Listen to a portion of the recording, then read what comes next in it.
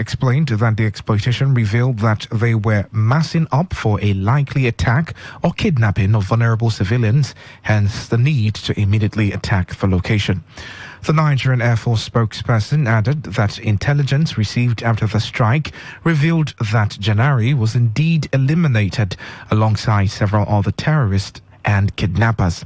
Guabet assured Nigerians that collaborative efforts by the NAF and other security agencies will continue across all locations suspected of harboring terrorists and kidnappers. The chairman, Police Community Relations Committee, PCRC, Federal Capital Territory, Rufus Egbegba, has charged security agencies on adoption of contemporary approaches to address the upsurge of insecurity in the FCT and environs. Egbegba made the call in an interview with newsmen in Abuja following several security threats in the FCT. He asked for the strategic acquisition and deployment of contemporary equipment like armored personnel carriers, surveillance helicopters, armored motorcycles and utility vehicles for patrols and offensive fronts. According to him, insecurity should be urgently tackled to safeguard lives and properties in the face of cases of kidnapping. The PCRC chairman also urged citizens to be aware and awake to their responsibilities and report anything suspicious or suspect strange development to the nearest police station. Meanwhile, 5 sisters kidnapped in the Zuma 1 area of Kawu in Boari Area Council of Abuja on January 2nd have been rescued by security operatives. According to the family, the sisters were seized by armed men who burst into their home from Abuja city center. The attackers killed one sister, 21-year-old Nabila Al-Qadira, when a ransom deadline passed. According to the statement by the Federal Capital Territory Police Command, the girls were rescued in the Kajuru forest in neighboring Kaduna State. Kidnapping for ransom has in recent times increased in the Federal Capital Territory, with criminal gangs targeting highways, apartments, and even snatching people from their homes in estates within the city. After public outrage over the sisters' case, President Bola Tinubu condemned what he called the recent spate of kidnappings and bandit attacks. The Kaduna State government says it has received reports from security agencies of an explosion in Kandindan area of Giwa local government area where a child was killed and about 10 others injured. Explaining how the incident happened in a statement, the overseeing commissioner, Ministry of Internal Security and Home Affairs, Samuel Aruwan, said preliminary reports showed that one of the pupils under learning at a local cleric picked up an object from the bush which later exploded and missed his fellow pupils. Aruwan, however, said that further updates will duly be communicated by the Kaduna State government. Meanwhile, the former spokesman to ex-President Muhammadu Buhari, Femi Adesina, has disclosed that the president stopped the elimination of leader of the indigenous people of Biafra, IPOB, Nnamdi Kanu, from his hideout. Adesina said the then government would have eliminated Kanu, but Buhari prevented such a move. This was contained in Adesina's book, Reflections of a Special Advisor, Media and Publicity, 2015 to 2023, which was launched in Abuja. He said Buhari did Kanu a favor by allowing his extradition to Nigeria. In June 2021, Kanu was subjected to extraordinary rendition from Kenya to continue his trial for terrorism. This followed the decision of the IPOB leader to breach his bail conditions and escape from Nigeria. Former Minister of Transportation Rotimi Amechi says Nigerians get what they deserve because they always have an opportunity to vote. The former Rivers State governor, who said this during a television program, also stated that the country is a land of opportunities and encouraged citizens to stay back rather than migrate. Amechi further advised young citizens to push their way through to get a place of decision-making, especially regarding the economy of Nigeria. The Vice-Chancellor of the Rivers State University, Professor Lerum Okubule, has formally banned the introduction of gene carnival in the institution. Professor Okubule announced this while inaugurating the 2023-2024 Postgraduate Students Association and Students' Union Government at the Facility and Faculty of Law Auditorium at the university. He noted that the move was necessitated to safeguard the life of students and directed the Dean of Students Affairs to ensure strict compliance of the directive. The Vice-Chancellor, however, charged the new ESCOs to be committed to their core mandate of service and obey rules and regulations of the university, adding that the high academic standard recorded today is a result of non-disruption of the school's calendar. In his remarks, the new president of Postgraduate Students Association, Sukari Minakpate, pledged that the leadership will work in line with the Constitution and promised to justify the confidence reposed in them. In the meantime, the chairman of Elders Forum of Postgraduate Students Association, Keme Omonigbeke, said the welfare of students in various departments is paramount, stressing that as elders in their midst, they owe it as a duty to guide and support them to excel in their leadership roles. And on the foreign scene, Congolese President Felix Tshisekedi has been sworn in following a disputed December election, promising to reunite the Central African country during his second 5-year term and to protect lives in the conflict-hit eastern region. According to the Election Commission, 60-year-old Tshisekedi won the re-election with more than 70% of the vote. However, opposition candidates and their supporters questioned the validity of the election, which was marred by logistical problems. Many polling stations were late in opening or did not open at all, while some lacked materials. Congo's Constitutional Court early this month rejected a petition by an opposition candidate to annul the election. The court also ruled that malpractice allegations were unfounded and that Tshisekedi's party secured a majority of the vote cast. Meanwhile, Senegalese Constitutional Council has published a final list of 20 candidates for the February 25th presidential election that excludes jailed opposition leader Ousmane Sanko and Karim Wade, son of former President Abdoulaye Wade. Those listed include Prime Minister Amadou Ba, chosen by President Macky Sall as his successor after Sall announced him in July that he would not seek a third term. Also named were former prime ministers and rivals Idrissa Seck and Mohamed Dion, ex-mayor of Dakar Khalifa Sall, and Bissara Faye, presented as a substitute candidate for Sanko.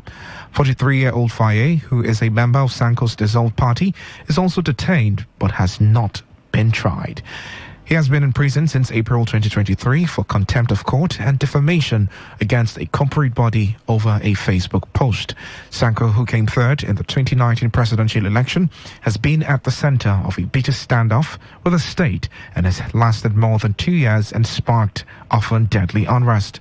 The Constitutional Council rejected Sanko's candidacy due to his 6-month suspended sentence for defamation, which was upheld by the Supreme Court on January 4th. That was the news update at 6 on Today 95.1 FM. Good evening and thank you for listening. I am Dave Robert. Today's news, today's entertainment, today's sports, today's issues. Today on Today 95.1 FM, Port Harcourt. See, ma tell you, that man a ritualist. You don't ever see as that man dressed like normal human being before. Every time a black, blue. That man a ritualist. Just leave them. Now so those people will come from that place. Now so they behave. You see this our neighbor. You see that fair guy where they always they carry laptop up and down. If you observe, you know they go work in the morning, but every time you go they change car. But I don't they observe and see. I know they there. Now what for you? But me I know say, you know people where they come from that area. Now so all of them they behave. You know get with anybody if you tell me 9 drunk. What is it with all the hate and the way we talk? Hate speech does no one any good. It only makes a bad situation worse. The aim is to stir more hate and anger rather than bring us together. All they want is to set you against your neighbor or even your brother. Will you let them? Hate speech is not just criminal, it is intended to destroy you. Shun hate speech. No one truly benefits. A message from Today 95.1 FM, the voice of the people.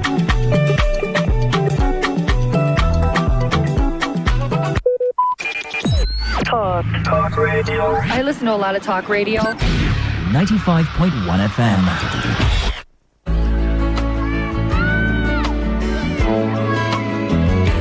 There's a place in your heart, and I know that it is love. And this place is much brighter than tomorrow. And if you really try, you'll find there's no need to cry. In this place, you feel there's no hurt or sorrow. There are ways to get there if you care enough for the living. Make a little space, make a better place. Heal the world, make it a better place. For you and for me and the entire human race. There are people dying. If you care enough for the living, make a better place for you and for me.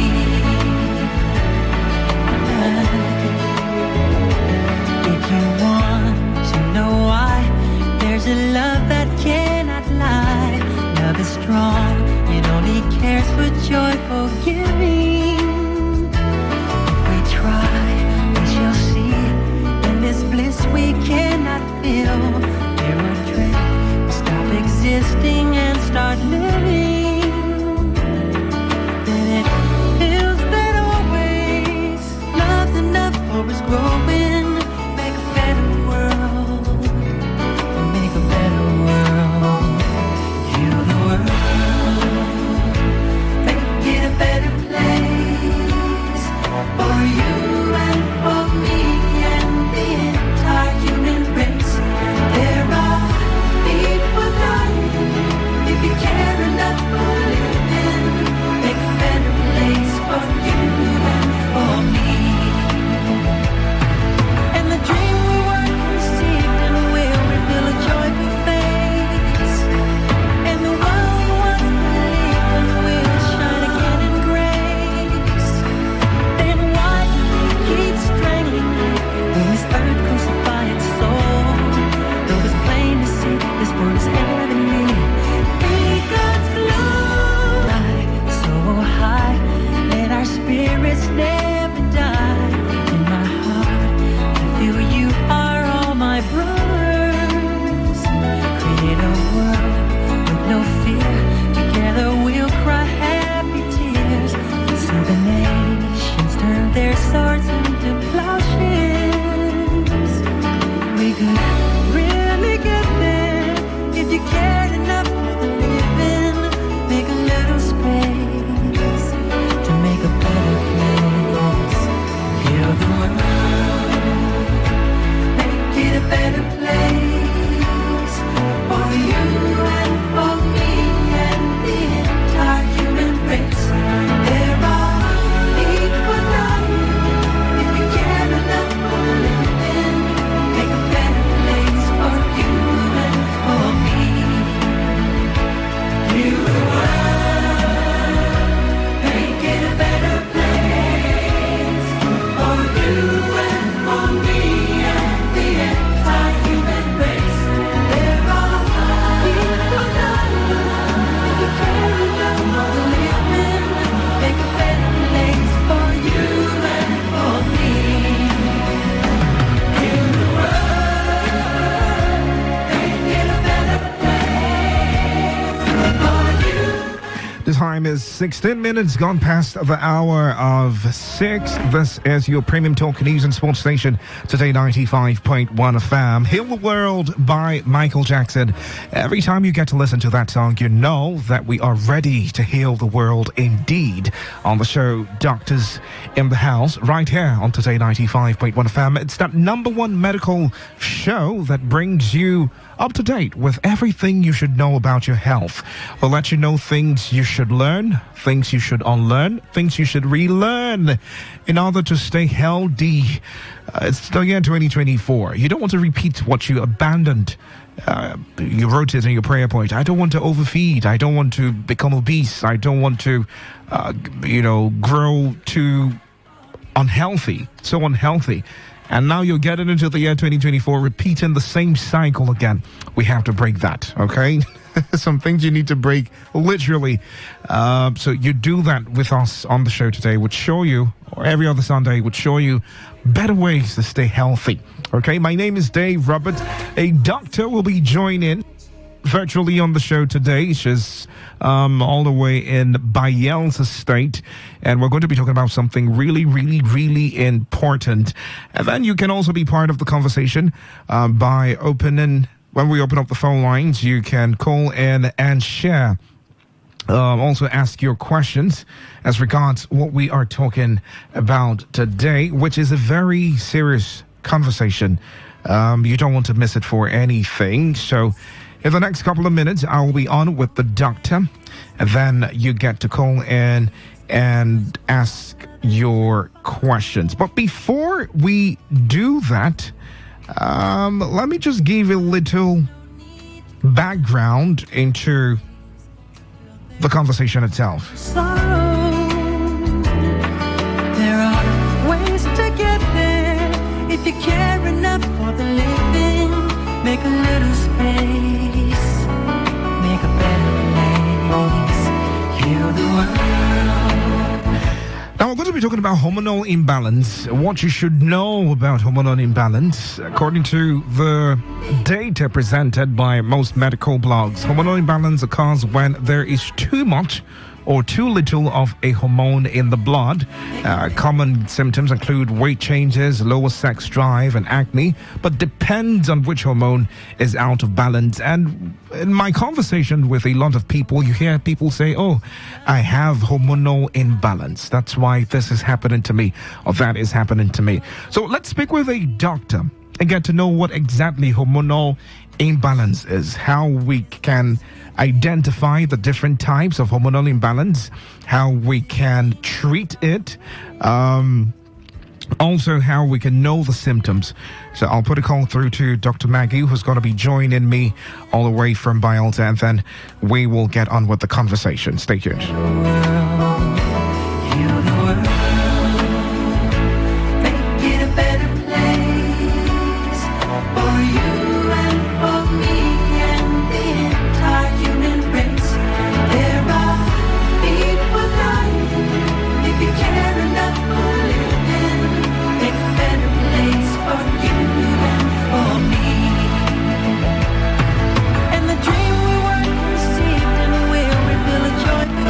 Okay, welcome back to the show. Doctors in the house. Here on the phone virtually with me is Dr. Alapete, who is a consultant gynecologist. Good evening to you, ma'am. Good evening.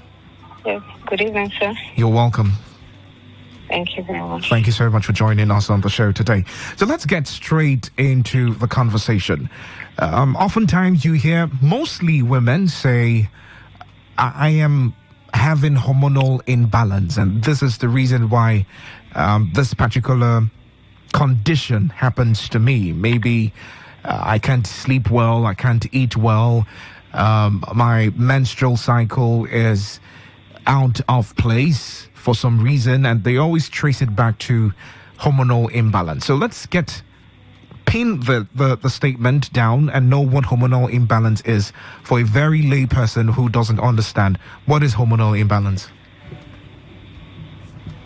Okay, for a female, it's who we are.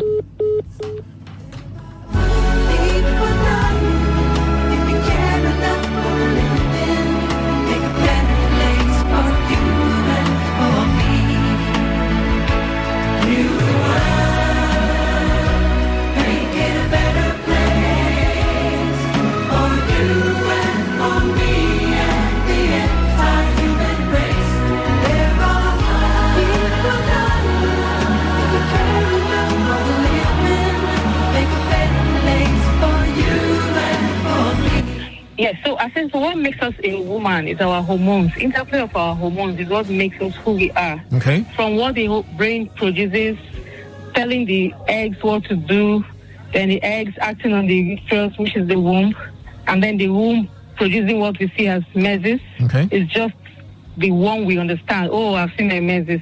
But when this interplay between these parts, which is the brain, the eggs, and the womb, whenever there's a problem in this interplay between them, that is what leads to the hormonal imbalance. There are a lot of things that can actually affect this interplay between them. But for the layman, just to understand that there is a channel, there's a pathway between these three parts. And when each of them are in a good condition, we see the normal thing which comes out as meses. But when there's a problem in any of these interplays, that's when it causes the hormonal balance that we see, that causes whole other symptoms that we've been with. All right, so with your description, I'm thinking this is a condition that is pertinent to only the female gender, or do men also suffer from hormonal imbalance? Yes, because it's very, very, very common among females because we have a lot of hormones. We are hormones. We are just full of hormones on and on. Yes. But men, no, it's not so common among them, actually. Ours are the ones that are very unstable. Anything can affect our stress, the food we eat, putting on weight, losing weight. Anything can affect our hormones, even giving birth and all that, being on drugs. But for the men, they are always relatively stable compared to the females. Okay. All right. So let's get to the types of hormonal imbalance, or how someone can know that maybe the condition I'm experiencing is triggered by hormonal imbalance.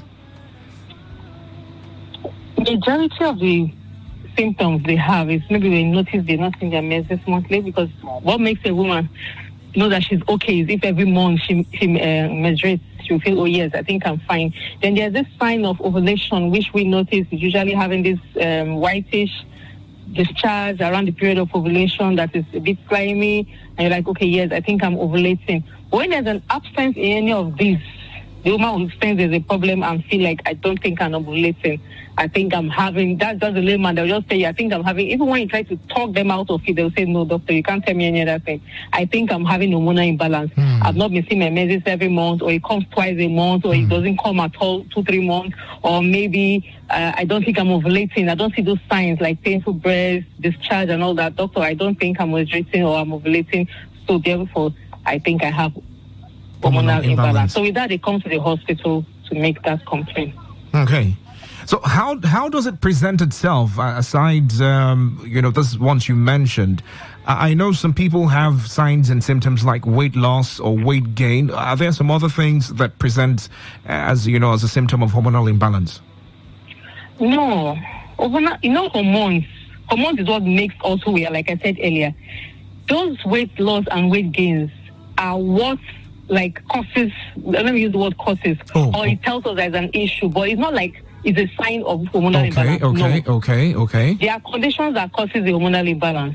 And some of those conditions will cause weight gain. Some of those conditions will cause weight loss. So not necessarily the weight loss or the weight gain causes the hormonal imbalance. No. It's the condition that is presenting the hormonal imbalance that is leading to any of those, which is the weight loss or the weight gain.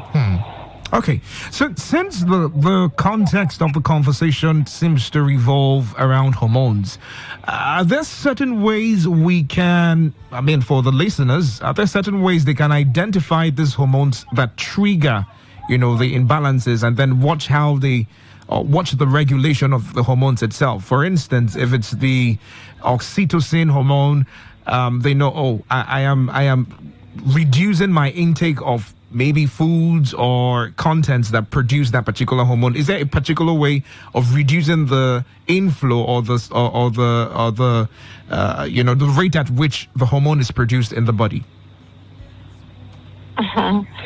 When these patients come with these complaints, we do some investigations.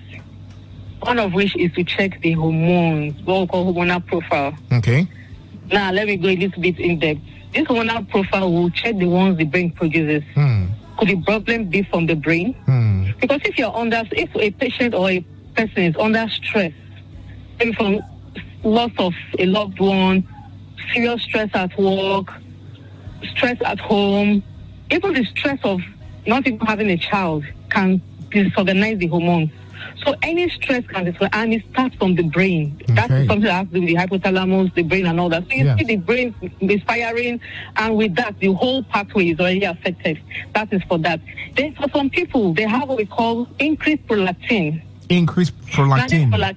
Prolactin, yes. This prolactin is what makes a woman produce breast milk when she's not breastfeeding. When she's not supposed to be producing milk, you see how when she presses her breast, there's breast milk. Now, this is another thing that can disorganize the whole pathway and affect the woman's chances of ovulating, affect her chances of menstruating normally, and therefore causing hormonal imbalance. That is for the brain. Therefore, there's some, if also in the brain too, if a woman is taking some kind of drugs, there are some psychotherapeutic drugs or drugs that maybe if the woman has some mental disorder or she has a very serious illness and she's taking those drugs, that can disorganize the hormones for the brain. Now, when you do that hormonal profile test, the brain that produces the FSH, LH, and the prolactin, those hormones will be so high, or so low, and you know there's a problem. Now, coming down now to the ovaries, which are the eggs, those ones, they have their own hormones they produce. They produce what we call the estrogen and the progesterone. Now, the estrogen is what prepares the womb to get ready for the baby. If there is any dilation in this pathway, the estrogen will not be produced or will be too produced. Now, coming to the progesterone, which is the second hormone from the eggs, this progesterone is the one that shows a woman is ovulating. Now, if there's any disturbance in this pathway, that hormone will not be produced. So when the hormonal profile test is done, it shows that this hormone will actually be reduced or very, very low. Then you know that there's a problem that, madam, you've not been ovulating, or we have to probe for that, why you have actually not been ovulating. Then there are some women that have increased male hormones. Increased male hormones. Male hormones, like androgens, testosterone. You see them, sometimes the symptoms they actually have, they may have gears. These are women, they have gears. They may even have this, their voice are like a man's voice. Is what they refer to as PCOS, right? Sorry? That's the condition referred to as PCOS? Yes, it's one of the symptoms from PCOS, yes, which is polycystic ovarian syndrome. Yeah. It's one of the symptoms of PCOS, but not essentially only that. There are so many other conditions that can cause this symptom I'm talking about here. So those ones, when you check, you see the male part of them, the male hormone, which is not supposed to be that high. With that, the woman cannot undergo her normal ovulation and see her menses. So these are things that can be seen from the hormonal profile tests. This is what will now tell us that there's actually a problem with her hormone profile. Okay, so let's get to the treatment. Once you have done the hormonal profile test, you have identified the triggers. Maybe it's coming from the drugs, like you mentioned, or maybe the brain is secreting a particular hormone, or maybe there is an influence, a trauma situation or something. How do we treat, or how does this patient treat, this particular hormonal imbalance situation? Okay, now, for treatment of a patient, you are dealing with the patient in totality, not necessarily what she has presented with. Now, for the fact that she presented to you with this kind of symptoms, we have a detailed history we'll be taking. This history will try to check everything about her, starting from general history, her age, is she under any serious stress, how is her home, is she in a stable relationship, is she gonna go in something that's really affecting her, is there any drugs she's been taking, what has she noticed? So following that history, which is going to be a very detailed history, following that, even also about symptoms of excessive weight loss, excessive weight gain, then all these ones I've talked about, is there any hair, does she notice me from her breast? Then following all this history, thereby the treatment will be targeted on what is the likely cause. Because based on that, investigations should be examined, investigations will be requested, then the treatment will be targeted on the cause. If it's excessive weight gain, she will be told to lose weight. She will be referred to the dietitian, then she will be placed on some drugs that will encourage her weight loss and help her system to recover.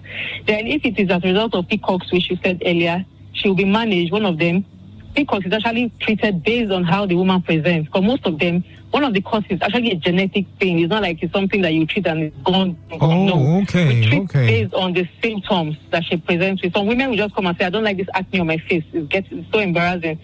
They come out so big and they stick on my face. So you will not treat, the acne will and you leave her alone. So we come and say, I don't see my menses every month. So that will be, she will manage based on her symptoms. So we come and say, I just noticed I've got so big and it's affecting my ovulation and all that. So that woman will be told to lose her weight. So it depends on the cost. The treatment will be targeted. So we even come and say they are not ovulating. And that time, when the diagnosis is made, the ovulation can be induced with drugs to make her ovulate. So the treatment is targeted at the cause or the symptom which has presented with and the likely cause of dysfunction.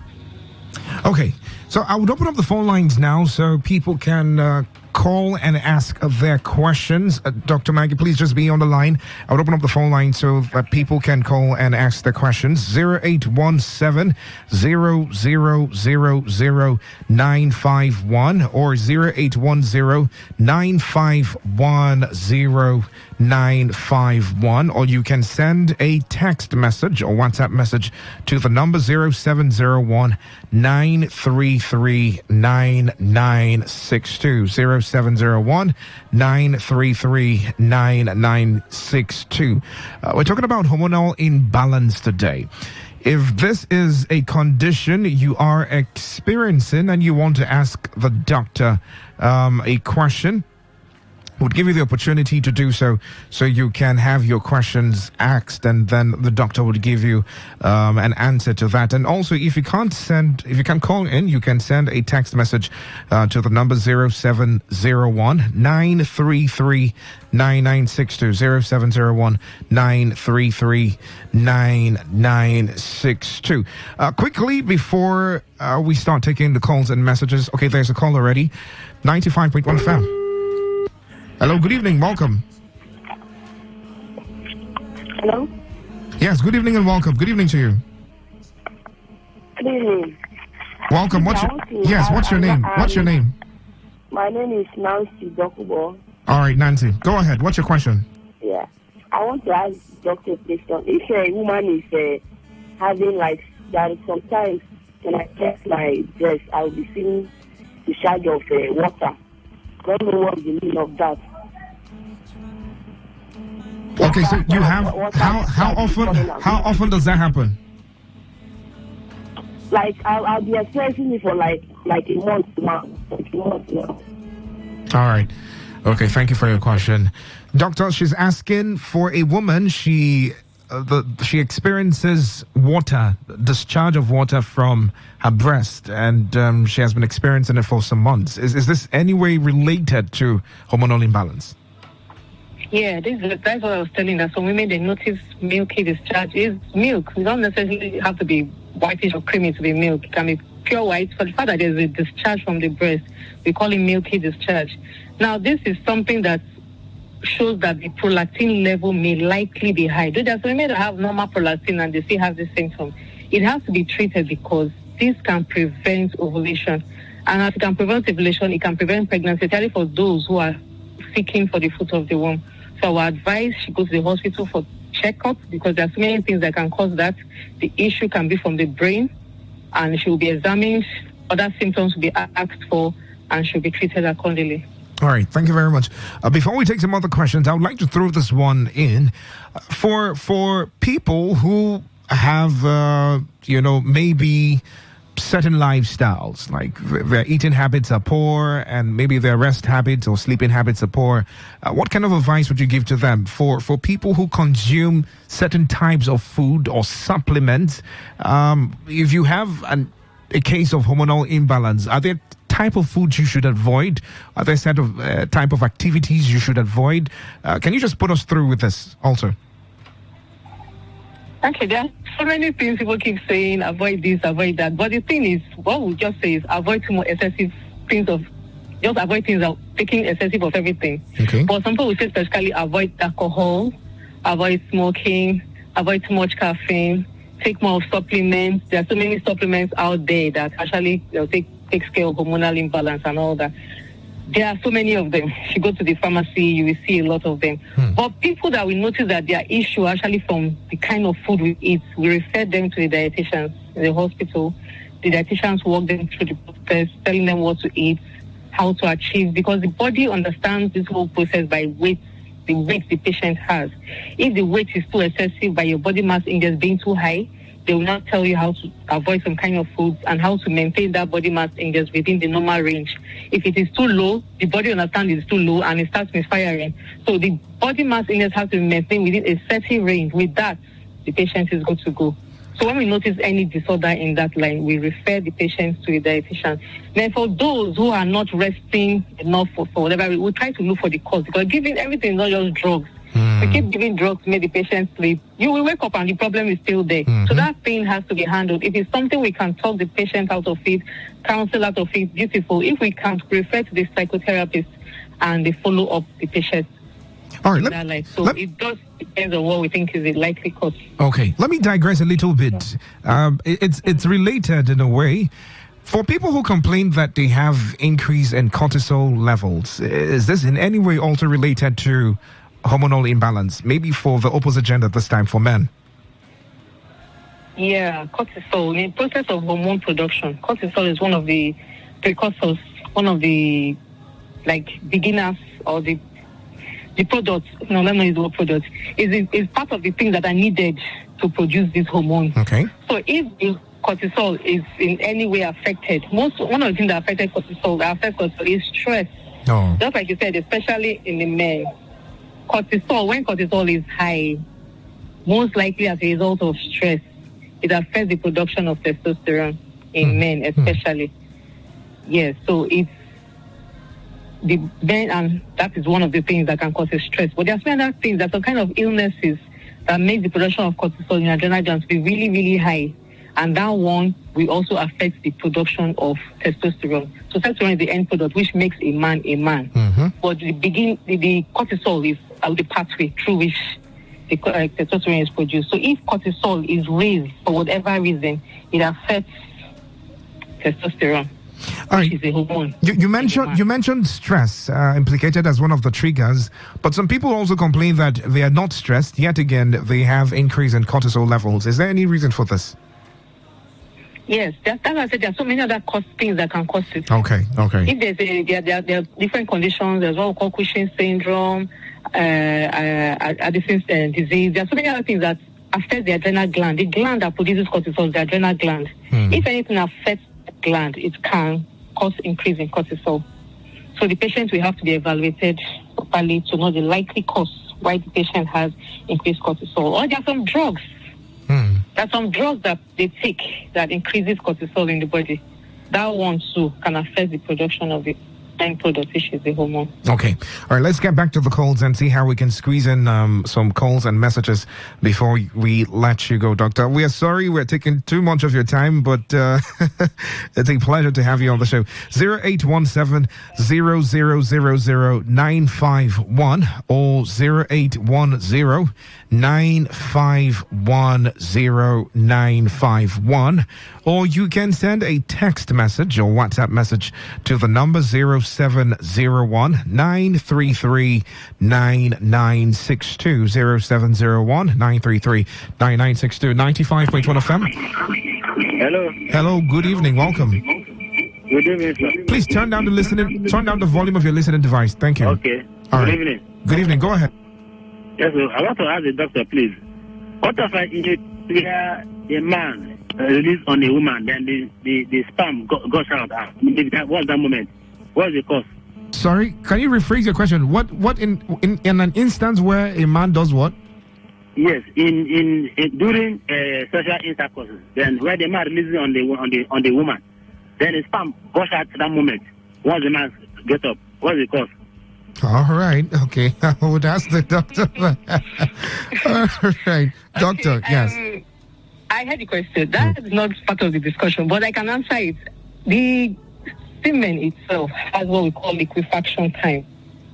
That liquefaction time means that minutes, number of minutes, the sperm should turn to fluid like water. Okay. And the woman's body is just open. So by the time, I don't know why people feel that everything must remain there. No. What the woman actually needs is the cells, not necessarily everything. But they just feel, so everything pours out. You can't really say everything has poured out. The one that wants to swim has swim. But there are some men that have issues with swimming. Meaning maybe for whatever reason the the parts of the semen, maybe the fluid content, the hormonal part is affected, it will now make it too light, unlike the normal thick viscous semen. So if it's noticed that it's too light, which of course before it to be noticed, seminal analysis will have to be done. Then they will check for all these parameters, the viscosity, the liquefaction time, and all that. When it is now checked, they will now know the likely cause. Could be infection, could be that there are not enough cells, maybe just pure fluid like that. So after all these, the diagnosis can be made and the man will be treated accordingly. But it's a misnomer to say everything, as in whenever everything, you can't ever really say everything has actually poured out, because after some time, everything should turn to liquid and come out. But within that time, the one that wants to swim would have swum to anywhere it's going to. So we can't really say yes. Because I noticed a lot of patients come to the hospital. Doctor, I noticed once I finish. Oh, this is a regular question you get almost every time. To come out. Yes, people usually complain. So we even stay lying down with their body, their legs high up for some minutes. I'm like, you really don't need to. The one that is if you watch this stuff under microscope, everything just swims in a bit of seconds. So by the time the one that wants to swim has to swim, the remaining one just comes out. It's normal for it to come out, which is very normal. But if he thinks there's an issue, then I think he should go for a proper evaluation. They will have to check the semen, analysis will be done, and if all is normal, they reassure him. If there's an issue, to be treated. All right. Since you just mentioned this, for clarity reasons, I know a lot of people listening might want to ask this question.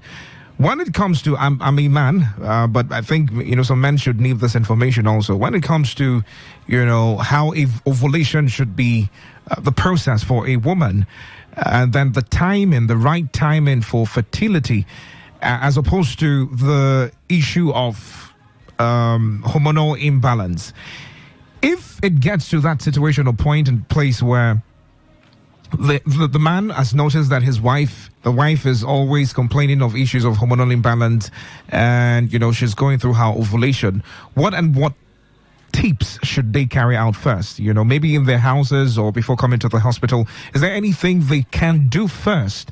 The wife is down with hormonal imbalance, ovulation period is due, and she needs to they need a child. They're desperate to have a child. Are there some things they can do first before coming to the hospital? Like if the woman knows she has hormonal imbalance. Yes. Like to confirm it in the house. Yeah. And then when they can likely meet. Yes, when they can likely. Yes, that's the question. No, hormonal imbalance means the woman is not ovulating. That's what I mean. That's what I saying. It's an interplay between the brain, eggs, and the womb. So if there's a problem in any of this, the woman will not ovulate. And if she does not ovulate, there can never be pregnancy. Ovulation means release of egg.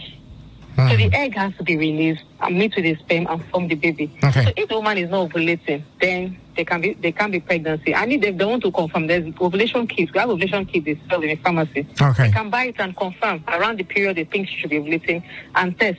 If it's ovulating, we show it. Then women, we know there's this discharge we usually have. It comes as egg white and it gets initially thick. Gradually becomes egg white and disappears. The woman becomes dry. If the woman does not notice all these changes in her discharge, then most likely she might not be ovulating. Then they should go to the hospital for proper check to find out why she's not ovulating. Hormonal imbalance means she's not ovulating. Therefore, those who are ovulating, to get a calculation of when to meet, some people usually believe it's 14th day. That is a misnomer, because not every woman has a cycle of 28 days. But some people just, even those that have 30 days, they say, doctor, on the 14th day, I've been meeting for the 14th day for the past 7 months, no pregnancy. No, it doesn't always follow 14th day. The 14th day actually is counting backwards from the meses. Meaning, for example, let's say you see the woman's meses today, she will count 14 days backwards. That is when she saw her meses. Meaning she cannot know the day of the ovulation until the next meses. So what we usually advise for those who are looking for the fruit of the womb, they should have intercourse at least every 2 to 3 days, because the sperm can stay in the woman for 3 to 5 days. So that any time the egg, because the egg stays only 24 hours when it comes out. So that any time the egg comes out, there's a sperm waiting for it. But if you now start calculating that, I think this is my period of ovulation, you might have missed it. And when the egg will come out, the sperm is gone, the egg comes out, no sperm, and it's gone. I had a couple that came like this. All their issue was just their timing, very poor timing. By the time I sat them down and counseled them, the next time they came was with pregnancy test positive. I was just laughing. I said, wow. Just because they were calculating the wrong time. The man was a very busy man. He just felt, this is the period. Every 14 days. And he waits for the result. It's like a The date. next thing he's seeing is menses. So they kept doing this, and it got to a time it was even causing strife between the families, and they had to doctor help us, we are in trouble. Okay. And I sat them down and said, and she was a 30-day cycle lady. Sat her down and counseled her. At the end of the day, she got pregnant. After that one, the next time I saw her again, second pregnancy, I said, wow, this is good. So using your formula. Don't always follow every woman. Okay. The secret is 2-3 days at least. I mean, to start whenever the air comes. Even women ovulate during their menses. Those that have short cycle, they can ovulate during menses. For those men that are scared of blood, it is well. Okay. If you're running away from the blood, the woman will be ovulating away and they'll be missing it. So it's just all about understanding the woman's cycle, counsel them how to mix, and they are good to go. All right, so there's a final question here. I'll take this and then we can let you go. This one says, good evening, doctor. Okay. I have a baby of 3 years and I have stopped breastfeeding since, but milk is still coming out. What do I do? What drugs do I do? I'm not sure we might be able to mention the drugs, but the doctor will be able to let you know. Yes. Yeah. The drugs cannot be mentioned. What she should do, she should go to the hospital, because I'm sure most likely she's looking for the second another child now. For her to be saying this, she will need another child. So what we really advise, rest. There are some drugs that can stimulate more breast milk production. Then the husband too, fondling with the breast will stimulate, because the breast just knows any stimulation and keep producing. So if the husband starts, the husband will not let their women rest. They will just keep talking. Okay. So if the breast is not allowed to rest, that breast will keep producing. So breast should be allowed to rest, and she should rest well, not stress herself. And if it still persists, she should go to the hospital. There are some drugs that we give to her and follow her up. Because it happens in some women, after breastfeeding, it does not dry immediately. Okay. And it will affect her getting pregnant for the next pregnancy. Okay. All right, doctor, thank you so much. Any last words before we allow you go to other activities you have for today? Yeah, thank you so much. For the pleasure being in your midst. Hormonal imbalance is not a death sentence, because you see some women coming that feel like this is the end of the world, doctor. I think I have hormonal imbalance. Yeah, and that word, hormonal imbalance, is something that is like a layman diagnosis. We don't really use that word. We treat based on the cause of whatever symptom the patient has. If it's peacocks, we say peacocks. If it's whatever it is, we say whatever it is. We don't use the word hormonal imbalance. So it's just a layman thing. So whatever issue you have, please stop running from pillar to post. Go to the hospital. Gone are those days of saying this woman is barren. That there's no barren women now. There is always a way out. Whatever it is, stop going to the wrong places. Go to the hospital. Proper diagnosis will be made, and you'll be treated, and you will have your baby. I know we have been saying this, and I think we have unknowingly zoned into the married couple area. For the young ladies who complain about this the most, what would you want to say to them? No, like I said, these women, these young ladies, when they come, you treat based on their symptoms. Some have acne, some have asceticism, like hair on their chin, some not menstruating well. We treat them based on how they present. For those who are not menstruating, because it's advised that every lady should menstruate at least once every 3 months. Okay. So for those who are not the menstruating monthly type, some will even say a full year, no menses. We counsel them on what to do, because if they stay with her menses for 3 months, it tells them to have endometrialized womb cancer. So we encourage them every 3 months, if you don't menstruate, please go and see your doctor. You shouldn't, because the womb keeps getting thick and thick and thick, and at the long run, it leads to cancer. All right. So we advise on that. Yeah. Let's just the symptoms. Okay. Take care of. Let's just squeeze in one last call before you go. Hello. Hello, Dave. Good evening. Good evening to you. Welcome. Thank you. Let me ask the doctor a question, Rachel. Okay, just 1 minute. Go ahead. Thank you. She said something that women we normally run away from during that particular period whenever they are with their visitor. I want to ask her, is it wise enough for any man? Because as I'm telling you, I know that 95% of men, they don't normally get close to their partner whenever they are in that monthly visitor. Is it wise enough for any man to get close, to go there during that period? Because I know many of us run away from that period. Because we normally hear that those periods normally come maybe. I think I understand your question. Doctor, can you just... I said, and I knew someone was going to ask that question. Yes, definitely. So ladies who have short cycles and they've seen their doctors and doctors advise that have regular intercourse, what we advise those periods, usually the woman will ovulate, but it doesn't come at the beginning of the menses when it's really so heavy. It's towards the end. So some women have their menses last for 3, 4, 5 days, 6 days, and their cycle is that short. Towards the 2, 3 days towards the end, where it is not so heavy, the woman can wash before and after. Okay. And the man too, after the whole process, he too should wash so that you don't have blood stained all over and he can get infected. If they can follow that good hygiene, washing before and after, for both of them, I think we are good. All right.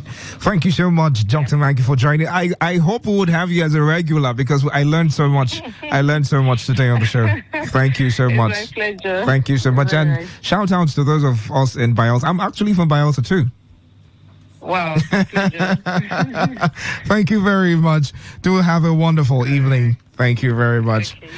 Okay, so we had Dr. Maggie joining us as a consultant, gynecology consultant, all the way from Bielsa State, giving us a more holistic approach into the issue of hormonal imbalance. Like she said, it's not a death sentence. A lot of young women and married women come down and I have hormonal imbalance. There's something wrong with me. There is nothing wrong with you. Watch your diet, watch what you eat, watch the drugs you would take in. If you have a trauma experience, make sure that you visit the hospital, so that you can have yourself properly checked. The medications you are on, these things are triggers, they are factors. Once you go through this method of avoiding things you should avoid and taking things you should take, maybe you might just not have hormonal imbalance anyway. All right, enjoy the rest of your evening. The show would have to come to a halt here and make way for cruise control. It's going to be a very big full house. I got a lot of people in the studio already who would want to talk about some certain things with us, young people. All right, so make it a date with us from 7 p.m. rather, up until 8 p.m. And then by 9 p.m. I'll be back again for the Sunday Family Special. You don't want to miss it for anything. To enjoy the rest of your evening, still Today95.1 FM. My name is Dave Roberts. Follow me on social media, David Melford Roberts. Just connect with me on all socials. And for Today FM, Today FM 951 on Instagram, Facebook, and Twitter. Don't forget that Doctors in the House makes its way back again every Sunday from 6 p.m. to 7 p.m. Enjoy the rest of your evening.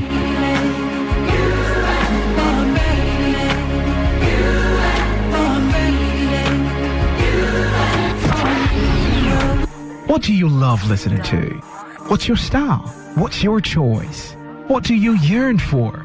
So we've got great talk, amazing conversations, and entertainment, sports, and lifestyle. So tune in to Today95.1 FM Pawtucket, because we are the voice of the people. The voice of the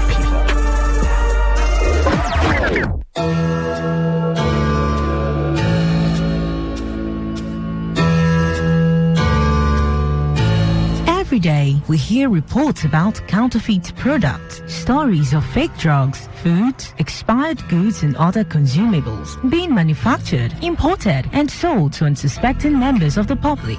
Findings reveal that Africa records at least 100,000 deaths from fake drugs-related ailments yearly. These fake and substandard products, particularly drugs, have been considered a global threat to human lives. And despite efforts by authorized agencies in Nigeria to combat the menace, the Nigerian market remains flooded with different unwholesome products. This is a plea to all those who manufacture and sell these goods to desist. Stop this menace of counterfeit products. Let's place value on human lives. And should you have purchased a counterfeit product or unsatisfied with the product, please contact SON or Consumer Protection Agency. This message is powered by Today95.1 FM, the voice of the people. See, ma tell you, that man a ritualist. You don't ever see as that man dressed like normal human being before. Every time na black, blue. That man na ritualist. Just leave them. Now so those people will come from that place. Now so they behave. You see this our neighbor. You see that fair guy where they always they carry laptop up and down. If you observe, you know they go work in the morning, but every time you go they change car. But I don't they observe and since. I know they do. Now for you. But me I know say, people where they come from that area. Now so all of them they behave. You don't get with anybody if you tell me. Nine drum. What is it with all the hate and the way we talk? Hate speech does no one any good. It only makes a bad situation worse. The aim is to stir more hate and anger rather than bring us together. All they want is to set you against your neighbor or even your brother. Will you let them? Hate speech is not just criminal, it is intended to destroy you. Shun hate speech. No one truly benefits. A message from Today95.1 FM, the voice of the people.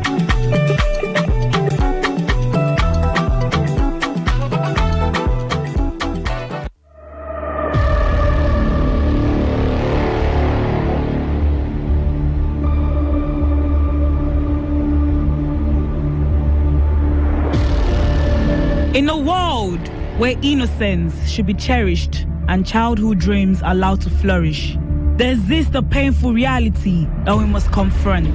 A reality known as child abuse and neglect. Every child deserves to grow up in an environment filled with love, care, and safety. But sadly, not all children are fortunate enough to experience this. A survey revealed that 6 out of 10 Nigerian children experienced at least one form of violence before they are 18. In May 2022, a public opinion poll revealed statistics as 88% of adult Nigerians admitted the prevalence of child abuse, while 51% of adult Nigerians also acknowledge personally seeing abusive treatment in their localities. Child abuse and neglect come in many forms: physical, emotional, and even neglectful acts of omission. These acts can leave deep scars, both visible and hidden, on a child's heart and soul. It's crucial for all of us to stand together against this injustice. We can be the voice that these vulnerable children desperately need. We must recognize the signs, report suspicions, and provide support to those affected. We have the power to break the cycle of abuse and neglect. Let us strive to create a world where every child feels safe, valued, and loved. A world where their laughter can flourish and their dreams can take flight.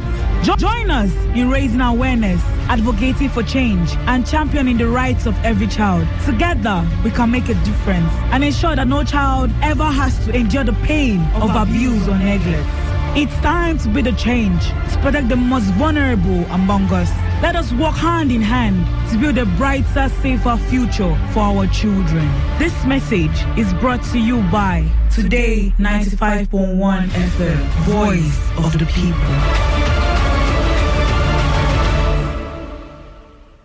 Port Harcourt, are you ready? Today, 95.1 FM, the voice of the people. Okay, ready? We're rolling? All right, we're rolling. Live from the Garden City of Port Harcourt, Nigeria, this is Today 95.1 FM Port Harcourt, voice of the people. Port Harcourt, are you ready? Today, 95.1 FM, the voice of the people.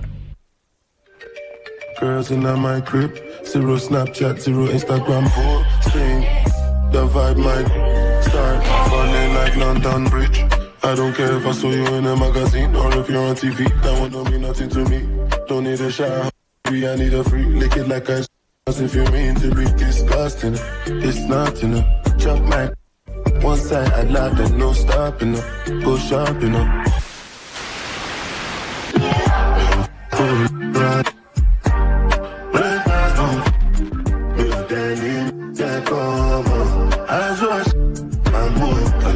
From DJ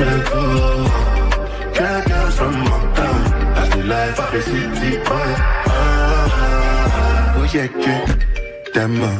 Oh yeah, que jello. Oh yeah, que. Oh yeah, que. Oh yeah, que. Oh yeah, que. Mama Sheba, come back on. Make me the start to the paragon. Start to the halagon. Cause you know say my people they calagon. Oh no, as I hating on us, make me manyamo. You know I be my father's son. Cause you know say I come from Potako. That's why I'm a jago. Start to the dance, I'm like I do. Koni Talago, I go show you the bounce and the lago. Cause I be city boy, and as I day for the street, they give me joy. Lamborghini boy, put them on Jesus and I'm not religious. Oh, I know. You Colorado, red phone, you tell me what. As I shot, I'm more. I used to girl from the ghetto, girl from uptown. That's the life of a city boy. Oh yeah, yeah, demo. Oh yeah, yeah, jello. Oh yeah, yeah, oh yeah, yeah, oh yeah, yeah. Hey yo, I'm not even gonna lie. I used to call myself an ugly you, but I'm not even an ugly you. I'm a sexy you, you understand? Girl all over the globe wanna up.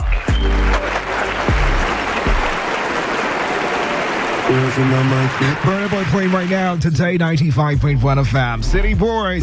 What up, all the City Boys right here in the studio, okay? I have only one. I got two girls, so like we got two city girls and one city boy. Representing P8 City right here on the show. Cruise Control. Welcome. So you know how we get to roll? We get to talk, vibe, and catch a lot of cruise right here. It's basically like a cruise zone where we cruise our way through from now up until 7:30 p.m., giving you the latest gist from the corner of the young people. You know, there's a way people see things, or there are ways people see things, rather, and then there's a way young people see everything, all right? It's totally different. When you say this, they see it as a totally different thing when they analyze it and process it in their minds, all right? So we're going to be doing that on the show today. My name is Dave. Got a lot of people today with me. Let's do this. I already mentioned Happy New Year to two of them earlier today, so I'll start with the ones. Should we do men first or ladies first? Oma, good evening and welcome. Oma has been accusing me of not fulfilling my how would I put it, elder brother vibes, but I've made promises, so I guess officially launch. I'm saying it on air so everyone gets to hear that officially you got lunch on me this week. No thank you. Thank you. She's not this humble. Come on, don't do this to me now. Don't do this to me. You're not this humble. I need to see that Oma come out. You don't do.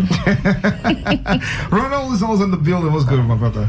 I'm good. Mm-hmm. Yeah, I'm good. I'm here. And you're going to feel my presence. I'm sure definitely going to feel. I'm here. And then also the lady from Dubai. Yeah, I mentioned it.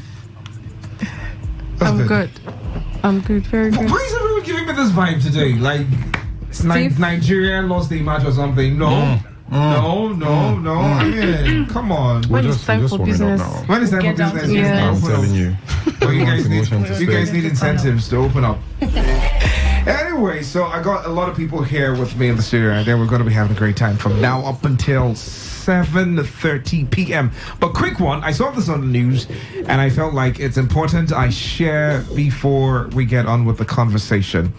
I'd like to get your thoughts on this. So, the Vice Chancellor of the River State University, Professor Nnerum Okubule, has formally banned the introduction of gin carnival in the institution.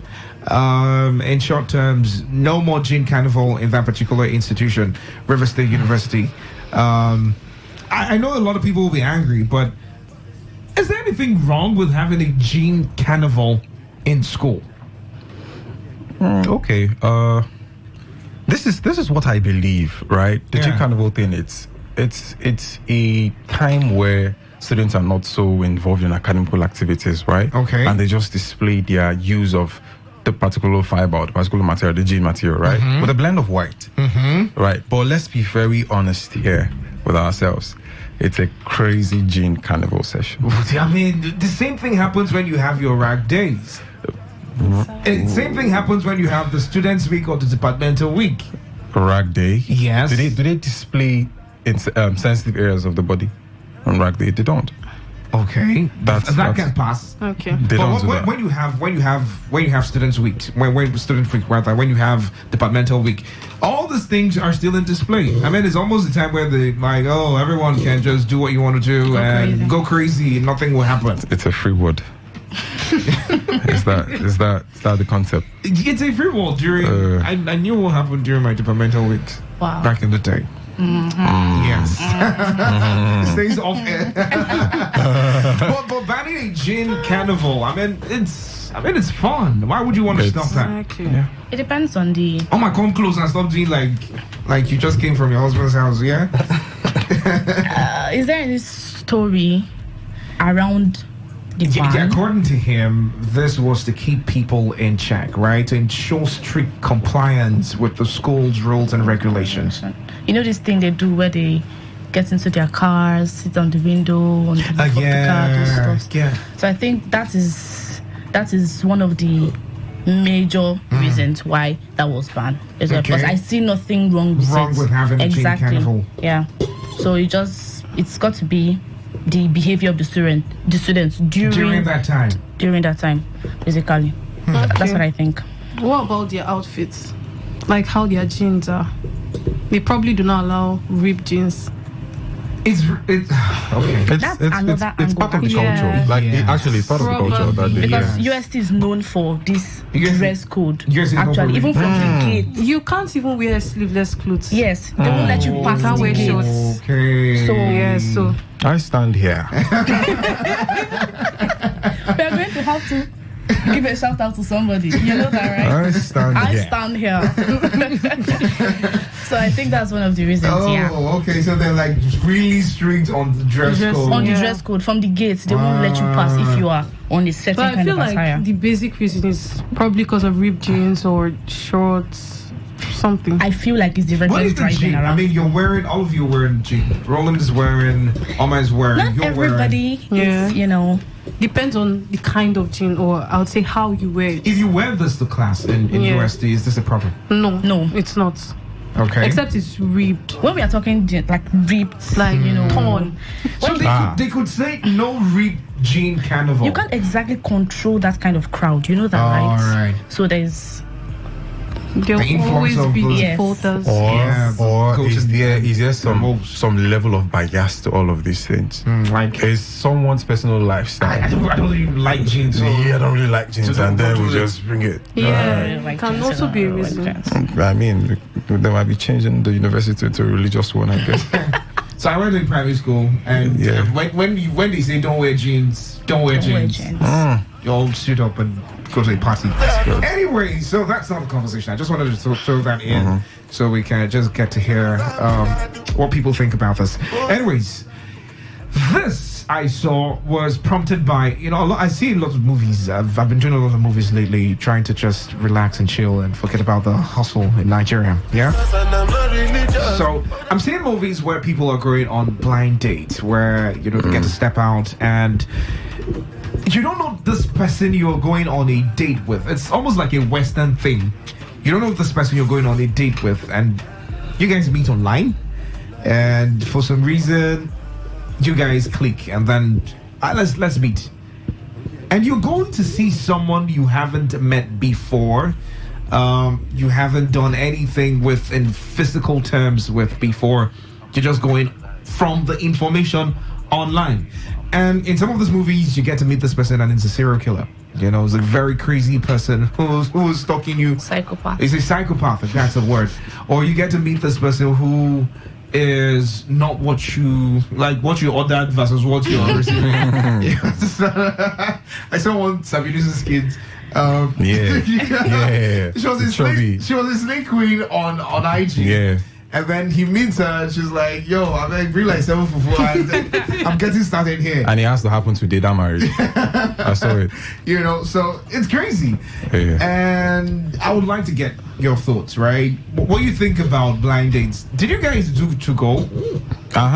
Yeah. Okay. I went all the way. So she's not Gen Z like that. You're like old Gen Z. Take. You did to go. What was your to-go name? Me. Yeah. I didn't agree to doing to go. Why? You didn't have a phone to do that, then or what? You know the story. Why do you want to embarrass me? Did you do to go? Nah. You didn't meet the Arab I to go. met, but I did not. Exactly, I met, but I didn't do. What was your Mine was to go. I think mine was Ronnie 242. You will always be there. Thank you. Roland is an Asian Thank you. man. What was your star? I think I've forgotten the whole start thing. So you got to the black or the red or? I think it was the purple. Purple was like the beginning part now. Yeah. Yeah, that I went really far. I can't really recall. It's been all a while. right. So a lot of things happen on to go. Yeah, I got connected with a lot of people on to go, but on connection, so not. Every connection is a connection, actually. Oh my, don't do that.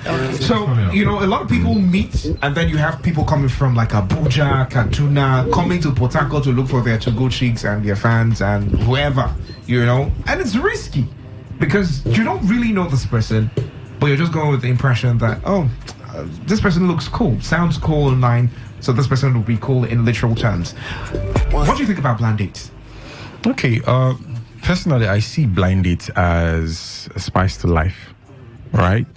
I say this because there's this feeling of mystery. You just have an impression of who the person is in your head, especially for women. Women love that a lot, right? So yeah, you can come at me, no problem. I'm ready, right? Okay, so there's this mystery to it. Women just love the whole impression in their head. Probably he's an alpha. Okay. Probably he's the quiet, maybe he's this or he's that, right? Then for the guys, I mean, come on, I'm speaking for myself now, right? For the guys, it's an everyday adventure. When you just get to meet someone, it's like, I just put you in the same box like every other person. But I feel like for the women, it's okay. There's a movie going on in their head. Fantasy and all of that. Yeah. So yeah, at the end of the day, most persons get disappointed. But personally, my view on blind dates, I'm an old man. I'm an old man. Coming from a Gen Z. Coming from a Gen Z, I'm an old man. I'm an old man. Yeah. So you wouldn't subscribe to blind dates? I would advise people to, but I wouldn't. Wow. Dude, I like trouble. I want to tell the stories. Yeah, and my guy go to blind date and I love all of that. Hey, Tiffy money. Yeah. Or he goes on the blind date and then the lady comes with like 70 of her friends. Good. That kind of story. Yeah, and then you get to know that as a blind man. Yeah. yeah, we are. Miracle. What a miracle. Yeah. Oh man, what would you do? Rather go on a blind date or not? I'd rather not. You'd rather not. Why? Okay, as much as I like to create images in my head and all that stuff, I said it. Yada. I said it. I would not risk getting kidnapped, getting robbed, getting used for ritual. Anything. I am loved at home. Transaction. For the love of God. I really do not subscribe to it. We could do all the talks online and everything. Call. If I ever want to go, I'm telling my sisters, I'm telling my friends at school, in church, in the neighborhood. I am telling everybody. Your right. Accountability. Yes, that kind of thing. Have you ever gone on a blind date before? Not exactly. I have a story, but I don't think it falls. Please share. We're will yab me for life. I could miss his. He would not hear. Okay, there's this guy I met. No, let's not. That's why I said I wouldn't classify it. Just imagine your dad is driving there. There are many Omas in the world. Don't worry. Please, connect to YouTube. YouTube. Okay, so I went for a camp. Okay. 2017. Church camp. Yes, Deeper Life Day. Oh my God. All right. So I met this guy. I think camp closes, Christmas camp. closes on the 25th. So I meet this guy 23rd evening. Okay. You know this young something now. Look me, I look you. Look me, I look you. At the end of the day, on 25th, he couldn't exactly walk up to me. So he sent his sister, and she gave me the number, told me the guy's name, stuff like that. And trust me, till 2018, we never met. Oh. At all. At all. At all. We were on calls, we were always texting and stuff, but never ever met. Fast forward to 2019. That was the first time since 2017 that I had seen this person. So we got talking and we were determined to actually meet this time around. So I remember. I hope my dad is not listening to this. I was learning how to braid hair and stuff. So he told you to come and braid his hair? No. Scratch my back. I just said, okay, I was going to help a friend do something around UST, that kind of thing. So I used the opportunity because he stayed at the back of UST. Badgate. Something like that. Did you not know how? Did you hear the story of Badgate before that time? I did. Okay, but love will not allow you to concentrate. So he told his friend to come pick me. I was really scared. I'm not even going to lie because I've never met this person, you know. So I just went there, and I was, as much as I felt happy, I couldn't wait to go because you know how it is. You know how it was growing up that time. They know they see us for fence on kids. So talking of where they now see us, where they say you should go and make hair, you are in USC baggage. You're making it now. I couldn't wait to leave. So I don't know if that falls under blind date. I have never ever seen. What was the experience like? It was cool. Yes, you tried to. No, not at all. He was really cool, entertaining me and my friend. Ronald is not cool. Ronald is wicked, actually. That's a story for another day, though. Thank you very much. He was actually pretty cool. No, he didn't try to touch me in a way that would make me uncomfortable and stuff. If he wants to hold me, he said, "Are you okay with me holding you?" You know, because I expressed those fears before I decided. That guys who would literally play cool like this to set a trap for you. Yes, I'm aware. All right. Okay. So I wouldn't go on a blind date. I'm sorry. No. Why do I feel like you have like a lot of blind date stories? Yeah. Not a single one. Not a single one. I like adventure, by the way, but not blind dates. No. Why? I don't think I'm a blind dates person. I'm the kind of person that like to see the person I want to be with, or like look at you, because I like what I like. Sorry, I'm so sorry. You don't like what you like. You don't like what you don't like. So I would really love to see you, because I'm this kind of person that if I do not like your physical features, like I'm in no way attracted to you, I feel irritated. I cannot really even have conversations with you and like look you in the face. So I'm not a blinded person. Give me a high five. So you've never been in that situation where someone chats you up and says, what's up? So this is my guy, or maybe one of your friends says, there's this guy who likes you, and then this is his contact in case he chats you up, and then the person chats you up, and then you go into the person's DM and it looks pretty cool. Like he has those funny things. I actually like shy guys. Okay. We're getting somewhere. I like shy guys. Yeah. So that's not a bad thing. Like we can have conversations. I'm very shy. We can have conversations. If I actually like meet someone like that, for example, like I get to like get your contact or talk to you through a friend, I would suggest like a public date. It doesn't necessarily have to be something bougie or big, just something that's in the public where like people can see, and I'll like inform my siblings, my friends at least, about where I'm going to. This is the guy. Give them details of the guy, his name, if possible a picture. When I officially am I weird? This is protocols. I'm just thinking of growing up as a guy. Like you want to go for a date, you just wake up and go. Like there is no Nah, it's always different for the girls. And you know it. And you know if anything happens, they always blame the girls. They do not care on what circumstances the thing happened. Why it's always the girls. Question. Why were you there? Why are you with a guy? Yes, why are you with a guy? How old are you? All that stuff. Yeah. Like we are made of wood or something. But there's something. You're taking this personal.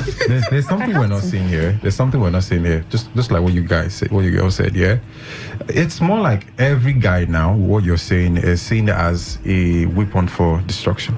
Yeah, it's a bad impression. It's a bad impression. Very, actually. very bad impression. Very wrong impression. I mean, they were good guys. Yeah, definitely. They're good guys now. Yeah, but the bad guys are more than the than the good guys. The percentage. The bad guys are wealthier than the good guys. Wow. You think so? I don't.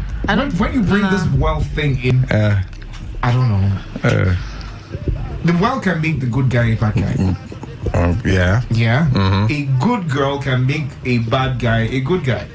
Wow. Yeah. Yeah, I believe in transformation. It's possible. Yeah. I don't believe in that.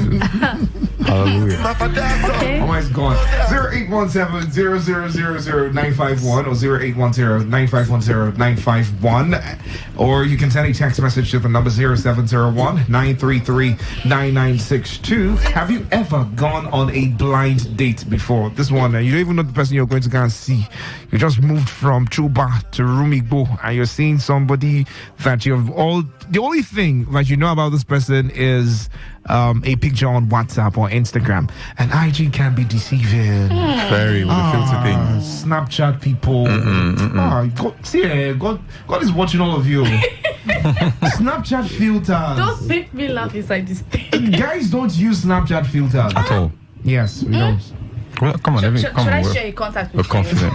Somebody that practically has pink lips in real life, like very cute. Yeah. But then enhances it with Snapchat for whatever purpose. Why would you do not know? Why would you want to be having pink lips like a guy? I don't know.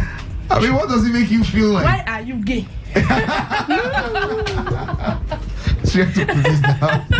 Thank you very much. I was about to bring that in. Oh, okay. Yeah, I was about to shake the tables. Okay, but I just remembered something now. All right. So as concerning blind dates, I think I recall one of the influencers saying something. I don't want to call names. Should I call names? Yeah, call. Okay, Blessing CEO. Yeah. She's always in trouble. Why are they laughing? She said something, not really in form of blind date, but distance.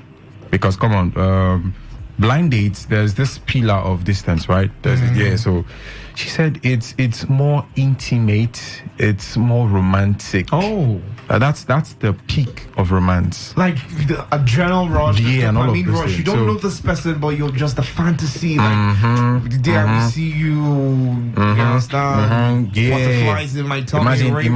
Imagine if that guy has the voice of Dave Roberts. What guy? There's only one Dave Roberts. Right. You know, It's funny. Right. So I'm a very humble person. So I'm not using that voice and I call you every day. Yeah, and then you're doing all of these things, baby, what's up? And And you take it deeper in the morning. And then it becomes a routine where you guys have to, we talk by this time, we do this, we do that, right? So you're expecting that. Now here's the thing, with blind dates, you expect a lot from these people. They become a god, and then when you see them, most times you disappoint them. They don't meet up expectations. So that's the side, part to it. And then to a certain level, it decreases the level of physical social skills. But you know the particular trend, the gospel artist that is in everyone's face right now. Would you call that a blind date? Yes, now. Really? Yeah, she tagged him and but he could actually see her. That could be someone else. She see her description, guys. So I'm saying if he did not see what he saw. Yeah, I don't think if he did not see like her physically, like the video, he would not really. What if she's not the person in that video? There's a God factor to this.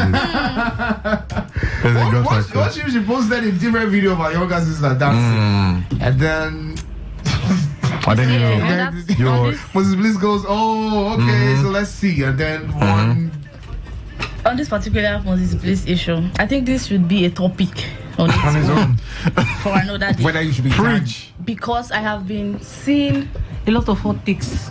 Everybody they prepare me. Like once they just see something, they just want to devour the woman. No makeup this. Yeah, that's right. Hey, you're proud. Why are you paying them? Excuse me. Why are you So paying? somebody said something. I think I was just throw this in. Okay. Somebody said something like it's getting to that era where guys are avoiding slay queens and the baddies now for this reserved girls who people do not even know about.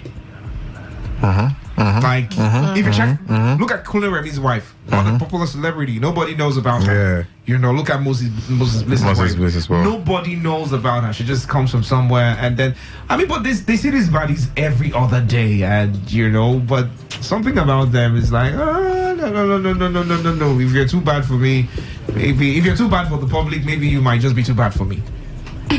Should I say something? Go ahead. Okay, good. Are you ready? Are you ready for me? Drop it. All right, no problem. Thank you for the permission. Okay, so when it comes to guys leaving the baddies, right? I'm going for the good girls now, right? There's this thing about real men.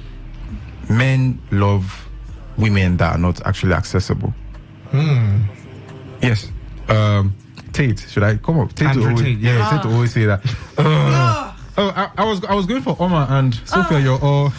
Everybody hates Andrew Tate. All ladies hate Andrew Tate. For some reason. Anyway, we love Andrew Tate. She loves Andrew Tate. Omar loves Andrew Tate. Omar loves. Not me. Sophia loves him. If you go into the same space with him, you'd love him. Yeah. He has money, so she has. I don't care about his money.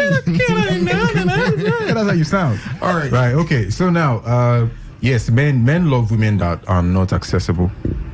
Yes, so if you give up the impression that, come on, you're accessible, it's a turn off. We're talking about Kunle Remi, right? You just have this impression that, okay, I can't. But if I'm dating someone that uses a public Instagram account and you're posting and you're being all baddie and stuff like that, you might say it's for yourself. You're building your self-confidence, self-esteem. You don't have just my attention. You have the attention of everybody. Okay. So imagine this. Imagine when you're walking into a room with your body partner, and then you see like 4 or 5 guys. Even if they are lying, even if they are lying, yeah, there's a part of you that will be like, oh, these guys are be saying the truth. I don't know if you get my point. Because there is this impression. She wants to kill me with her eyes. Because go ahead. Yeah, because there's this impression of, okay, what you appear this way, I met you this way, you being baddie and you being free-spirited. There are so many words to this thing too. You being free-spirited here and there, blah blah blah, expressing yourself in your own way. There are so many English words for this. Okay, in conclusion, what am I trying to say is this: baddies, liabilities. Wahala. Wow. Yeah. Bodies What's your definition of body? Okay. First of all, because I'm trying to understand. Because I feel like basically what you guys are talking about as body is looking good. Not always, though. Not always. Because most of the girls you guys are saying looking on what you just said was looking a certain way on IG, looking good. See, body thing it's a culture from dress code to language to personality. So it's a lot. You know. Yeah. This is next week's conversation. Okay. Body or body not? Who would you rather date or marry? All right, it's time for us to go. Thank you so much, Andrew. I want to say Andrew Tate. Yeah, Andrew Tate. Ronald Tate. Ronald Jila, thank you so much. Omar, thank you so much. Sophia, do enjoy the rest of your evening. Coming up right now is a paid program and run from now up until 8 p.m. where the newsroom will be here for the big stories. By 9, I'll be back again for the show called The Sunday Family Special. Enjoy the rest of the evening.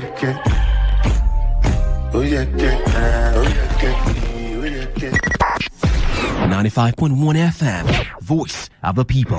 And we're àánú ni gbogbo ẹ̀dá nílò fún gbé ayé èèyàn lójoojúmọ́. Àkọ́kọ́ àánú tún rèé o. Lórí ayé mi o. Ó ti yá ẹ̀yin olùgbé ìlú Port Harcourt àti ìpínlẹ̀ Rivers lápapọ̀ tẹ́ ẹ mọ́ gbogbo agbègbè ẹ̀. Ọlọ́run ẹlẹ́dàá ti sọ ètò onímísí ńlá kan kalẹ̀ fẹ́tìgbọ̀ gbogbo ènìyàn lórí iléeṣẹ́ Today FM 95.1 Port Harcourt. Àkọ́kọ́ àánú.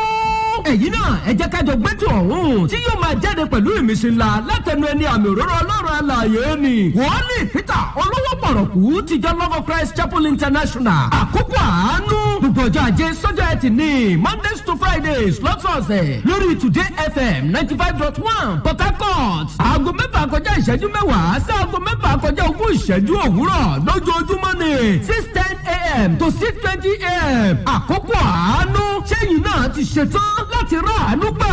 ó yá ẹ jẹ́ ká jọ máa gbọ́. Okay, all right. All you need to know about this one is that 95.1 FM. Such a unique dial.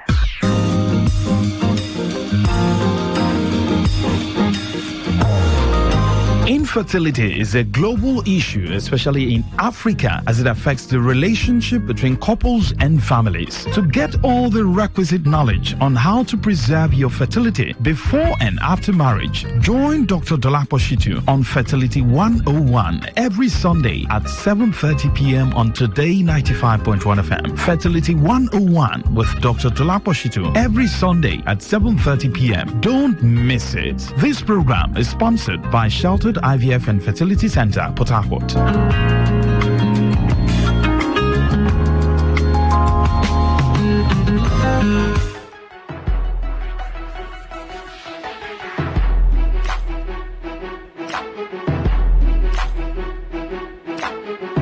Thank you for joining us. Welcome once again. It's another Sunday, 7:30 p.m., where you get to listen to Fertility 101 on Today 95.1 FM with Dr. Dolapo Shitu. Today promises to be another wonderful day. But let me just say this before we kickstart the program, before I introduce him. Please, for those who probably you gave birth through, you did vaginal delivery, please don't talk down on others who probably did CS. We keep on seeing situations every day where women try to talk down on others who probably did CS. You know, they gave birth. At the end of the day, the most important thing is your baby and you. Are you safe? That's what we're talking about. Is baby safe? Is mother safe? Or the babies, are they safe? Is the mother safe? That's what we're looking at. So please stop talking down on people who probably went through CS to give birth. You are not, special. You're not much more special than them. So don't feel that, you're the one God created properly. No, everybody's equal. Whether through vaginal delivery or through CS, baby na baby at the end of the day. So thank you very much. Dr. Dolapo Shitu, the CEO and MD of Sheltered IVF and Fertility Center, is joining us on the program. Good to have you, sir. Welcome. Thank you very much. Good evening as well. Yes. So good to see you. Yes, wonderful. Yeah. Before we go further. Your ear is shining more. Is it the New Year resolution that I will apply more cream? I have decided to be very happy. And also because, they are fixing your road. I'm excited. I got it. Yeah. Yes. So we passed there now. Okay. We're not going through Ebubu again. Okay. We passed through. It's free. Yeah. It's good. And clean. It's good. That's good. what we're saying now. It's good. It's motorable. Mm-hmm. It's good. Far better. And like we discussed last Sunday, government will make more money. Yeah. So at the end of the day, they are the ones who benefit. Yes. Mm-hmm. You're correct. All right. So today we're looking at the myth. Yes, concerning IVF. A lot of people have different misconception or whatever they built in their mind. You talk with women sometimes, and a woman who has been believing God for her own children for the past 10 years, and when you tell her, okay, this, come for IVF, we have this, that. She's like, people say. I say, people have been saying 10 years don't go. Madam, come and do IVF. Leave these people say, people no say. Yeah. At the end of the day, just do it first. Yeah. Welcome to today's edition of Fertility 101. When Maswell was talking about people that had, that labored to deliver, and looking down on people that had abdominal delivery, that's by CS, Maswell was trying to hold me down. Because he knows that I'm passionate about this, okay? Please don't do that, okay? Don't ever do it. The usual discussion is around the Hebrew woman? Yes, the Hebrew woman. The Hebrew woman. Someone said you're a Nigerian woman. You are not Hebrew. There's nothing Hebrew in you. All right, so welcome to today's edition. I didn't come alone today for the first time. Some people said, Doctor, why is it only you? There's always talking. Today, I have come with our manager, Mrs. Udom. She's not related to the former governor of Akwa Ibom State. And she's answering Udom because people will think that she has plenty of money. Yeah, the manager is here. Can you say hello to everybody? Hello, everybody. All right. So we also have our matron here. I didn't come alone today. Edu Udo. Good evening, everyone. Yeah, so I also have Uduak in the background. Thank you very much. Good evening, everyone. Yeah, so today you can see that today is going to be a full house. On a lighter mode. Yes. Because we are going to be discussing those misconceptions that you have heard about, about IVF. Now, the first one I want to look at is they say, and somebody has sent you that text before, that is it true that IVF always fails the first attempt? Yeah. They sent it to you. I want to see, you just give figures, more than 95% of the cases of successful IVF in our experience, is first attempt. Today we had another triplet. I'm going to post it on Facebook. I'm going to show you later. Okay? We don't lie about this. And it's first attempt. Now, our patients, they don't believe that IVF does not work. Because they've not heard it before. They never heard them before, and they've not experienced it before. If you tell them, number one, that IVF does not work, you say, where did you get that from? Because it works. They're the living example. Exactly. Okay? Because they've experienced it. They've seen it. And when you now say, it usually fails the first attempt. Doc is hearsay. They usually fail. Gossip, street gossip. They usually fail the first attempt. In fact, they will just disown you. It is not true, the IVF. Results are so wonderful now. Very high success rates in our experience. Okay? In our experience, success rate approaches 80 to 90%. Okay? And that result is replicable in many centers in Nigeria. Why is it so? Because, and another thing, because of this high success rates, we have so many people. Metron, remember? So many people coming from abroad. Over there, they don't even do. They don't do, because why do we have so many success rates in this environment, in our experience? Is because we do multiple embryo transfer. And they don't do it there. They don't do it there. Yeah, if you do it there, you're in trouble. Yes, multiple embryo transfer. They don't like stress over there. We are used to stress. I give you an example, please. Very important. I remember now, Ella from Colorado, USA, and she did a scan over there. I'll show you. I'll show you all of that. Okay. She did a scan, and it was it's 4 quadruplet. We did the transfer, and she traveled. Quadruplet, and she was like, doctor, I'm in trouble because no, not the kind of trouble you're thinking about. Here, when they say somebody has got quadruplet, like the triplet of the she was shouting, oh, doctor, don't offend God. She was saying, here, when somebody has quadruplet, she says she's in trouble, it's because she's thinking of the money to take care of that. Probably also thinking that the husband will run away. No, but over there now, government intervenes now. Yeah, the trouble over there is, for the first time, this is real. She was telling me, doctor, I'm in trouble because the government is going to investigate. How did she get 4? I didn't tell you that, Metro. She told me. And they are going to force her to reduce it. So the insurance company will force her to reduce it because they will reject they can't take care of it. So I mean, I'm just trying to tell you that the success rate is high, and more often than not, results are multiple. The pregnancy is multiple pregnancy. Okay, so it is not true that the first attempt always fails. It doesn't always fail. The first attempt almost always succeeds.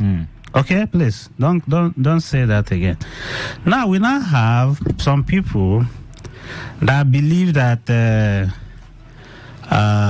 when you do IVF, that you are supposed to stay in one place for 9 months. Doc, will you blame somebody? Somebody who has not had his own children for the past 10 years. Then, after embryo transfer, positive test scan is done, the person is seeing the heartbeats like this. You know, say the person should be walking up and down. No way. You need to see some of these patients. They will be walking like they are walking on eggs. I said, Madam, are you okay? What is wrong with you? Madam, walk, let's go, walk. Okay, it is not true. You know, that's out of the misconception and wrong belief that, you have to be walking like this. Be very careful. And you need to... Let the thing, so the thing will not fall off. Will not fall down. You know, IVF pregnancy is like normal pregnancy. It is implanted, and it is implanted in the wall of the womb. It can't just drop off like that. It doesn't drop off like that. Okay? I give you an example. I always have an example, you know. I had, we usually tell people after embryo transfer that you should stay on bed for 2 weeks. The 2 week wait for the pregnancy test. To say, Madam, please stay on bed as much as possible, you know, don't. This woman, if anybody can remember that Papa Kumuyi crusade in Uyo, this woman that I told that, Madam, please try and lie down on bed. This is without the embryo transfer. My matron is already laughing. You know, I'm just trying to tell you how strong IVF pregnancy is. You don't need to lay on bed. You don't need to be bedridden. You're not sick. You know, the counseling after the transfer, Madam, please, you lie down, you can lie down in any position, but not on your face, drink a lot of water and all of that. Okay? Please, you stay indoors. Do we need to give you letters so that your place of work, they will not disturb you and all of that? She said yeah. Then she called me in the night that, Doctor, Papa Kumuyi crusade is starting tomorrow. I said, okay, now it's starting that. Can I attend? I said, don't attend, Madam. Lo and behold, in the morning, she passed through the hospital, came to greet me that, Doctor, I'm going to the crusade. Say, it is God that will make it the implant. Every single day of the crusade, this woman will greet me. Say, Doctor, I'm going to... I'm fast. Somebody that was supposed to be lying there. She got pregnant. She had twins. During that time, what did she do? What did she do again? She did what? Put it. She got a thief. Our robber came to her house. That woman that we did. The husband, you know, we are conscious people. Give her everything. She held... Somebody that we did that transfer for. She held not the kind of arm robber of the other petty thieves. The arm robber beater was biting her. She held until people came. This woman got pregnant. She had twins and delivered them. Okay, so that is just to tell you. We have so many of those, examples. These examples we are giving, they are. I'm just trying to tell you, the message is IVF pregnancies are not weak. They are strong, and you don't need to lay in bed for 9 months, I beg. Okay? You don't need to... IVF, they say IVF is a sin. IVF is not a sin, no. IVF is the work of God. Okay? When you are supposed to go for IVF, and you don't go for it, that is a sin. Because God has given the knowledge, has given you, gone are those days when we are even coming on radio to come and publicize this. Because when people come to us, and when the thing happened, I told you we had a triplet to them. They will be like, Doctor, we don't even know that this kind of thing is happening. But we'll come on radio and talk about it. Now we come on radio. There are so many centers now, and we come on radio reasons why. If it is like this, so don't wait forever. Go and do IVF. If it's like this, so go and wait. Now we have listed those things. You have the means, and you are wasting time. Now you they sin. It's not us. Doc, let me even say this. You are the one that is sinning. If somebody is sick and the person is supposed to take drugs, or go to the hospital, if the person believes that if he takes drug, he will get well, or if he does surgery, he will get well. Why is it that somebody will not believe that he will do IVF and have children and it's not a sin? Yes. Is taking drugs a sin? Yeah, it's not a sin. IVF is not a sin. It's not a crime. Okay? It's not a sin. Because why is it a sin? Why is it not a sin? Because we are using the knowledge that's given by God. We are using the ingredients given by God, spermatozoa and egg. Okay, to make embryo. No man creates sperm. No man creates nobody, we didn't do it. Just God gave us the knowledge how to do the two to become embryo. Then we transfer into the uterus. And lo and behold, when we are telling people, we say, Madam, we transfer 3. We don't have power over how many implants. It still boils down to God. Okay, whatever you have, that is the will of God for you. The sin is when they go to those places. The sin is when you go and carry another person's baby without a consent. They did not tell her that the baby will be sold. That one is a sin. That's a sin. This is not a sin. IVF is not a sin. It's not a crime. They also say that IVF is only for the rich. Okay, that is not true. I have plenty women from rural areas. I think I have more patients from rural areas than even from urban area. They call you. Somebody came from Toyo from Ikotekpene today. They come inside, they come and they do it. You know. So it's not only for the rich, okay? It used to be that you need to give a arm and a leg to do IVF. It's not like that. Again, there's a lot of research that has gone into low-cost IVF, and the price has really gone down. And once in a while, like now, the discount has been extended. Good news, breaking news. Okay, till the end of the month. Yeah, has been extended till the end of the month. There's a discount going on now. You know, if you want to know about the ongoing discounts, whether in our own experience or in other places, okay? If you want to know about it, you can send me a message. You know, that you are interested. Yeah, I'm interested in the discount. Then we'll tell you how to get there. You come, okay, on 081 32 89 7131. 081 32 89 7131. There is a big misconception, the big one, that when you are pregnant with IVF, it's only the doctor that did it that can see it. That it is cryptic. To the extent that some people here, Maxwell, people have called me that my manager, my cousin is pregnant. I'm looking for somebody to take the baby. Please, we are saying it Today FM.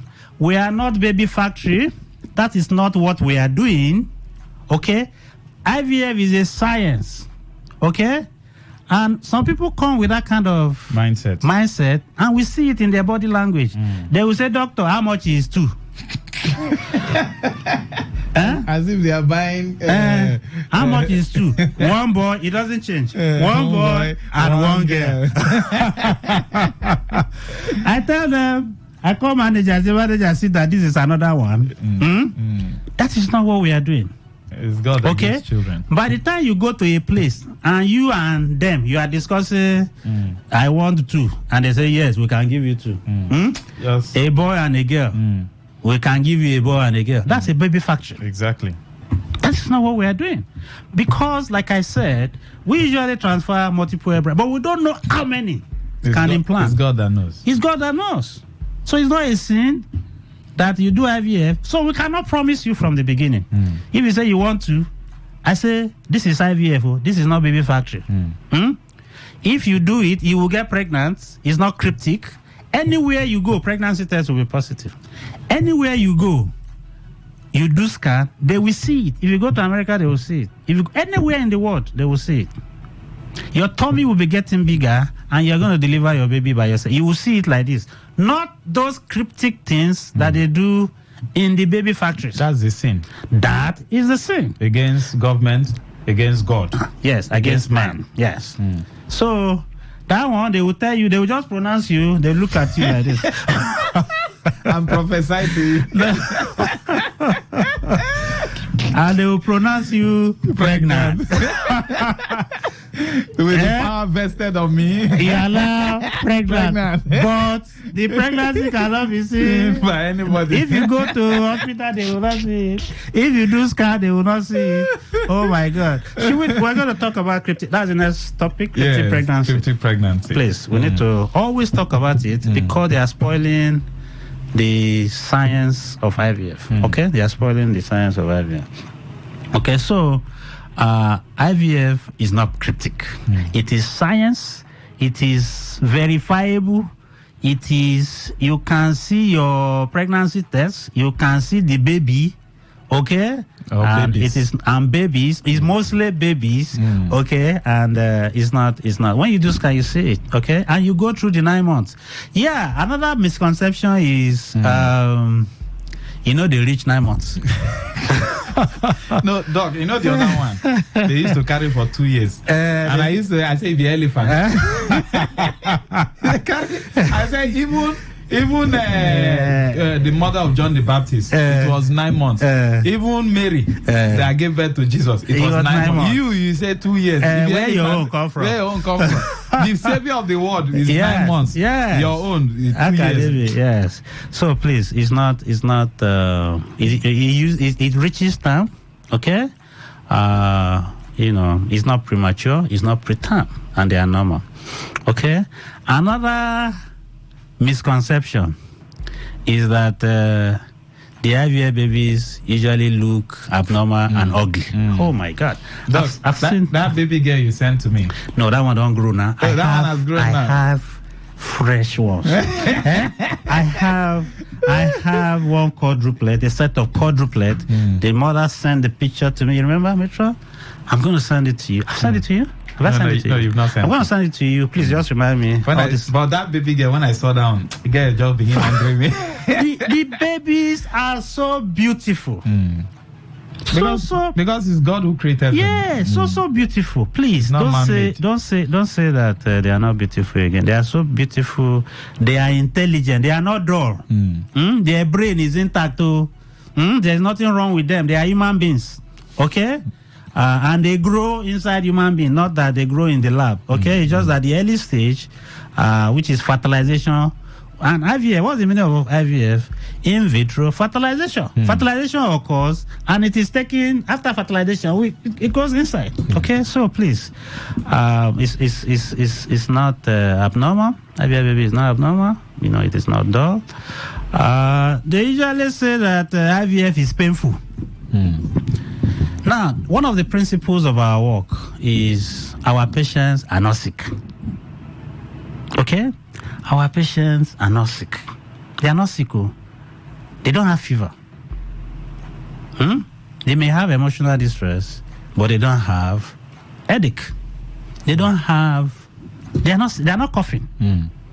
They are not having abdominal pain. They just want the front of the womb. So one of the principles of our work is also that we don't give them pain. Anything that will give pain to them, we use something to blunt the pain.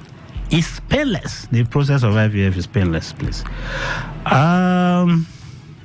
They say that IVF is only for the old. That is not true. IVF is not only for the old, okay? For every age, the best treatment option for any type of infertility is IVF, even in a patient with, at a young age. Because the only difference between the old and the young one is at an older age, okay, the options that are available to the younger age group, is not, they are not available for the older age group. For example, the younger age group can do targeted intercourse. The younger age group can do intrauterine insemination. But even though they can do targeted intercourse and they can do intra-intra insemination, IVF still has a higher success rate than the two of them, even at that young age. So the question usually goes, you have come for us to get you pregnant. Okay? So our best option for you from this principle is still IVF, unless you say you want to try those other ones.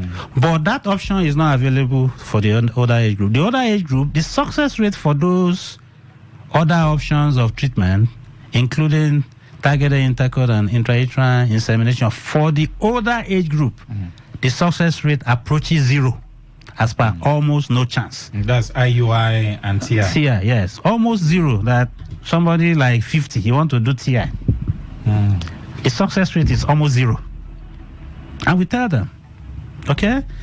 And the same thing with IUI. So the option that is available to them is mainly IVF. Okay? So, but for the other younger age group, they can do TI, they can do IUI, they can do IVF. Okay?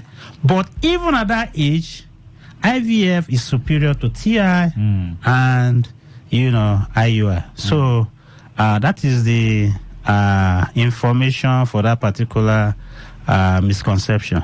This discussion cannot be complete without a reminder about our seminar that is coming up in February. Yes, in February. Please, all the information will come out in very short. No, we should be looking at last week of February. Yeah, that's what I'm talking about. Remember, IVF is the ultimate treatment option for all types of infertility, because it has the highest success rate. The success rate have increased so much that when you are pregnant now and you go and register, they will ask you, is it IVF pregnancy or is it, normal pregnancy? And especially if it is multiple, because more often than not, outcome from IVF is multiple pregnancy. Okay, so especially IVF is the treatment of choice when you have blocked tubes. When you have blocked tube, flushing the tube is not a treatment of choice. That doesn't have a high take-home baby rate. Okay? Even tuber surgery doesn't give good result. So for tuber blockage, you've done HSD, they say your tubes are blocked, the treatment of choice is IVF. If you have unexplained infertility, you've waited for so long, no result, IVF is for you. If you are in relative old age, there is no old age. There's no age, no old woman. No old woman for Ghana. Is it for Ghana? Even for Port Harcourt now? Nobody knows. Metro? No old woman for Ghana, for Port Harcourt. So there's nothing like old age. But in relative old age, when everybody has given up on you, say, this woman, you don't old. There's nothing like that. You can get pregnant with IVF. Okay? If you have recurrent miscarriage, okay, pregnancy, they stay. I had a patient that had, from Italy, that had 5 recurrent miscarriages, and we did for her, and she got pregnant. Another one, you remember? My matron, all those cases, they remember, okay? The last one for the recurrent miscarriage of that woman, when we were planning IVF, she got pregnant, and I said, okay, now you don't get pregnant. Okay, see how you go. This one will take miscarriage. We did so many things, koro like this. That woman had a miscarriage. We had to do IVF for her. She's carrying grief for her. Man. So that's the slogan for this year. Yes. We had, yes. You sense do them. Yeah, so she got pregnant. She had twins now. Okay, so in relative old age, you can get pregnant. There's no old age in IVF, okay? Recurrent miscarriage. If you are looking for a particular gender, okay, and surrogacy. Yes, the big one. Surrogacy is a veritable way for you to have your baby. Surrogacy. Some people can never carry pregnancy. Either they are too weak, they are too old, or they are too sick. Okay, some people don't have womb. Okay, for the particular information on how to get the current discounts, wherever they are available, and the one that is in our experience that we have extended the expiration date to 31st of January 2024, call me on 081 32 897131 081 32 897131. You can drop SMS or WhatsApp call. We are also on Facebook, Sheltered IVF and Fertility Center. That's the page. Sheltered IVF and Fertility Center. Sheltered IVF and Fertility Center. The images and videos are there. Thank you. Thank you, Dr. Dolapo CEO, MD of Sheltered IVF and Fertility Center. We'll be here again next week, Sunday, 7:30 p.m. for Fertility 101. Join us then. Good evening.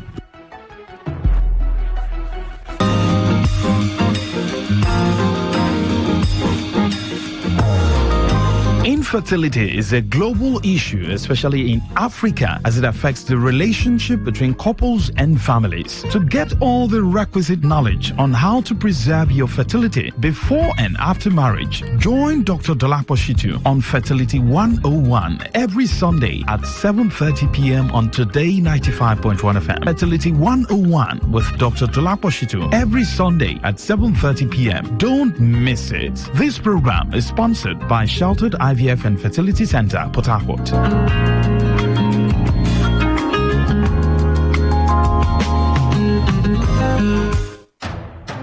This is The Big Stories, a program where news professionals here at Today FM take another look at the stories that made headlines over the last 7 days.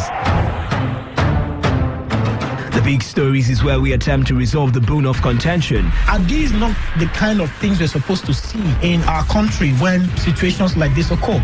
With expert analysis. Yeah, first off, they have an organized system. I think the system works naturally. Who were they loyal to? The president obviously was losing out. The president is supposed to be the commander-in-chief, right? Yes. But he was losing out. The protest was in his favor. I see politicians in Nigeria, I see governance as people who just come together to put up policies that will only favor them. Banter and more. I came to find out that you can actually sell your name. But how possible? How possible? I don't know, man. No, Nigeria has developed that kind of technology that can reprint this thing outside the federal government. At the end of the day, who are you loyal to? Nigerian governance system. Totally everything different. always ends in rough. The Big Stories is a Today FM newsroom production, and it comes your way every Sunday at 8 p.m. on your premium news, talk, and sports radio station, Today 95.1 FM.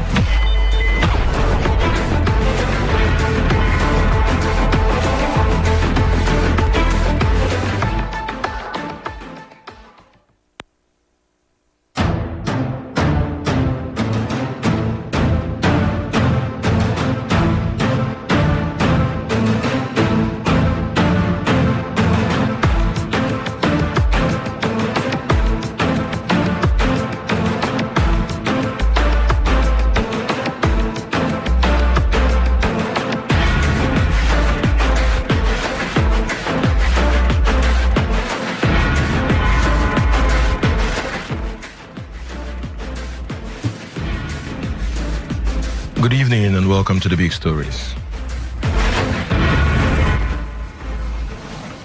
The Big Story is a current affairs program on your premium radio station, Today 95.1 FM, where we review events and issues that made headlines over the past 7 days. I am your host for today, Priye Izogu, and I'll not be doing this alone in the studio. I have the gang with me.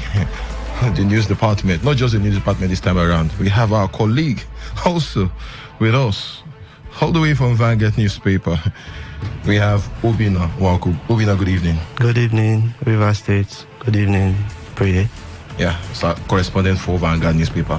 And also have an in-house news correspondent, the one and only, the one I always call the legend, the one and only Sanusi. Good evening, Sanusi. Good evening, Priye, and good evening, people of River State. So we can start the big story from Monday. And let's look at what happened on Monday. On Monday, the delay in commencing the electoral process for local government election in River State appeared to be a source of concern to political stakeholders who may be willing to run for one position or the other. This came few months to the expiration of the 3 years tenure of the current local government executive across the 23 local government areas. Today FM correspondent spoke to some individuals in the state who blame the political crisis in the state on the delay, insisting that the crisis have hampered the preparation for local government elections amongst other developments. One of the prospective aspirant from Obaibema Ndoni local government area of River State, Ejike Omodu, in an interview with Today FM said he was eager to see the wealth of the people being distributed accordingly for the benefit of all if elected. Okay, now we'll start with you, Obi now. I remember vividly the last local government election. I think both of us covered the Calabari axis of the election. And for the past 3 years, do you think people should be eager? Do you see any developmental strides from the current local government chairman, or do you think we need changes? Because some of them will be coming back. We know some couple, this is their very first tenure. Do you think it's necessary? Because a lot of people are actually clamoring for caretaker. It's more like, even though it's unconstitutional, it's more like these guys are not doing much. So why giving them 3 years? At the end of the day, sometimes they turn to stooge to the governor or to a political leader. So what's your opinion on this? I think we should go hand in hand with the Constitution, what the Constitution stipulates. And it says, at social period, there should be an election for the government at the grassroots. So, as it is in River State, this delay, of course, you just said it, that is because of the political tussle in the state. So I think they should kickstart the process. Of course, it's part of the agreement that the governor and his predecessor signed. So I think the governor is necessary for him now to kickstart the process and make sure that he does not breach the Constitution. That's my take. Okay. Sanusi, looking at this, a lot of people say there's a possibility of the governor losing out. Because if you look at major players in the People's Democratic Party in the state, most of them are not loyal to the governor, especially some of the local government chairmen that are coming back for the second term. Do you think, to be fair to the governor, that conducting an election now will not basically keep him handicapped when it comes to the political structure in River State? I think that's the reason why the electionary process for the LG is kind of slow. No, I think he's trying to take his time. You know, it will be very bad that he allows election to go on at this period, because he needs to also safeguard his own vote. So I think he would want to go with caretakers, for now. But it's unconstitutional, basically. I know it's unconstitutional, but I think that's what he will want to resort to for now. Just to be on the safer side. Be on the safer side. And Obina, do you think the safer side for the governor of the state, because it's quite close, after signing the agreement, the 8-pack agreement in Aso Villa with the former governor of the state, do you think it's safe for Governor Siminalayi Fubara to contest, to actually throw open the local government and council chairman and councillors? I think he has nothing to lose, because if he does conduct the elections, he is still in line with the Constitution. But going ahead with a caretaker, for me, I think he's still adding salt to the injuries, or he's not trying to create a loophole, kind of. Not kind of loophole. He's not trying to keep to his word. Keep to his words, okay. Okay. So he should just try as much as he can, kickstart the process. He should not bother about structure, because obviously, as it's where now, you notice that his predecessor is on both sides. The PDP, of course, is the leader of the party in the state. And from the body language of the APC, you notice that they are tilting towards the minister of the FCT.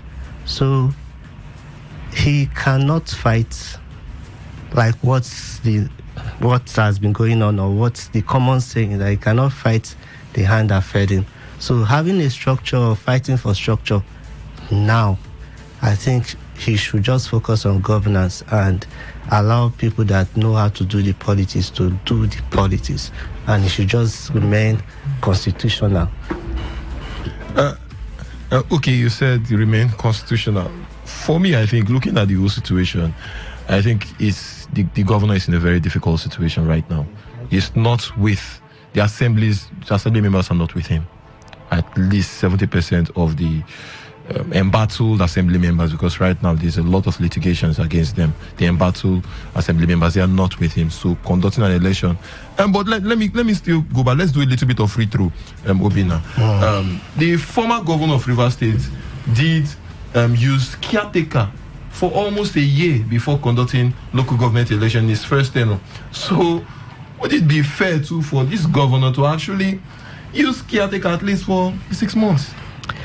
The bone of contention is, what does he stand to lose if he does not organize or if he does not conduct local government elections? He stands to lose nothing. Stands to lose structure. No. Because obviously, let's look at the permutations.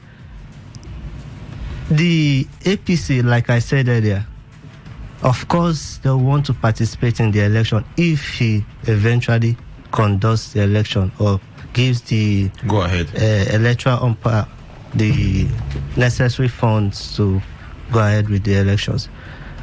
The APC, they are coming out fully to say, okay, we are participating. And of course, the political games in the state. These 27 lawmakers that have just defected to the APC. Of course, they have interest. They have their loyalists. Now, they'll feed in their loyalists. They'll feed in those I don't want to say what is on my mind, but they'll feed in their loyalists. And the PDP, of course, we have returning chairmen, we have outgoing chairmen, and they want to maintain their structure as well. So he stands to lose nothing if he conducts the elections. Okay, that's coming from Obina. But for me, I think he stands to lose a lot if he conducts local government election in the state. But it's constitutional, so he has no choice. Definitely, we need the third tier of government to function in the state. And still on Monday, tricycle operators, popularly called Keke, plying the Rumaholu Road in Obiakpo local government area of Rivers State, staged a protest over what they described as land and load. Today, FM Spirit Zogo reported that some drivers who went about their normal activities were forced to discharge their passengers, leaving them stranded. The tricycle operators said the protest became necessary following reintroduction of land and load ticket by community. Let's listen to some of these Keke driver operators. In land and load, and now we say no more land and load. So community don't come now and say there must be a land and load. When they do that land load, there's hold up, too much hold up in this room. So now after when that land load, no day again, no more hold up, nothing. Once you drop passenger, you go. Community don't come now and say there must be a land and load. Keke say no more land and load. They collect money for people for you load. They will collect money, but now they won't stop them. They don't come back again and call the fight us say maybe they pay the money again for that land and load. We say we no agree, maybe they pay the money again. That's how we don't fight them. They use our chairman say they don't break the head. They know the person break the head. We don't push it and go down. People where they come for land and load. They won't call they collect money. But they collect from money to 12 o'clock. They collect 2,000. If the 2,000 then expire, they will collect another 1,000 to evening o'clock. 6 o'clock. Meanwhile, one of the leader of Rumaholu community, Kingsley Woko, accused the Keke operators of alleged involvement in criminal activities in the area, saying their services were no longer needed. We don't want Keke Rumaholu again. We don't want Keke boss. And what is the problem in this Rumaholu? Why we are talking say we don't want Keke? The Keke people from Ebeda, from Ibumi, from all these people, they are doing that. They're bringing cuttings in Rumaholu. What they make their place, they run away from their place. They want that of thing happen in Rumaholu. Rumaholu people don't want it. They want mini boss come and run in Rumaholu. Rumaholu is peaceful. We don't want any problem in Rumaholu. We don't want somebody to wound or we don't want the head to cut. In another village in River State, the place they are bad. They are doing sort of thing. But in Rumaholu, we don't do that of thing. We don't want anything. We don't want cuttings in our place. We want government to come and guide them. We don't want them again in Rumaholu. Okay, they don't want them in Rumaholu. Listening to some of this Keke driver, I actually covered that news. They were aggrieved. They were angry that they're introducing what they felt has stopped some couple of months back, which is land and load. That means you have to line up, then they collect money from each driver when they load their keke, and they said they will not go back to that age where they spend a lot of money when it comes to loading their keke. Obina, what will you say? Because it seems like the guys, they're spending a lot of money, and we know how the cost of PMSC is in the country, and you're still telling them to pay money before they load their keke. So how can they cope, basically? Actually, I feel if they have a union, they should resolve all these things, because all these crises can be resolved using their internal disputes. But the issue is them against the community, so community will not listen to the union. Is the issue? Are they trying to agitate for multiple taxation? If that is their agitation, then. But if actually the community is coming to take and union is coming to take, then I think that's the basis of the agitation. Their issue is basically we can turn, immediately we come there, we load our, we just move, turn our keke, continue carrying passengers along the road. We don't want to stay in one place, load and keke for them to be collecting money from their hands. Basically, that's the idea. Okay. Now I understand. So, but how are we going to checkmate all this? Because they're going, picking on the road, dropping, and you will not know when some of all these bad eggs in the society will use their services to extort money. And so for me, I think they should go back to that landlord, queue up, take your turn, pay your money and go. It will checkmate all these things, and they will know themselves. And if there is any funny moves by most of some of these criminals that want to use or employ their services, they can checkmate and maybe arrest or bring them to book. Okay, Sanusi, this is the issue of a lot of communities. I would say they go out there, they collect money from keke operators plying their routes, and sometimes the money could get high as 300, 400, 500, sometimes even 600 naira for possibly loading for the day, or sometimes even per drive, basically per ton.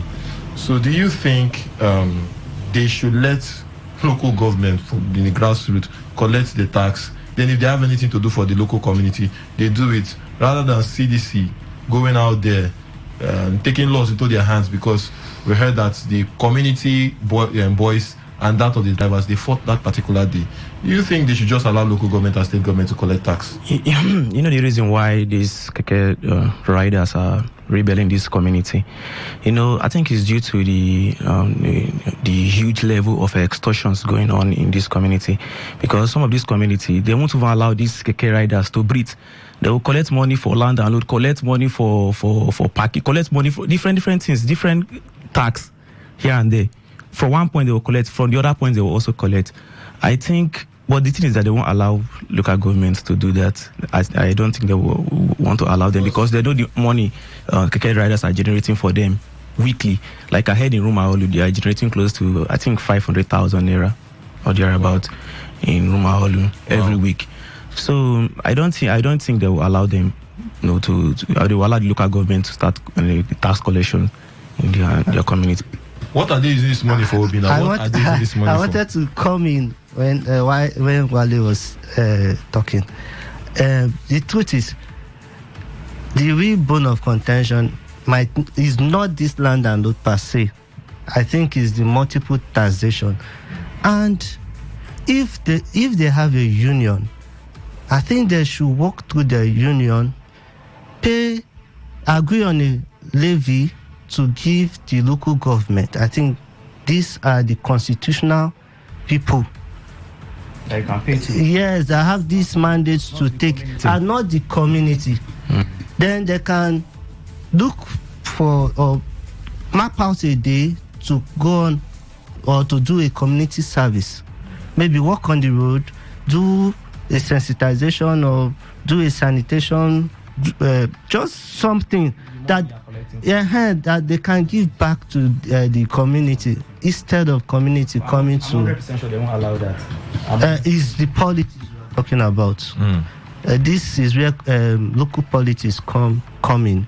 So, but if they can work together as a union and go to the appropriate authorities, maybe engage the local government chairman, meet the executive at the state level, so that they can dialogue with the so that all these things would not come up next time. And I heard that they have banned keke riders from Rumaolu, and I don't think it's constitutional for a community to say they are banning a keke or bus from their community. I think that should come from the directive should come from the local government chairman, not from the community.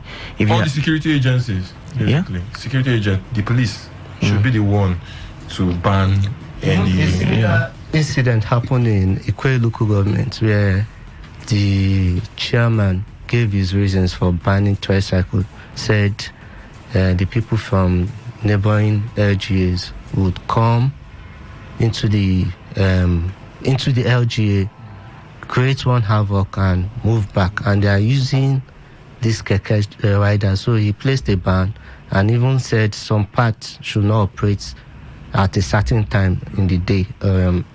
So I think, for me, basically, what Wale said, the community does not have that right to place any ban. Instead, the local government should look into it. They should step in, work with the executives of the Keke Riders Union and the community to come to a meet halfway to resolve all this. Okay, and still on Monday, Daniel Bwala, a former spokesman for the candidate of the People's Democratic Party, PDP, Atiku Abubakar, said he informed his principal of his meeting with Bola Ahmed Tinubu, President Bola Ahmed Tinubu. Bwala, a rapid critic of Tinubu, the then presidential candidate of the All Progressive Congress, APC, also said his decision to now support the ex-governor of Lagos State, who won the February 23 presidential elections, and does not mean he betrayed Atiku Abubakar. Well, the very first time when I heard the information of Daniel Bwala meeting the president, and if you have followed Daniel Bwala on X, or if you're a regular follower of his articles online, and if you're listening to some of his interviews on national platform, you'll be surprised that he's meeting the president at this point in time. Just some couple of weeks back, he criticized the president heavily. He said even it would take the president years for him to actually fix Nigeria. When I mean years, more than 20 years to fix this country. The same person now is meeting the president, said he believes that the president can make Nigeria work. So what's your opinion on Bwala, spokesperson of Atiku? Now he's meeting the president. He is a typical Nigerian politician, and when a politician tells you a thing, it's not bankable. You cannot take that to the bank, except few of them. So we've seen it over time. So his case is not a new one. It is even anticipated that some of these people, they might make a statement in the morning, and in the evening they are singing on a new song. So it's not. I'm not surprised. Okay, Sanusi, following his antics in the past, he was a former member of the APC before he defected to the PDP, and now he's meeting the president again. That's a possibility of him coming back to the APC. What's happening to our political system?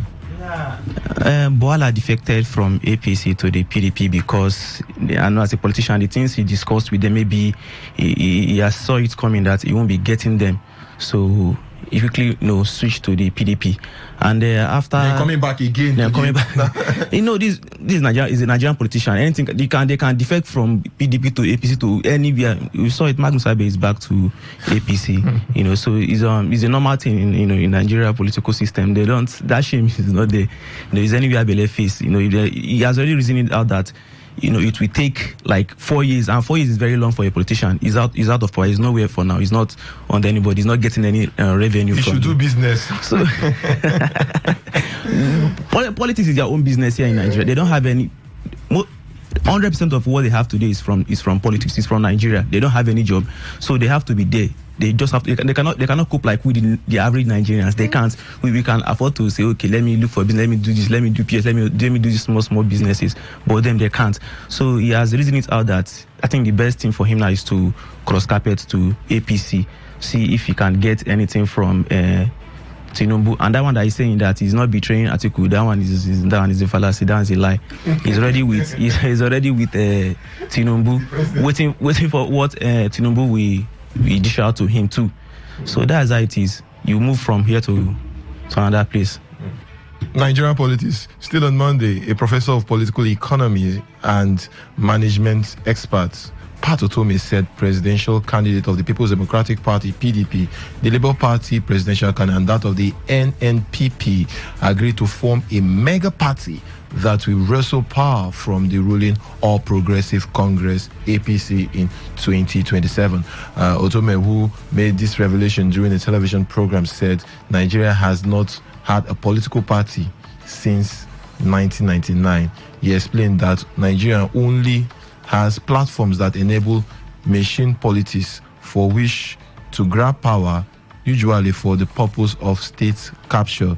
He expressed worries that the political class managed to build a certain coalition of accommodation to keep the military out and share the spoils of power in the country, and somehow did not manage to create an alignment with the citizens to improve the quality of their life. Trying to get the words here. The idea is, Professor Pat Otome is saying there is a possible merger between the top opposition parties in the country. Do you see that happening? Of course. I think this is not the first time. If you go through Nigerian political history, you will notice that at some point, some political groups managed just to unseat the incumbent government. So Otome is not saying anything new. The APC we have today is a merger. So they are trying to see if they can repeat what the APC did in 2015, to see if that will work for them, because obviously the APC is more like Nigeria now, is operating more like a one-party system. The PDP are gradually disintegrating since the exit of Obi, Kwankwaso, and the rest of them. The PDP is gradually losing their grip, and for them, and if you watch, the PDP is the sole, they are the leading party trying to form this coalition. So I think they are just trying to see if they can use the tactics of APC against APC. Do you think it's possible? Because we know how ego comes in. We remember before the 2023 general election, a lot of people said, is there a possibility for Kwankwaso, Peter Obi to collapse their structure for each other, the other being the vice presidential candidate for the other person, and they declined, basically. Who will lead this major opposition? Remember back in 2015, it was agreed when the CPC, ACN, some faction of ABGA, and that of New PDP came together to create the APC. They agreed that former President Muhammadu Buhari should be the leader of the party. So who will be the leader? Are we bringing back Atiku? Possibly in 2027, not possibly. Atiku will be above 80 years. Looking at the other candidates, Kwankwaso, Peter Obi, it happened in the past. They could not agree for one person to collapse the structure for the other person. So Sanusi, what would you say? Is it possible for them to actually create this merger? I think that's the problem now. Who will be the head? Who will be number one? Who are we going to push forward? Who are we going to push forward to be the face of our new party. And Kwankwaso is one very big political bigwig in Nigeria. Same thing with Peter Obi.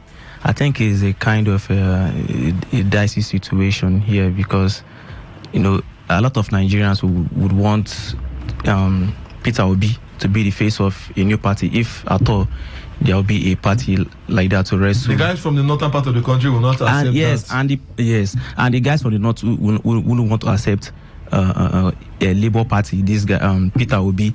Not like everybody though, but we know how powerful when the likes of Kwankwaso, El-Rufai, possibly the kind of popularity it will be very difficult. I think the APC, when they did their merger, when they did CPC, ACN, and the rest, when they did, I think they did their primaries, where, although I don't know if they had an arrangement behind to say, okay, we are going for Buhari based on his integrity and antecedents, but I think they did. Is it sellable? And it was sellable then? Yes. Because everybody was talking about fighting corruption. I think they did primaries. Yes. They did primaries where even the article contested and lost to Buhari. And the major convener of that coalition was ACN, which automatically gave the leadership of the party, national leadership, to the current president. So I think PDP is calling for a merger, and obviously PDP will lead because they have more governors, basically. Yes, they are in the opposition, they have governors, party politics will play. So I think they will lead the merger, and maybe as time goes on, we'll see if Peter Obi or Kwankwaso will eventually emerge, if eventually they do their primaries. Okay. Still on Monday, a former Minister of Communications and Digital Economy, Professor Issa Pantami, said he was frustrated that Nigerian security agencies were not using the National Identification Number, NIN, and Subscriber Identification Model, SIM linkage and policy to track terrorists in the country. Pantami disclosed this in a statement via his official X handle, where he stated that he tested the efficiency of the policy while in office to track criminals, and that the reasons the Nigerian government finds it difficult to arrest terrorists and bandits disturbing the peace of the country is due to the relevant stakeholders failing to take advantage of the policy. Pantami came up with that idea. We all were running goal to post to try to get post to post basically to get NIN back some couple of years back, and at the end of the day the idea was for us to trace criminals within the society using technology, because it's quite easy. If you have a NIN number, you can be traced if you use your mobile phone to call someone. But people will criticize Professor Pantami. When he was in office, there was still rise in insecurity even after the policy. So why didn't you use it effectively when you were in office? Now you're complaining that the next government are not using it, the security agencies are not using it. But you had the whole opportunity as a minister to push this and possibly talk to all of your colleagues, Minister of Defense and all, communicate with them for you to make the policy work. But now you're coming to criticize the next government. What's your opinion on this? Has he fully explored, or did he say during his term, he explored? He said they did test run and it was working. It was working. But you just said now that insecurity was still in the rise in the previous administration. The thing is, the fight against insecurity is multidimensional, is multifaceted. So if he should say he's trying to blame the rise in insecurity on non-registration or non-usage of NIN, that means he's just isolating one case. It's just because technologically wise, some people boycott technology and they use local intelligence, especially the bandits. They work with people from the community. True. So you cannot just say you want to use technology. Yes, it's possible and it's productive, but we should look at other dimensions and other facets. Okay, now let's look at our next story. We're coming close to our home, basically. You have to try their way then before you get to your home ground. The 2023 presidential candidate of the People's Democratic Party, Atiku Abubakar, said the Nigerian National Petroleum Company Limited, NNPCL, should have sold the Port Harcourt refinery to avoid debt. Atiku was reacting to the decision of NNPCL to hand over Port Harcourt refinery to private firm to operate and maintain. He noted that the country's oil firm must explain to Nigerians where they stand to gain by handing over the refinery to private firm.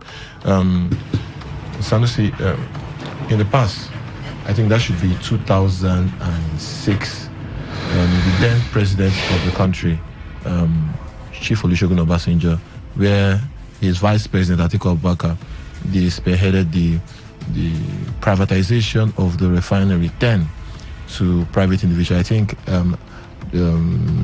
Dangote, Aliko Dangote, and Femi Otedola, they bought one of the refinery. I don't know if it's Port Harcourt refinery. They bought the refinery. Then the next president, President Musa Yar'Adua, blessed memory, he came back and he revoked the sales of the refinery. And we have seen from that particular time till now, they have done routine maintenance, overhauling, different kind of maintenance in Port Harcourt refinery. Kaduna refinery is not working, and that of Warri, same thing. Don't you think instead of giving this refinery after possibly the maintenance to private body, for us to just sell off Port Harcourt refinery or other refineries so that the government can focus possibly on other things? I think the best solution for me is to sell some of these assets to the private sector or to businessmen. But I feel the reason why they've refused to do so over time is because of, I think they are getting something from this maintenance. Like a lot of money is being pushed into these refineries, and it's a lie. It's not like they want it they want it to work. It's not like they want it to work. They are pushing money into that place so that they can get the money back. But it's alleged. It's alleged, but that is it, because you can't continue to do one thing over and over and over and expect a different result. If you tried it's not working, push it to the private sector, sell it off, let them manage it. If they manage it, we won't be having issues issues of refineries are not working in Nigeria. It will kill off that deficit. Okay, Obina. Looking at Nigeria now, we are now pointing fingers at Dangote refinery for us to look at local production of PMS and other byproduct of crude oil. We have refineries. Port Harcourt refinery, at least, they are done with some section of it. First phase of it, and they possibly going to the second phase, which is the major phase for me. Do you think it's preferable just gather the assets? I know we're going to run loss, basically. Sell off all these assets. Let's know what we are doing in this country. It's obvious that, our economy is, from my perspective, is socialist economy where the government does or manages everything. So we should switch to the capitalist economy, not basically selling everything off. The country should have at least the bigger shares, then sell bigger shares, then you're still the owner. Yes, so that they can have control over these refineries. Bigger shares, they can have 41%, 40%, or 50%. Then sell the rest 50% to other vendors. Know that they will make gain, they will want to stay in business and make profit. They'll keep it running. So when it comes for overhauling, repair and maintenance, from the profits the federal government is getting, because they are the major shareholders. They can bring in and other people bring, and it will keep on running. So selling it outrightly, for me, I don't think it's ideal, but selling part of the shares to private individuals will work. Okay, let's look at the next story. We don't have much time. Victims of the 2013 My One Market fire stage a protest at the Rivers State Government House, demanding that their shops be restored to them, restore to the rightful owners. Speaking to newsmen, some of the traders expressed disappointment in the previous administration's failure to give the shops back to the rightful owners after renovation. They accused the past administration of using different methods to deny them of their rights to own back their shops. Let's listen to some of these traders. Nothing. I lost that shade 2013, 17 December. That was when the shade got burned. Everything I have, I didn't pick one out of it. That was on Monday. Breaking Tuesday, everything burned down. Since then, I've not been doing anything. My husband died on 2016. See, now I'm in the house. Nothing. Because right from beginning, as they build the finish, after we hold lost there because we carried nothing, we become somehow beggars. Even it worried us. Then the government comes say we have to do balloting. Out of us, I don't think 10 people get the shop, say they give to another people where they come say we should buy 5 million, 10 million, 3 million, whatever. I didn't tell anybody. Also, I'm a widow. Nothing for me. My children, them no way to take care. So say, may they help us, make we get our shop back. Quite a crazy situation right there. For the past, it's over 10 years now. And when the previous administration of Chief Barrister Nyesom Wike were done with that session of My One Market, everybody expected the traders to get back their shops. And I know the politics in that market is quite crazy because we've seen some of the owners, in quote, owners of the land. I mean, people that are from the Rumuwoji community and so some other neighboring communities that own that land. Sometimes when these fire incidents happen, they come back and they collect the land that they have sold.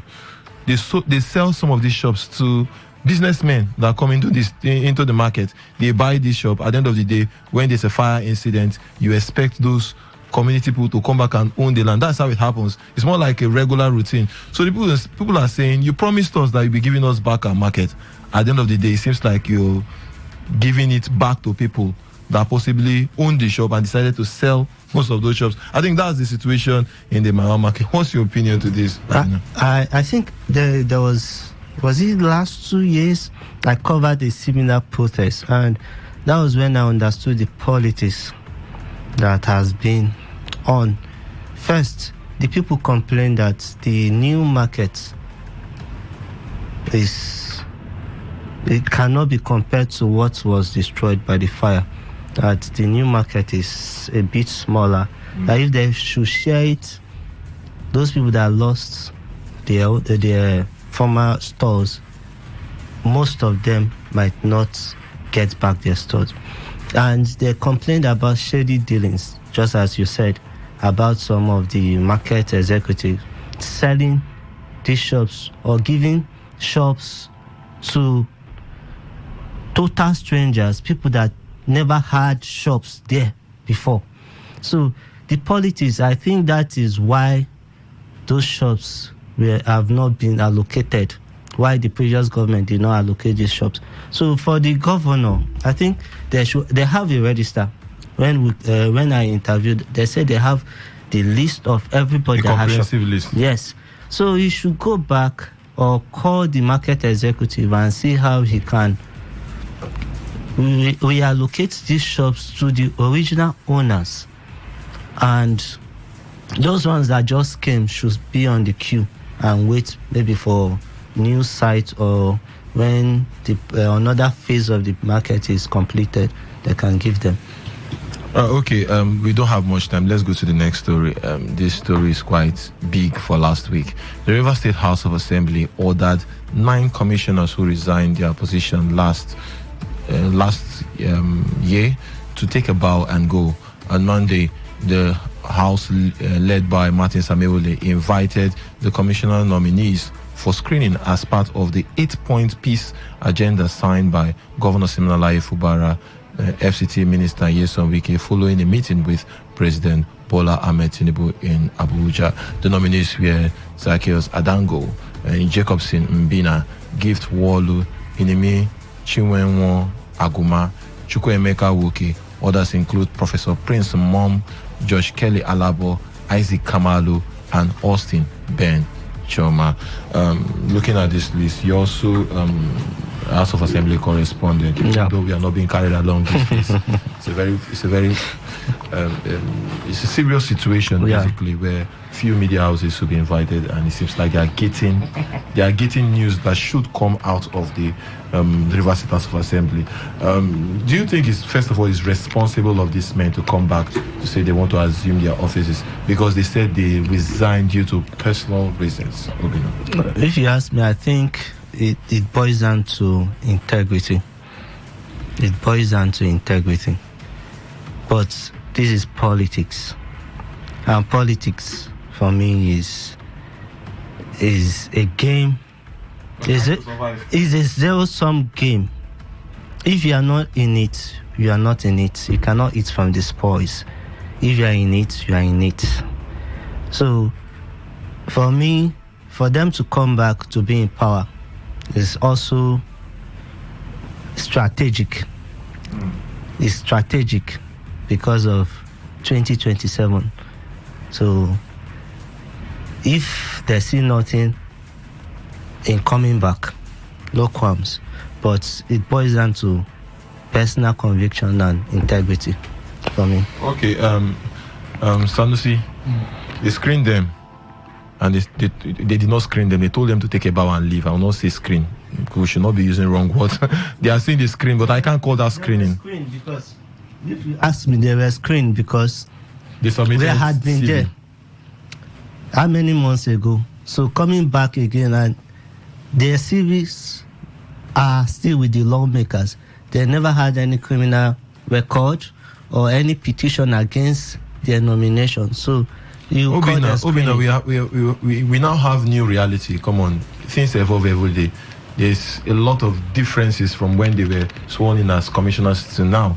We are seeing different things when it comes to works. We see new technology, new innovation. So you cannot tell me that you don't have little questions to ask in quotes, commissioner nominees. Sanusi, will you say that, or do you think that Governor Siminalayi Fubara will swear these guys in? Because it seems like they have been approved by the Rivers State, the House of Assembly led by Martin Sameole, and it's over 3 days now. The governor is still mum. He's not saying anything concerning bringing them into the Executive Council. You know, when I saw the commissioners at the floor of the Rivers State House of Assembly, led by Martin Sameole faction, I said to myself that it seems like the 8-point resolution in Abuja is gradually coming into manifestation. But now, for like 3 to 4 days now, the Governor Fubara has continued to remain silent.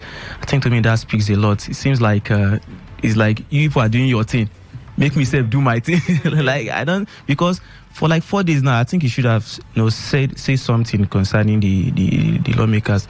So his silence says a lot. So until Governor Fubara comment on these lawmakers, that's when I will have a proper reaction or proper comments on these lawmakers that we are screened. If you ask me, I think he would eventually inaugurate them, because if you want to quote the governor, what he said on his Christmas message, he said there's nothing to... Nothing. He said he will ensure, or he will keep to the letter and the spirit of the presidential proclamation. That means that he is going to keep to it. So, and from his body language so far, he said he has paid the money accrued. So, if he did not authorize the transmission of names, the nominees to the assembly, he would have refuted it, or his loyalists or his lieutenants would have come up to say it's not we. Please disregard all these things, but they have not said anything to that. Like, yes, The silence also means no. No, his silence is loud, but he does not want to heat up the politics. Okay. Maybe he's taking his time, but eventually he will. Now, the last week we saw several governors won their cases. In short, basically all the governors won their Supreme Court cases. That of Gombe to Kaduna to Nasarawa, the very controversial case, down to Delta State, several governors across the federation. And I don't know why Rivers State is that special. I think it should be this week for us to have the final judgment if Governor Siminalayi Fubara will continue as the governor of Rivers State, or will have another election, or Architect Toyeko possibly be sworn in as governor of Rivers State. There is different permutation to this.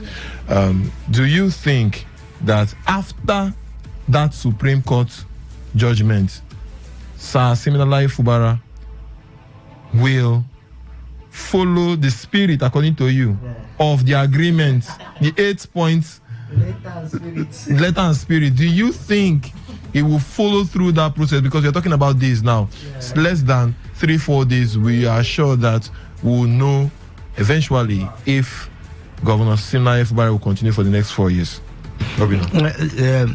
Obviously, you know where the pendulum will swing to next week or this week we just entered.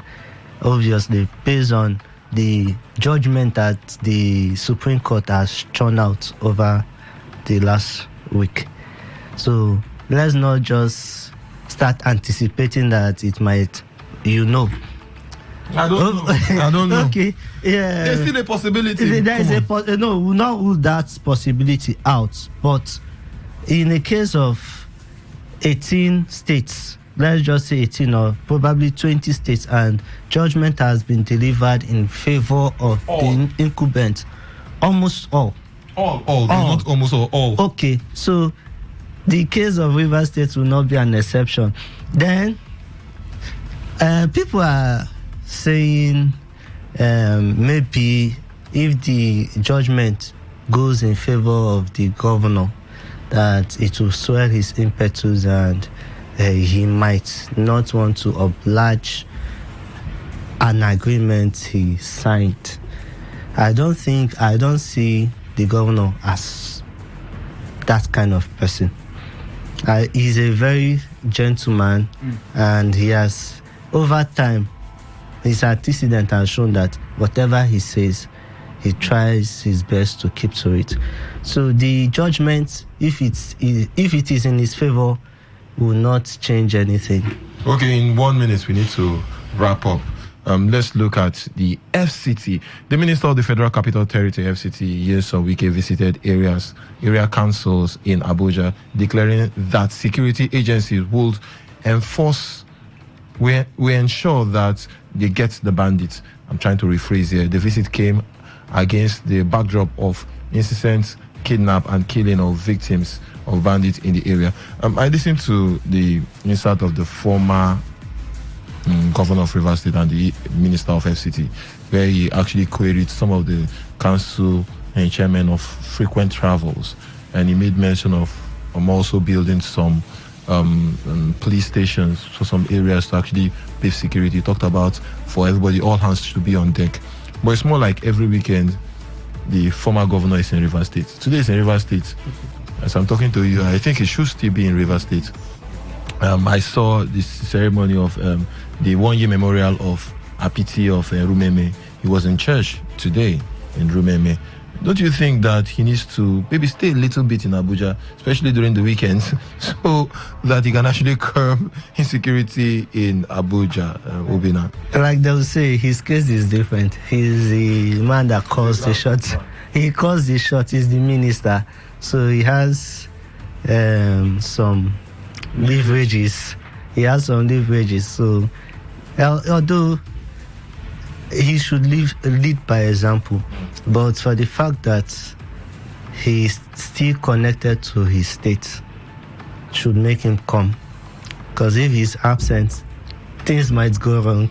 What do you think is just politics? It's structure. Yes. It's not structure. It's strategic. His coming is strategic. You can't. Every Rivers man knows that his weekly visits to the state is strategic. Every political conscious person knows that.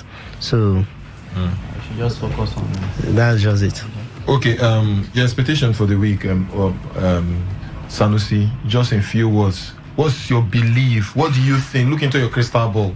Do you think Governor Siminalayi Fubara will win his case in the Supreme Court?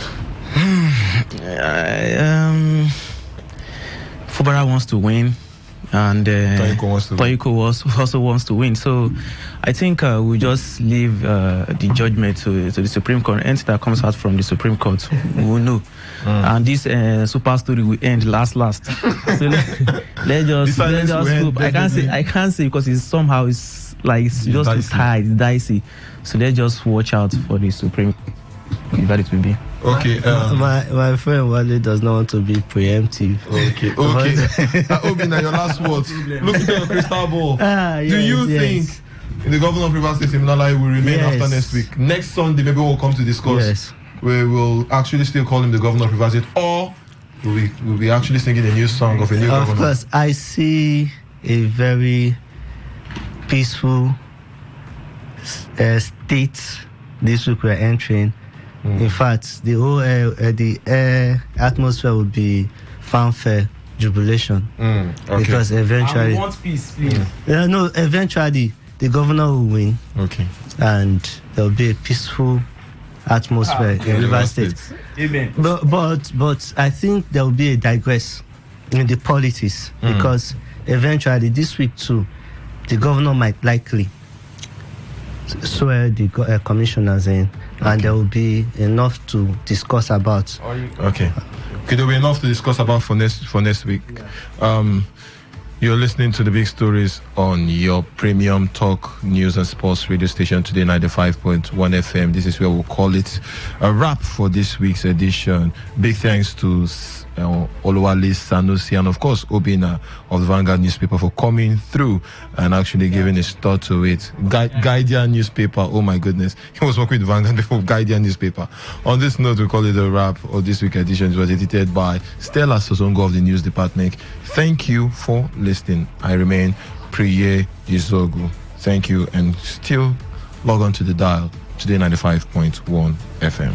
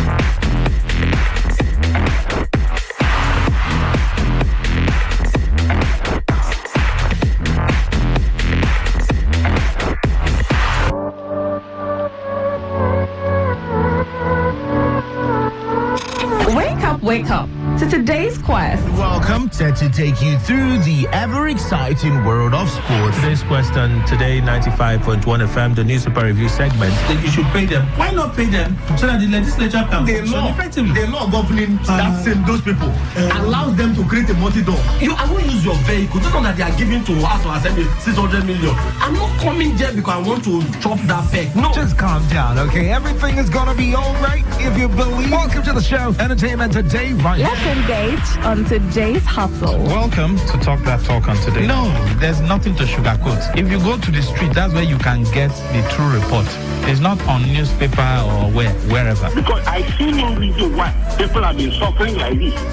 And they are bringing IGR, they are bringing... And you're welcome to today's Sport Life. There are people that are scared of the dark. Nigerian League champions can overturn. They've considered 5 goals away from home, and at their home ground, they've not been able to score. So he talked about not... Welcome to the platform on radio. Okay, America is the standard, right? It is happening in America. Hold on, America is... Hold on now. America is the standard. Yes, okay. Now, they are the fathers of democracy now. Who brought them? No, they are not the fathers of waiting. They happen. You give them that in the way you talk to so. Would they give anybody where they do well?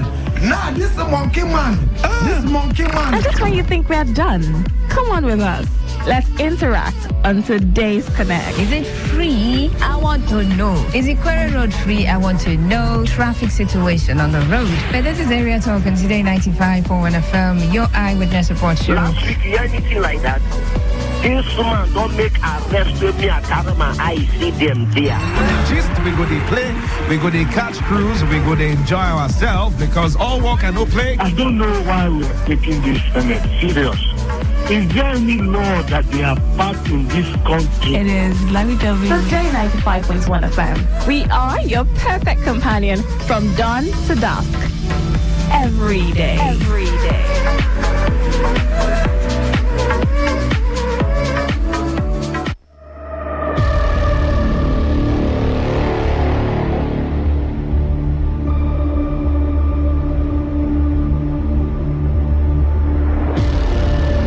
In a world where innocence should be cherished and childhood dreams allowed to flourish, there exists a painful reality that we must confront. A reality known as child abuse and neglect. Every child deserves to grow up in an environment filled with love, care, and safety. But sadly, not all children are fortunate enough to experience this. A survey revealed that 6 out of 10 Nigerian children experienced at least one form of violence before they are 18. In May 2022, a public opinion poll revealed statistics as 88% of adult Nigerians admitted the prevalence of child abuse, while 51% of adult Nigerians also acknowledge personally seeing abusive treatment in their localities. Child abuse and neglect come in many forms: physical, emotional, and even neglectful acts of omission. These acts can leave deep scars, both visible and hidden, on a child's heart and soul. It's crucial for all of us to stand together against this injustice. We can be the voice that these vulnerable children desperately need. We must recognize the signs, report suspicions, and provide support to those affected. We have the power to break the cycle of abuse and neglect. Let us strive to create a world where every child feels safe, valued, and loved. A world where their laughter can flourish and their dreams can take flight. Join us in raising awareness, advocating for change, and championing the rights of every child. Together, we can make a difference and ensure that no child ever has to endure the pain of abuse or neglect. It's time to be the change, to protect the most vulnerable among us. Let us work hand in hand to build a brighter, safer future for our children. This message is brought to you by Today 95.1 FM, Voice of the People.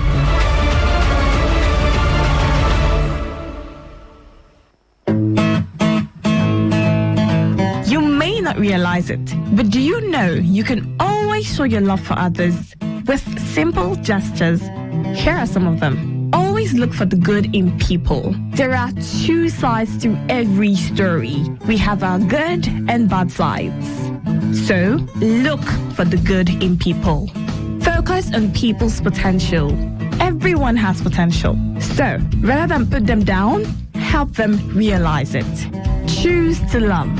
If you're given an option between giving love and receiving love, choose giving because that is a more practical choice. Treat everyone as equals. This means letting go of all the prejudice and partiality. See people for who they really are, not their jobs, not their apparels or bank accounts. If everyone does this, then the world would be a better place. Love yourself. You cannot give what you don't have. So, before you try to love other people, love yourself first. Forgive. We all make mistakes. So, whether it's a family or a stranger, the best way of showing love is forgiveness. Everyone deserves a second chance. Show compassion. Care for other people. Care for what they are going through. Do what you can to help. Give back to the community. Remember that a single drop of water can cause countless ripples. That donation, no matter how small, can inspire others to do the same. Smile, even to strangers. Remember that you're never fully dressed without a smile. So, do not underestimate the power of a smile. Not only does it lighten up your face, it will also brighten up another person's day.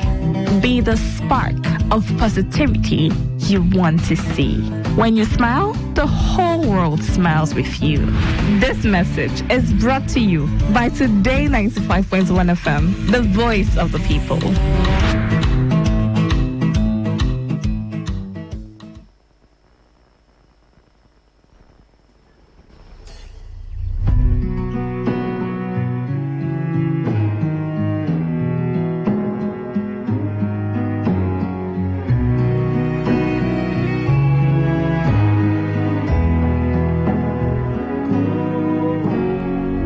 What a beautiful day. Whenever I see your face, throw my worries away as I hold you in my arms. How happy you make me feel, babe. You fit perfectly with me, baby. You have my heart, you keep it safe. I'm a bad dancer, but I'd love to take you slow dancing into the starry night. And I'll hold you so tightly and whisper into your ear that you're beautiful and heavenly. Baby, you are my song. Hope the music never stops, 'cause I'm deep in love.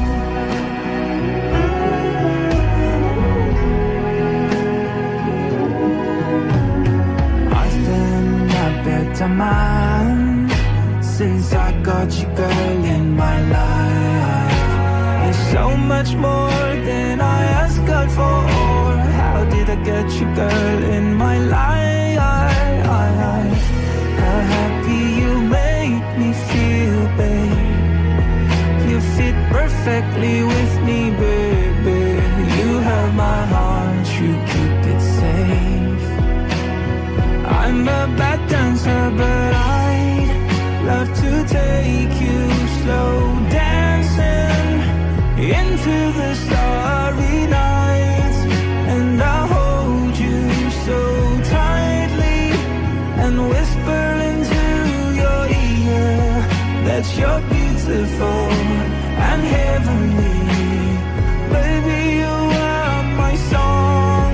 Hope the music never stops. Girl, I'm begging you, would you love me now? Tomorrow too far away. Love me now. Girl, don't wait no longer, just love me now. Baby, love me now. Baby, love me now. My baby, love me now. We don't have eternity. Love me now. Please be my, I won't be you. Love me now. I'll be my baby, love me now. I'm a bad dancer, but I love to take you dancing into the starry night.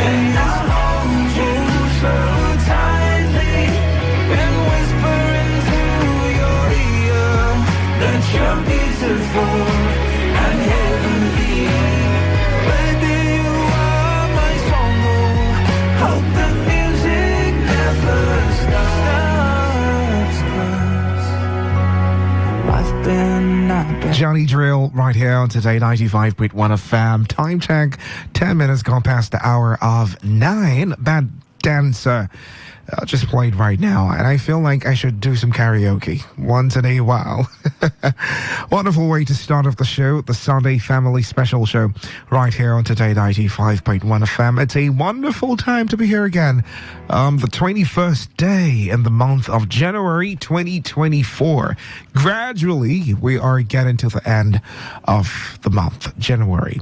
What have you done for yourself in preparing the year 2024 within this month? What have you intentionally done in your relationship for the year 2024? What are the plans you have for yourself the year 2024 concerning your relationship?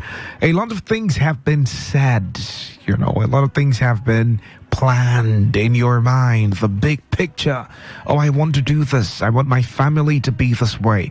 I want my relationship to be this way. I want my spouse to act this way towards me. I want my husband to treat me this way. I want my wife to be more considerate. I want my children to understand that I am breaking my back every day for them. All those things are just plans. What intentional steps are you putting in place to make sure these plans work? That's why we have this special show for you. It's called the Sunday Family Special, all about family. We talk about family, the best way to resolve these issues that we have in the family, the best way to approach the issues, things to learn, things to unlearn, things to relearn. According to the words of Daniel Washington, there are some things that need to be rebuilt again. There's some things that need to be padded up again. There's some things that need to reignite. You need to spice up one area or the other for that initial love to come back again. And that's what we basically do on the show. It's called Sunday Family Special, like I said. Daniel Washington is going to be here soon, and we will get deep into the conversation. The conversation tonight has a funny twist to it. Those times in your life when you feel you are winning, you feel things are going really good for you, you feel you have things sorted out, and at the end of the day, at some point in your conquest, your journey, things just go south. The plans just go south. You see yourself having a spiral down effect. You see yourself going down the drain. It's a nosedive with an impeccable speed, and it's not working the way you planned. We have to go back and get to the drawing board and see what's wrong and how we can fix it. So he bit the time. I already said a time. You're giving me the Usain Bolt vibes tonight. I kept my words, right? You did. Are you a very fast driver? Well, I can't really say, but I just know that I do my best. All right. I do my best, but okay. I'm not a rough guy. Yeah, I'm not. You're not the Fast and Furious type. No, not Daniel. All right. Welcome, Mr. Daniel Washington. Thank you. He got his team full squad. My one-time paparazzi, he just worked with me for one day, and then after that day, he said, "Oh God, I go bill you." Collins is in the building. Wiper is also in the building. That's right. Yes. I can't forget that name. And then Mr. Dan has a guest. I do not know. You're new to the team. Come on. Did you come with peace offering? You didn't come with any peace offering? I did not. Why? I didn't think about it. Please. Collins, you know what to do now. Just let her know. Yes. Hard currency. USD. Bring her into the fold. All right. So it's a full house tonight. And I carefully selected the conversation because I know Mr. Daniel would love this particular topic. And let's get straight to it because of time. Like I said, things going pretty good for you. Marriage, family, relationship. And then, you remember we mentioned one time about patterns? That's right. Yeah, we talked about patterns, we talked about cycles. And a typical example would be a man, maybe an alcoholic. And wife has been so disturbed or worried about this condition. And then for some reason, he stops. Yeah, and then the home gets back together again. There is love. He's always there. He's not spending family resources on frivolities. He's always there. Mind intact, body intact. And then for some reason, something happens down the drain. He loses one big contract.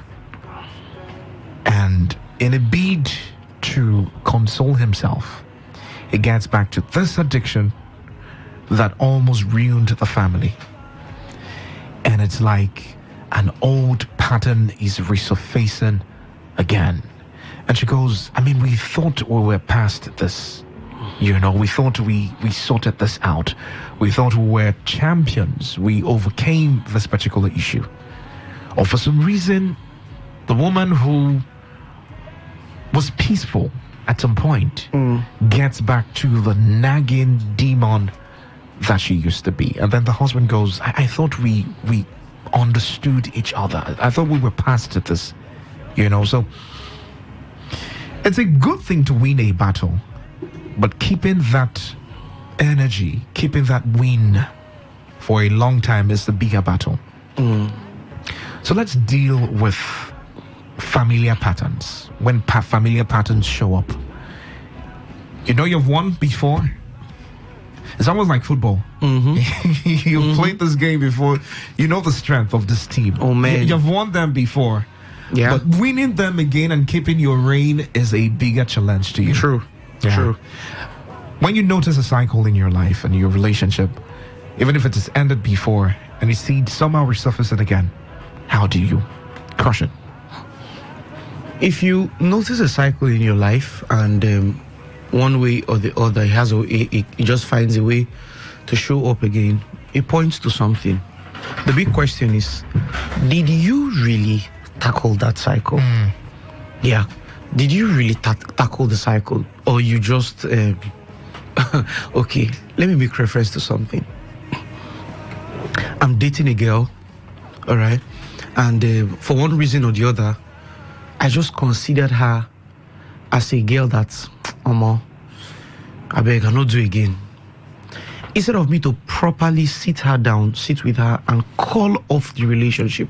We've talked about breaking up and calling off. These are two different things. Yeah. And properly call off the relationship. Yeah. I just wake up and block her on WhatsApp, block her number, delete her message, block everything. Trust me, there is something that happens in a relationship, in marriage, in a dating relationship, in the family setting. It's called memories. We've talked a lot about memories. Now, don't forget that there are memories involved. Whilst there are memories involved, those memories have the tendency to resurface and show up if you don't properly close that chapter. Now, that points to what I'm trying to make, the point I'm trying to make in this conversation. The big question is, did you really tackle that particular pattern? That's a big question. If you tackle that particular pattern, I think that finding yourself in that environment after a long time should not leave you in a vulnerable state, in quotes. I must say this. Okay. Classic example. A girl who's been into smoking for a long time. Now, after a long while, she meets a counseling psychologist, a therapist and all. They walk her through bringing her out of that addiction after like 5, 6, 7, 8, 9, 10 years. All right. She is off smoking. She has no business with smoking. And then all of a sudden, she finds herself in that space. The only thing that would make her smoke would only be if she stays in that particular place for a reasonable period of time. You understand? All of those things have a way of triggering the memories. That's the word, memories. So I like to say that the big deal is, if you know you have a pattern, be sure that you've dealt with your pattern. Let me say this thing about pattern. Patterns, you would really need to deal with the pattern and its operation within you before you talk about the environmental factor and the environmental angle to the pattern. Let me explain what I mean. She's been smoking. Around that smoking addiction, association was around it, environment was around it. But the most important thing she needs to look into is dealing with the intrinsic drive, the drive from within. If she's able to kill that one, if she's able to paralyze that one, she would have the inner energy to walk away when she finds herself in the environment amongst the people. But if she's not properly dealt with it, she's not decisively dealt with that particular addiction or that particular pattern in quotes, what happens is the moment you find yourself in that circle, the moment you find yourself in that environment, the moment you find yourself in that space, you would always naturally get triggers. You get vibrations, triggers, and all. I won't talk one thing on air, but I just say man no talk. Man just as he married my wife, I be man close my mouth. I don't want to say that thing, but I know what you're talking about. All right, I know what you're talking about. But the truth of the matter is, you must be able to deal with these patterns properly. I think the big conversation in today's night talk should center around how do you deal with a pattern to the point that it doesn't resurface and paralyze you again. That's one. Now, from your angle, from where you came from, this is a personal journey. What if you have to deal with this for another person? Okay, that is... So we would look at two angles to this. You know, for every time you tell me for another person, I like to say this, I like to say something. There are no obligations in a dating relationship. Okay. There are only responsibilities. You are obligated in a relationship bounded by law. That is marriage. I'm saying to say that you have a right to walk away if a pattern tends to resurface in a relationship with your partner that you don't want to condole. You don't see yourself condole. You have a right to walk out of that relationship. And nobody will tell you within the court of competent jurisdiction you faulted the law. No, you not fault any law, because there was no law binding a dating relationship, or there is no law binding a dating relationship. First thing first, I tell people, love is work, love is commitment. Love is the least among love is what you feel. Love, defining love within the confines of feeling is living within the ambience of fantasy. There's this regular infatuation. Thank you, brother man. Infatuation. You understand? It's living in that space, and that space can never drive a home. It cannot engage you in a building process. You cannot build a home. You can't build a family. You cannot build a worthwhile relationship in that kind of space. Now, I'm saying to say that when you find yourself in a relationship where patterns are resurfacing with your partner, it's leaving you with one big question.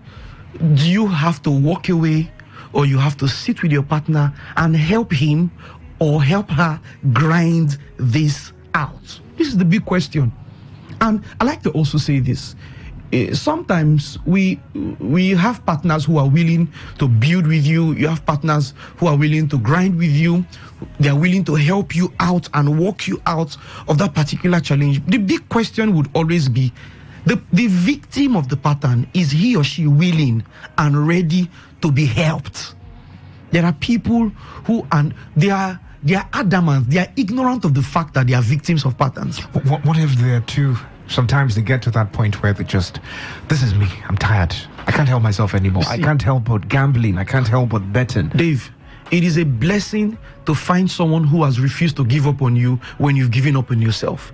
Be wise enough to know that there are people who have given up on themselves and nobody told them, don't give up on yourself. Some persons even clapped them to dying. You heard of the banker girl that had to commit suicide early this year, all because she felt like now nothing come out. I mean, early this year never even starts. Like she had to kill herself.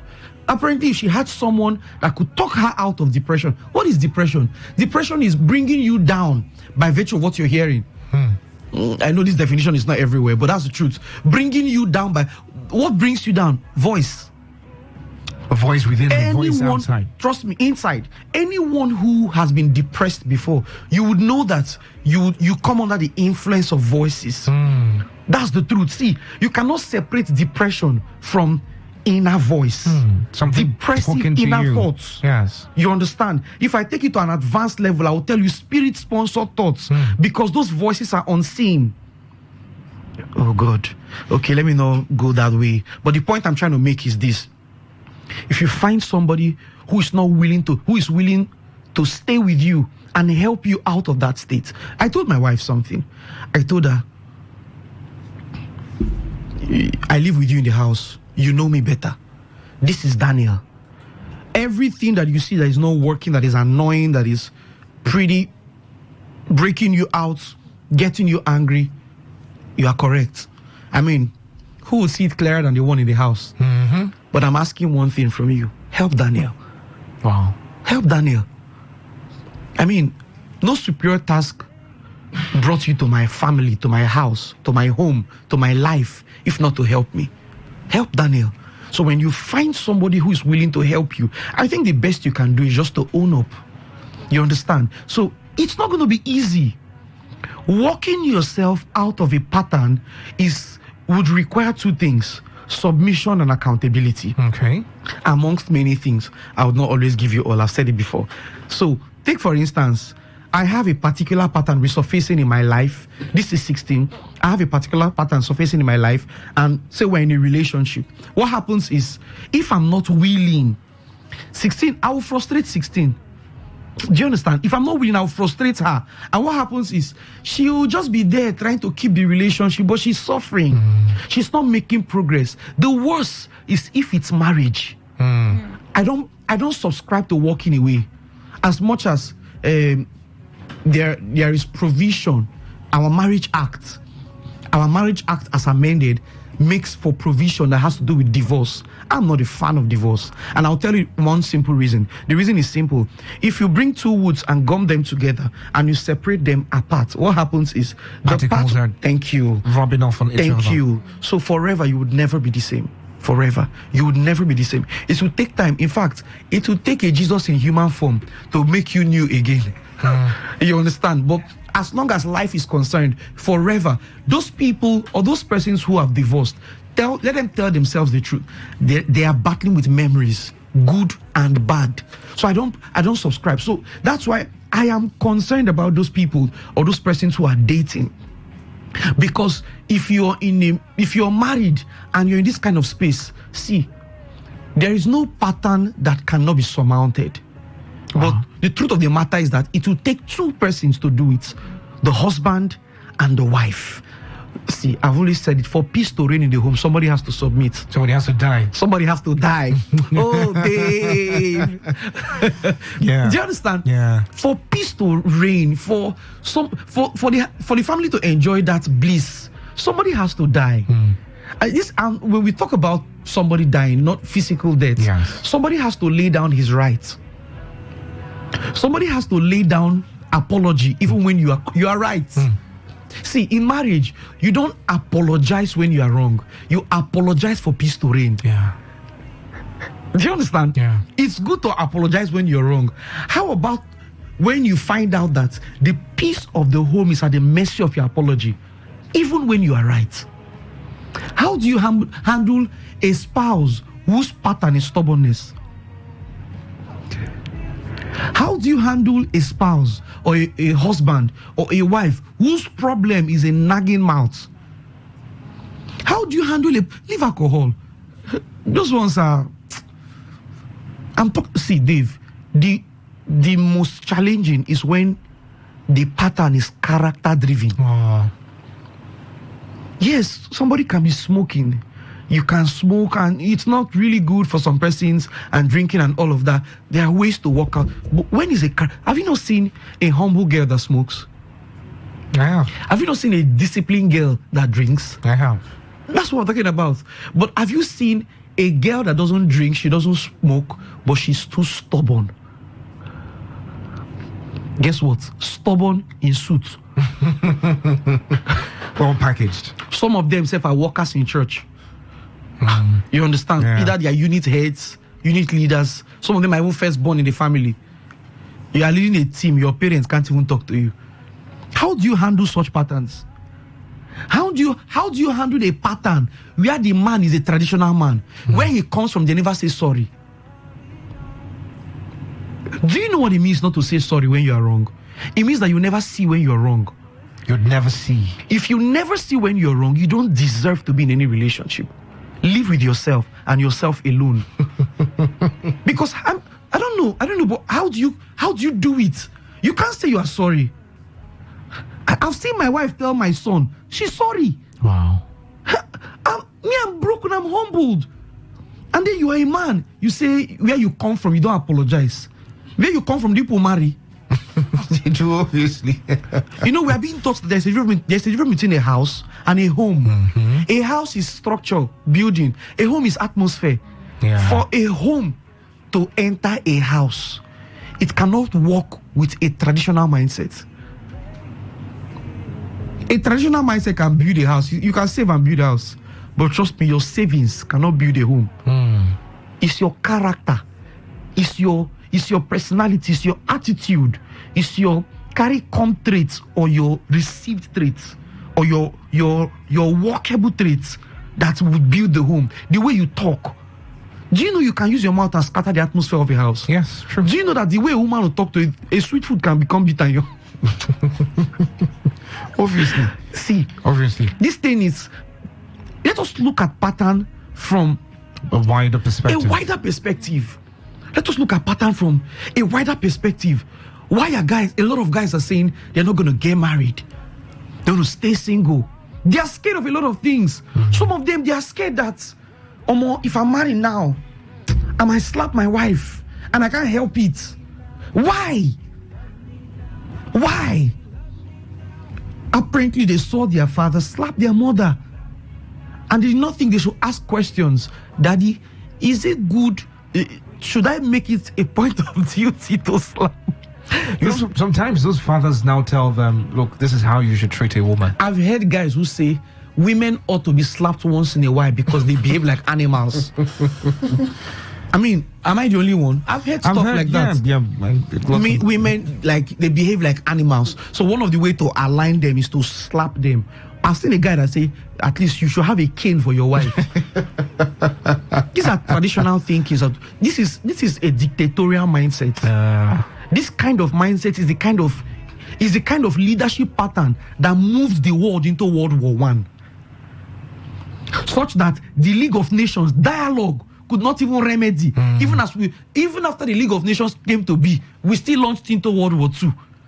Because of dictatorial tendencies, because of authoritative perspective when it has to do with raising a home and building marriage. See, leadership is influence. Yeah. You must be able to influence how to follow. See, the influence we speak about is not the one that is voiced. It's the one that is lived. It's the one that is modeled. See, let me tell you something, Dave. There are things that my wife did that sometimes got me offended. I chose not to talk about it again. Do you know what I chose to do? I chose to just think in my head that maybe my growth has not brought me to the point of submission that I'm looking out for. See, Dave, do you want her to calm down, go up? I'll tell you what I mean by go up. I know. You know what I'm talking about, right? Yeah. See, sometimes the problem that is making the lady not to submit, the submission problem in your wife is your stunted growth. Your capacity now. That's my point. You understand? So I found out these things for myself, and every reasonable woman would always respect progress. They will always respect progress. So most of these things we call pattern, these are matters that, first of all, you have to take it upon yourself. Have you identified your pattern? As a guy, I know my own. Don't ask me, I'm not going to say it on air. No. we might not even want to. You understand? Yeah. I know my own. You understand? You've heard me speak on air before, and I said, see, I've had PAs, but the best is my wife. Nobody can bring it down. It's not because she's my wife or more. They see waiting, nobody they see. She will just look at me like this. So this particular thing, and trust me, that thing that she's seeing is it's not visible to the blind or audible to the deaf. Forgive my figurative expression. But the point is, if I come out like that, oh, Mr. Daniel, you look good. Oh, but someone is doing the job. Somebody is seen beyond the clothes. Someone is seen beyond the eyes. She's seen beyond the skin. I mean, that kind of person. Beyond the ego. Beyond the ego. That kind. See, do you know what it means for a woman to look at a man that has ego and tell herself, this man needs help, he's not proud? I need that kind of woman. Because I constantly get judged. You proud fellow. Exactly. I'm not. See, that you have ego doesn't mean you are proud. Exactly. You can be proud because of your ego. But that you have ego doesn't mean you are proud. What ego is to a man is what emotion is to a woman. But the most important thing is that the ego has to be constantly managed.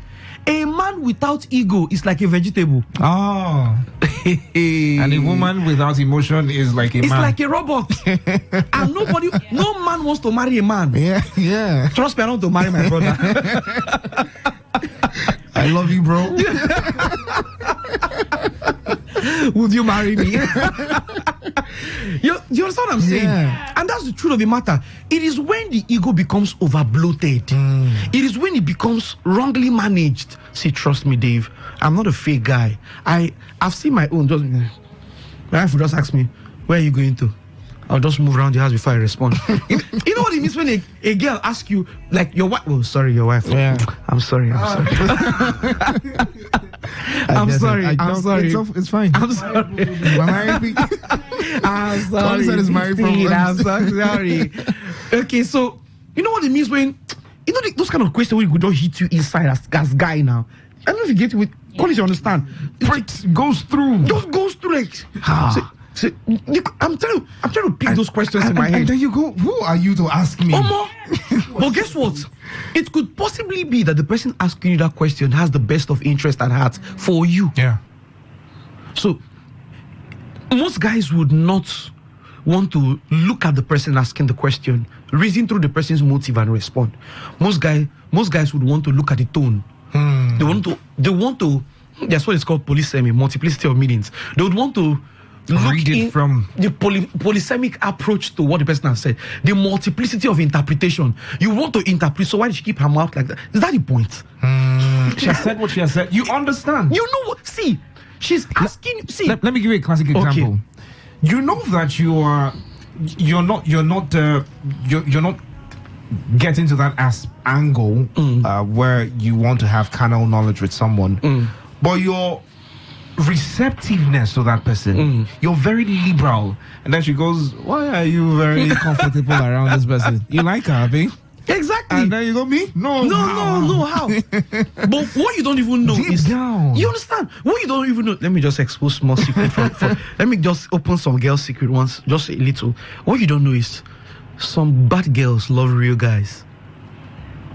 So that point when you're doing no, the moment you just do no, you don't turn the girl off.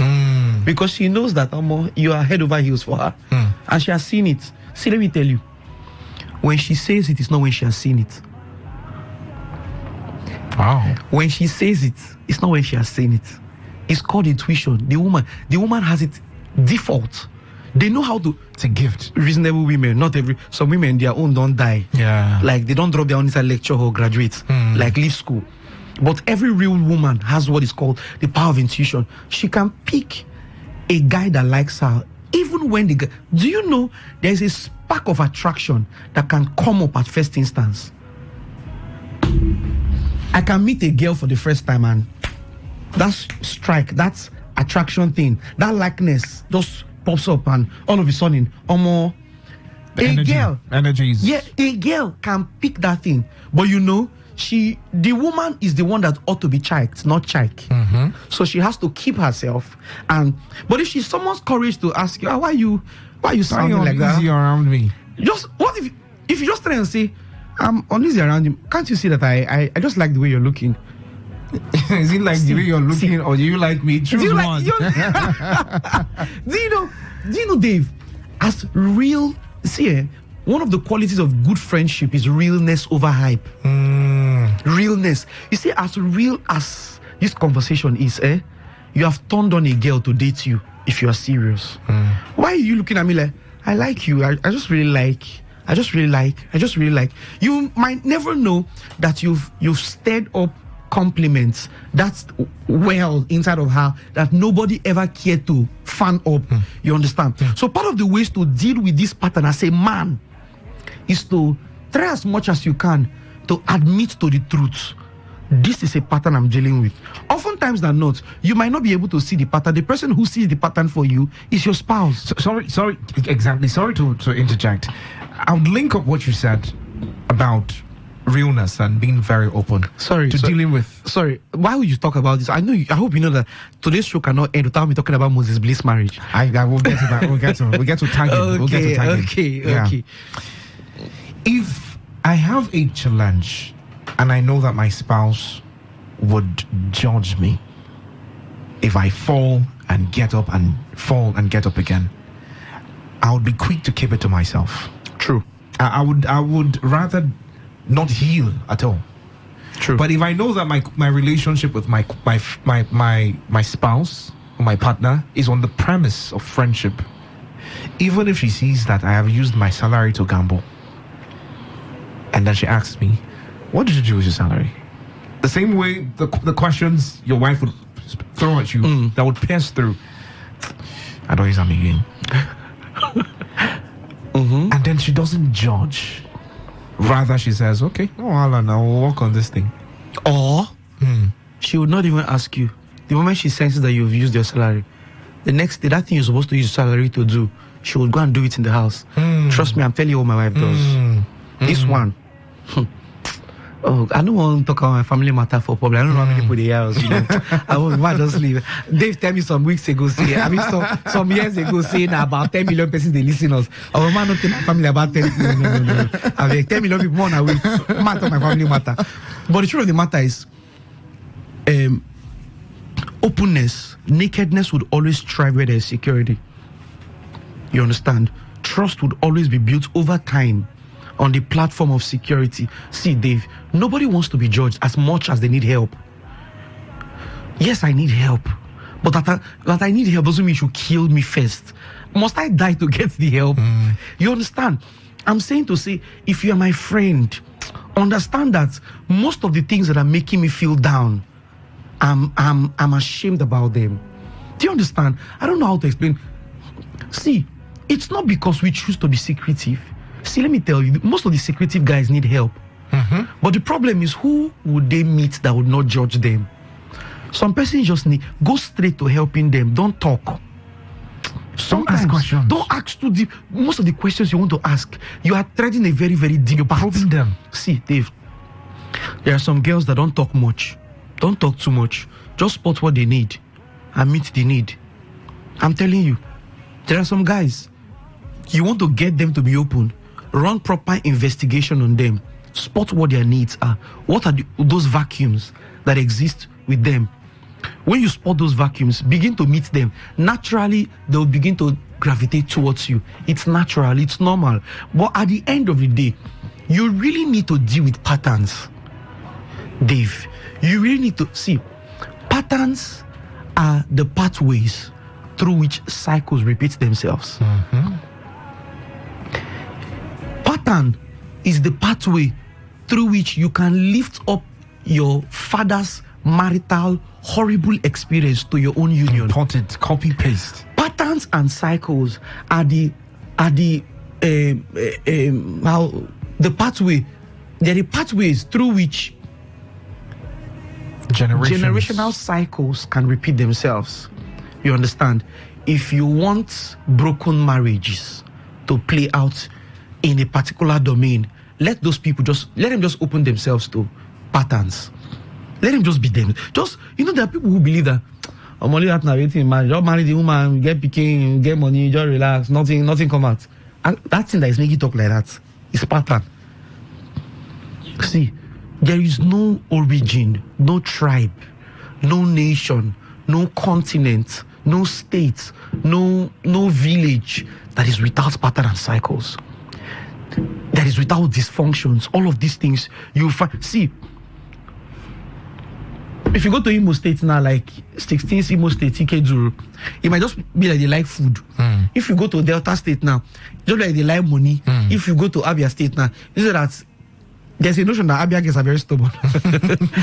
Have you heard it? Like, you heard it, right? I mean, I'm not part of the persons who say that, but then again, I have over 10 of stubborn girls who are from Abia State. I know you're like, okay, you know, yeah, right. 1 plus 1. What's her name? Wiper is not a stubborn girl. Yeah. But you see, as funny as this might sound, every tribe come with their dysfunctions, with their patterns, with their cycles. It's your responsibility as an indigene.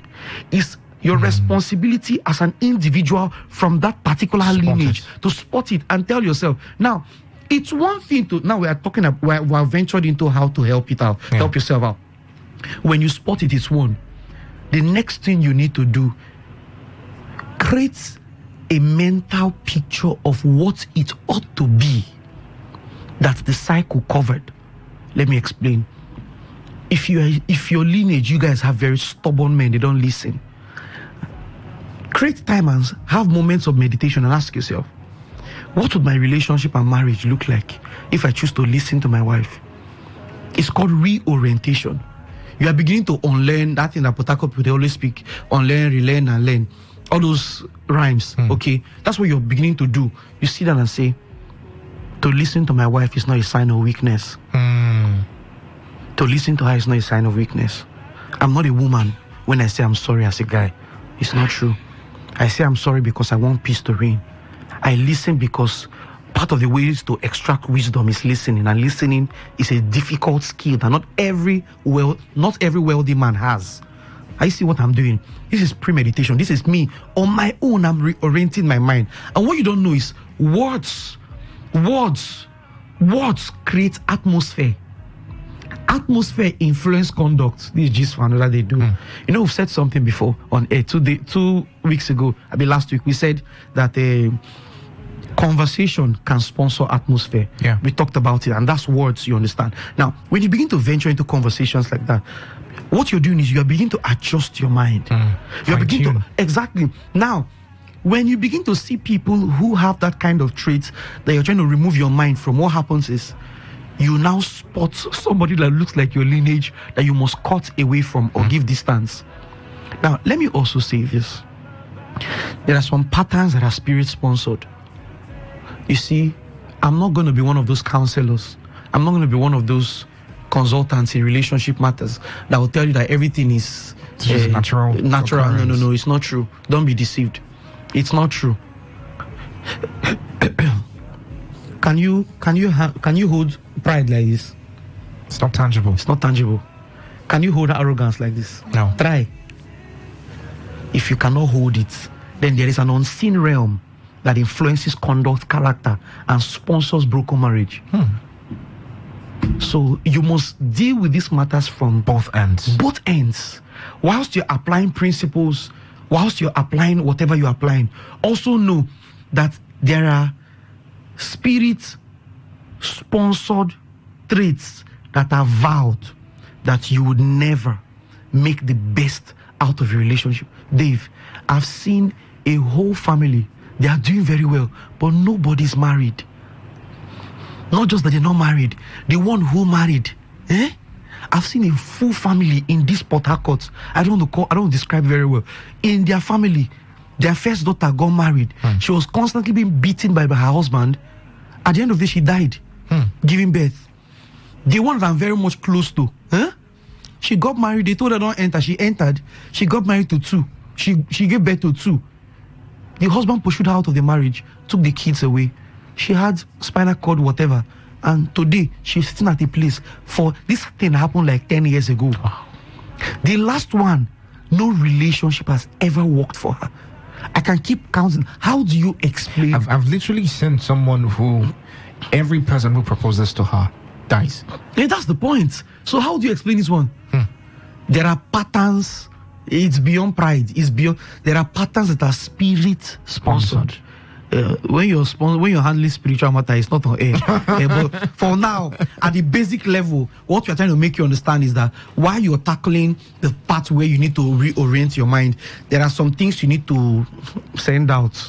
And if you are wondering, does Mr. Daniel have the jersey? He does. He doesn't want to add it to his name, but he does. He does. All right, let's take some calls. 0817-0000-951 or 0810-951-0951. Fit perfectly with me, babe. Or you can send a text message or WhatsApp message to the number 0701-933-9962. I'll take the numbers again. 0817-0000-951 or 0810-951-0951, or send a text message or WhatsApp message to the number 0701-933-9962. Are you seeing a pattern in your relationship resurface? This man he stopped beating you, and then he got back to beating you again. He stopped late nights. Let's look for small ones. Let's start from those ones first. Initially, you usually would complain about, don't come back late, and then he stopped. And yet again, something has triggered it to come back again. A door was opened. The door just needs to be closed. The biggest task is to identify which door or what door was opened that brought back what he had, in quote, dealt with. Exactly. All right. Okay. While we wait for the calls. Tagging. Everybody's tagging. You go online right now. They're tagging you. Oh, man. Please do not tag Mr. Daniel. It will not work. We bind it. Wonderful. Oh, man. So a video can lead to marriage. And you didn't tell us. They stop. Mr. Daniel, how did you meet your wife? Dave, is this were you tagged? No, because there's some things you're... Let me take a call before this. 95.1fm. Good evening. We will end with this. Hello. The network is bad. All right, go ahead. Yeah, it's very interesting. I was watching... what's her name? Myra, right? Mary. Okay. You're watching Mary? I was watching her video, like... Bliss's wife? Bliss's wife too. Okay.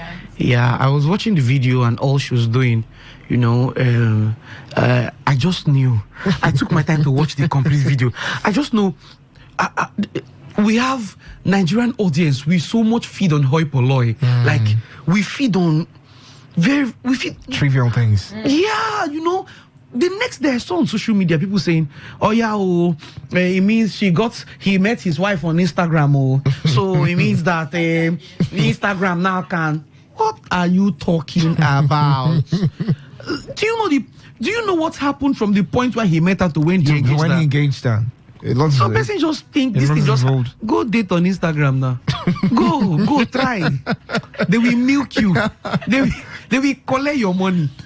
I don't know. Same thing I told that's what I'm laughing. I literally told someone. Try. I've seen you marry. Danger zone. Try. They will. Let's take a call. 95.1fm. Good evening. Yeah, brother. Asitonka, welcome. Good evening to you. I'm enjoying your guest. Thank you very much.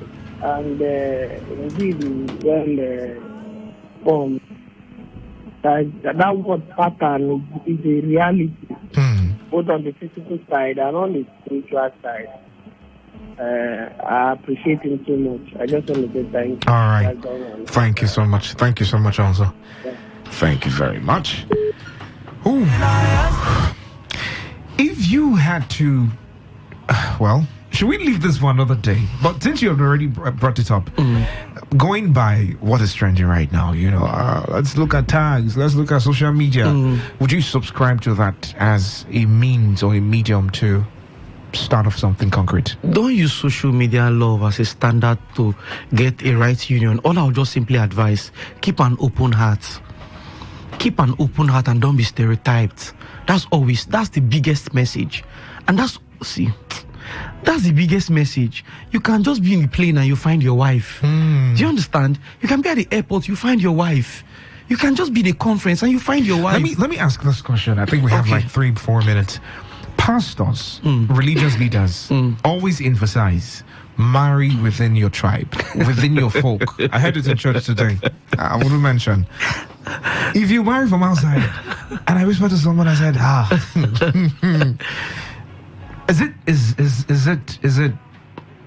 is it for people? I mean, you should know. You're in that line. Is it advisable that you always go with the context of your immediate environment? I always see this person in church, I always see this person around, and I should pick from there. Okay. For us single I really people. wish this was TV.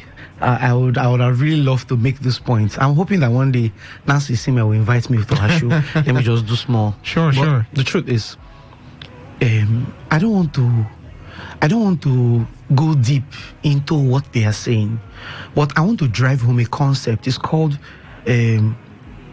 compatibility test.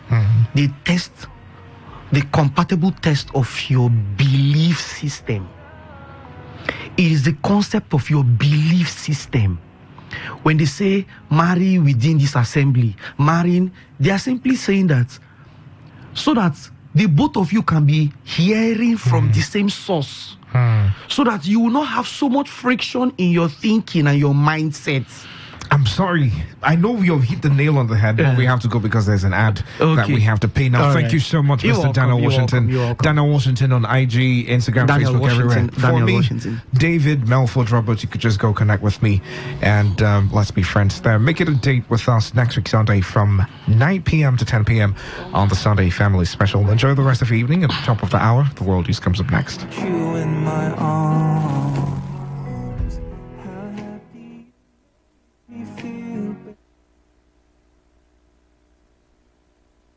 Baby, you have my heart, you keep it safe. I'm a bad dancer, but I'd love to take you slow dancing into the starry night. This is Today 95.1 FM, Port Harcourt, voice of the people. This is Today 95.1 FM, Port Harcourt. Radio has never been this good. Today 95.1 FM. My song, hope the music never stops, 'cause I'm deep in love.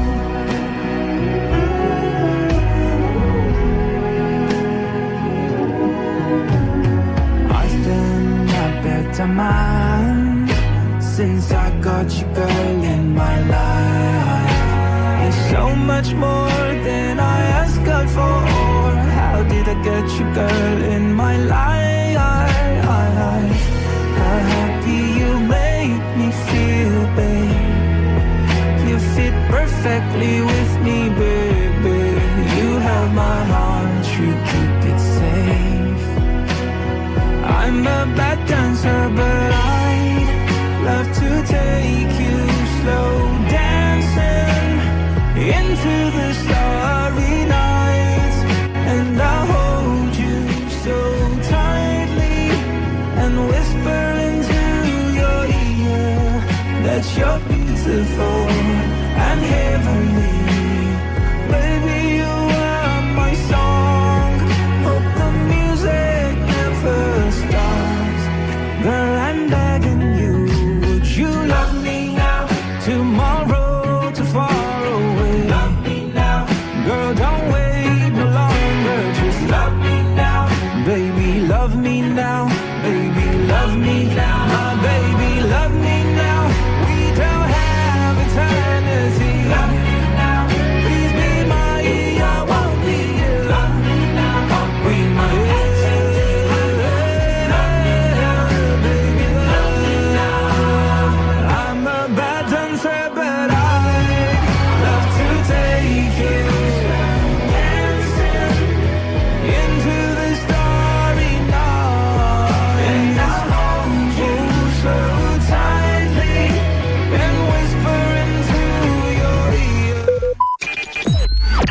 Talk radio. I listen to a lot of talk radio. 95.1 FM. Follow who no road, Oga. Follow who no road. I follow who no road. People think follow who no road. better don't land though. That thing where we don't find tete for Sokoto. Don't land boa forward domot. Baba Champion Herbs, aka Champion Action for Men. Don't carry wongi haba remedy. Enter town to take bring out the real action in you as a man. Baba Champion Action for Men. For that man when they perform well. Baba Champion Action for Men. He did good for both young and old. Even if you don't reach 80 years, you go still maintain your wing. He go normalize your system, boost your performance, make you stand gidigbam. They kakaraka as a real man with correct action. Champion Action for Men. Correct wonder route where go activate the real action in you. Now the day when you start to take them, that day go begin work for you. Even when you don't take and finish, you go still the fire they go. Because you don't correct your system, set and fine, make you carry the go. Baba Champion Day for number 62 Ikwere Road by Egede Street, my one Jobu Port Harcourt. Call 081-6920-2525. Take them again, 081-6920-2525. Baba Champion, now for real man. Greetings to you, wonderful people of River State. Thank you for joining us on this health enlightenment, sponsored by Baba Champion Herbs. Baba Champion Day for number 62 Ikwere Road by Egede Street, my one Jobu Port Harcourt. You can call Baba Champion on 081-6920-2525. 081-6920-2525. Let's hear from the Chief Consultant of Baba Champion Herbs. Thank you so much, dear listener, for being with us. I am the Chief Consultant of Champion Herbs International. Today, I want to talk about erectile dysfunction. Please, could you break it down so everybody can understand this? Erectile dysfunction is the inability to get and keep an erection firm enough for intercourse. Having erection trouble from time to time is not necessarily an issue for concern, but when it happens frequently, it becomes a problem. It can cause stress, affect your self-confidence, and contribute to relationship problems. This problem of getting or keeping an erection can also be a sign of an underlying health condition that needs treatment. Male sexual arousal is a complex process that involves the brain, hormones, emotions, nerves, muscles, and blood vessels. Stress and mental health concerns can cause or worsen erectile dysfunction. Common causes include alcoholism and other forms of substance abuse, sleep disorders. If you don't sleep well, it can affect your performance. Tobacco use, too much sugar in the body, obesity, metabolic syndrome, which is a condition involving increased blood pressure, high insulin level, body fat around the waist, among others. Does it come with symptoms? The symptoms include trouble getting an erection or keeping an erection, reduced sexual desire. You find yourself as a man, you don't have urge at all. When you experience other sexual problems such as premature ejaculation, other ailments such as diabetes, heart disease might also be linked to erectile dysfunction. Any advice to our listeners? I advise any man with any of these symptoms to quickly visit an expert. Even if it gets you embarrassed talking to an expert, never mind that. Most times, treating an underlying condition is enough to reverse erectile dysfunction. In other cases, medication or direct treatment helps a lot. So, when you see yourself in this situation, visit an expert. Don't feel ashamed to talk to an expert. We are located at number 62 Ikwere Road by Egede Street, my one Jobu Port Harcourt. Baba Champion Herbs. You can call us on 081-6920-2525. Thank you very much. Follow no road, Oga. Follow no road. I probably follow no road. People think follow no road. Hey, better don't land though. That thing where we don't find tete for Sokoto. Don't land boa forward domot. Baba Champion Herbs, aka Champion Action for Men. Don't carry wongi haba remedy. Enter town to take bring out the real action in you as a man.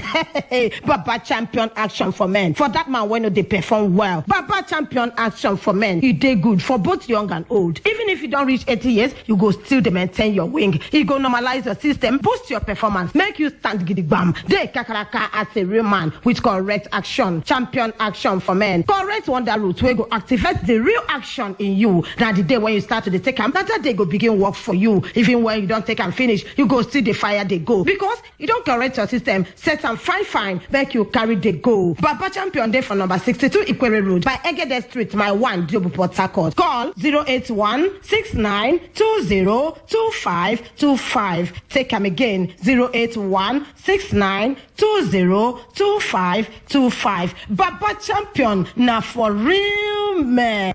Port Harcourt, are you ready? Today, 95.1 FM, the voice of the people. Whether it's happening in Port Harcourt, South South, Nigeria, or around the world, we've got you covered. On air, online, delivering balanced news and unbiased analysis. Today, 95.1 FM.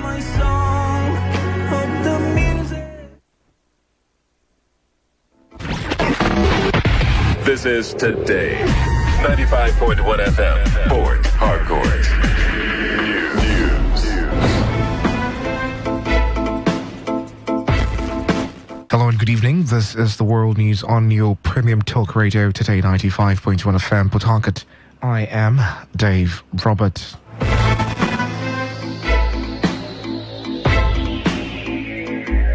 In the headlines, River State government assures commitment by Governor Siminalayi Fubara-led administration to work with Rivers people for success of the state. River State Police Command apprehends wanted suspect by EFCC, Joe Mba Okodi. Sarap's Senate President Godswill Akpabio and Speaker of the House of Representatives Tajuddin Abbas over increase of lawmakers' allocation. And on the foreign scene, African leaders call for immediate end to ongoing conflict in Gaza. Now the details.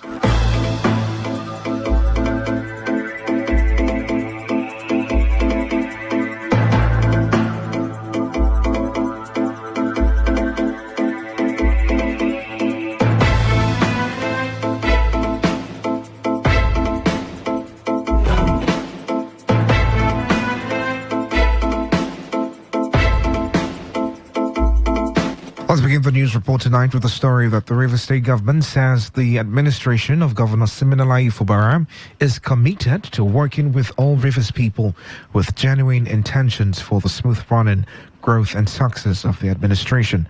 The State Commissioner for Physical Planning and Urban Development, Prince Isaac Omejuru, gave the assurance in a reaction to the request by over 50 candidates of opposition political parties who contested various positions in the 2023 general elections in the state. Omejuru, who however promised to take their message back to the governor, pledged that he will work for the interest of all responsible Rivers people at all times.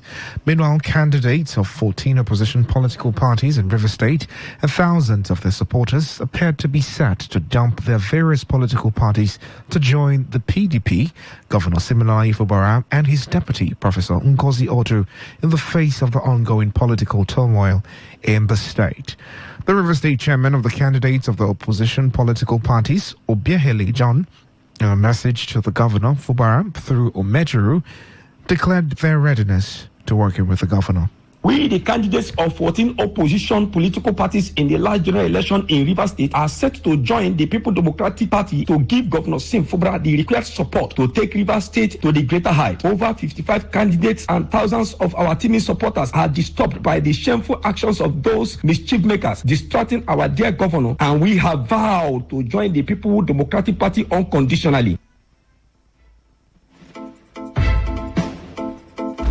On their part, the Vice Chairperson Joy Wokoma and the Secretary Eturu Jacob of the opposition political party said they would defect to the PDP to support and strengthen the tenure of Governor Fubara, insisting that the state remains a PDP state. Our teaming supporters are set to join PDP because of the achievements of Governor Sim Fubara. Rivers State is PDP state. We must support Governor Sim to succeed. Candidates of ADP, NMPP, ADC, ACORD, NRM, SDP, LP, AP, total of 14 other political parties from the 23 LG and thousands of our teaming supporters are set to join the PDP because of the achievements of Governor Sim Fubara. We are worried and ashamed of the attack on our governor. We will give Governor Sim the needed support to win this battle. The River State Police Command has apprehended one Joel Mba Okodi, a wanted suspect who has been sought by the Economic and Financial Crimes Commission (EFCC) for the past 4 years.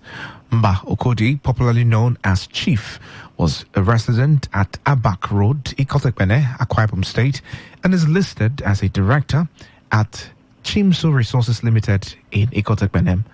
The Rivers State Police, in a statement, said the suspect deceitfully obtained the sum of 50 million naira from one chief Okosisi and was subsequently arrested by the Economic and Financial Crimes Commission after the matter was reported to the police.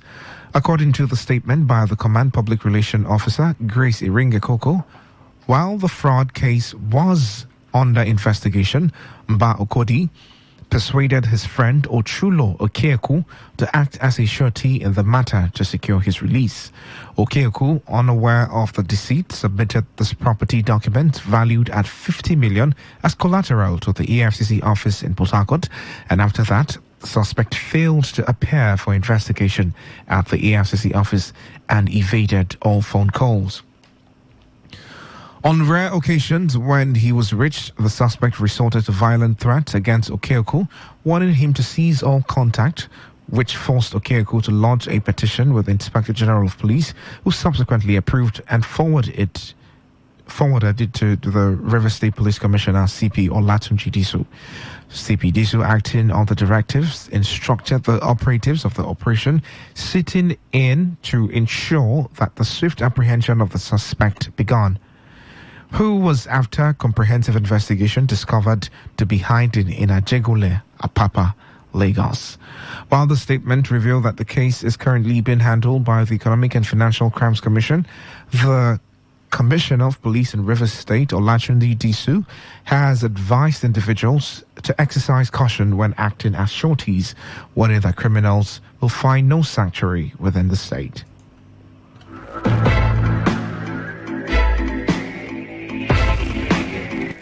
The Vice-Chancellor of the Rivers State University, Professor Nlerum Okogule, has formally banned the introduction of gin carnival in the institution.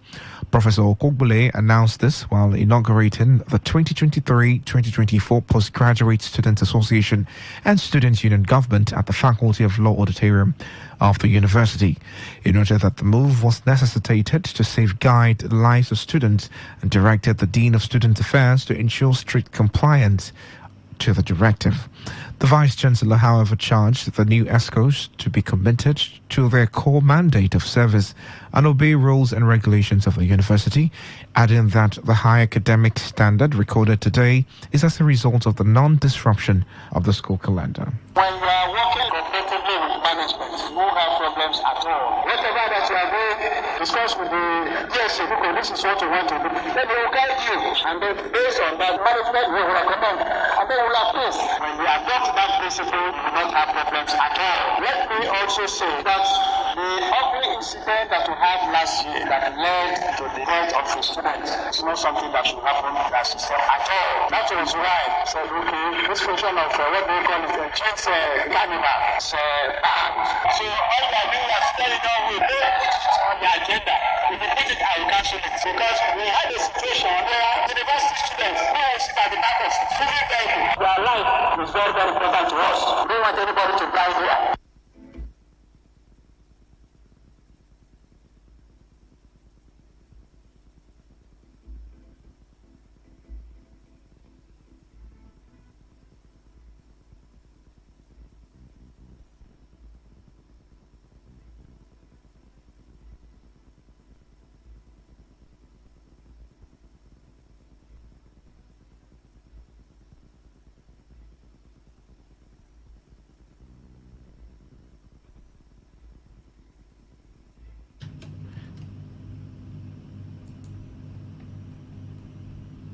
The Vice-Chancellor of the Rivers State University, Professor Nlerum Okogule, has formally banned the introduction of gin carnivals.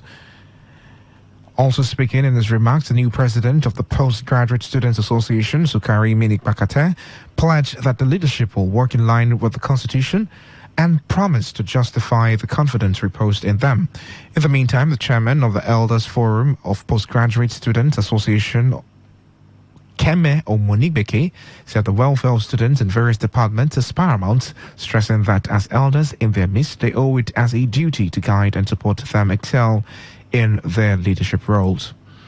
Meanwhile, a student group under the aegis of Indigenous Rivers State University Law School candidate of the class of 2021 COM 2022 has called for urgent intervention of the current administration of Governor Siminalayi Fubara to assist indigenous Rivers State University students duly admitted to undertake the one-year program. The group, in a communique read out by its coordinator, Willie Promise Tochukwu, said the call became necessary following the over 100% school fees increment by the management board of the Nigerian Law School from the initial 297,000 naira to 476,000 naira. Promise Tochukwu said their request is predicated on the fact that the majority of the students are from humble backgrounds and find it difficult to meet up with the huge financial responsibilities associated with the program and may withdraw from it if left unaided, thereby negatively affecting the human capacity of the state in comparison with its contemporaries. Promise Tochukwu said, in view of the current economic realities of the nation, the governor should approve 2 million naira per student, which they said will cover the basic tuition fees, purchase of textbooks and other academic materials, transportation, and the compulsory medical test, purchase of laptops and other logistics associated with law school program. He also said that they are highly impressed and gratified by the visionary leadership of the governor following his impactful projects, policies and programs which have set the state in an enviable trajectory of collective prosperity, growth and development. Well, our challenges are basically financial. You are all aware that the school fees into Nigerian Law School has been increased from the sum of 296 as it used to be to now 476,000 naira. That is excluding transportation, medicals and textbook, laptop and every other necessary things. Feeding, which is very, very important, is excluding of that fact. With the prevailing economic situation in the country, parents are so financially handicapped to sponsor their children and their wards.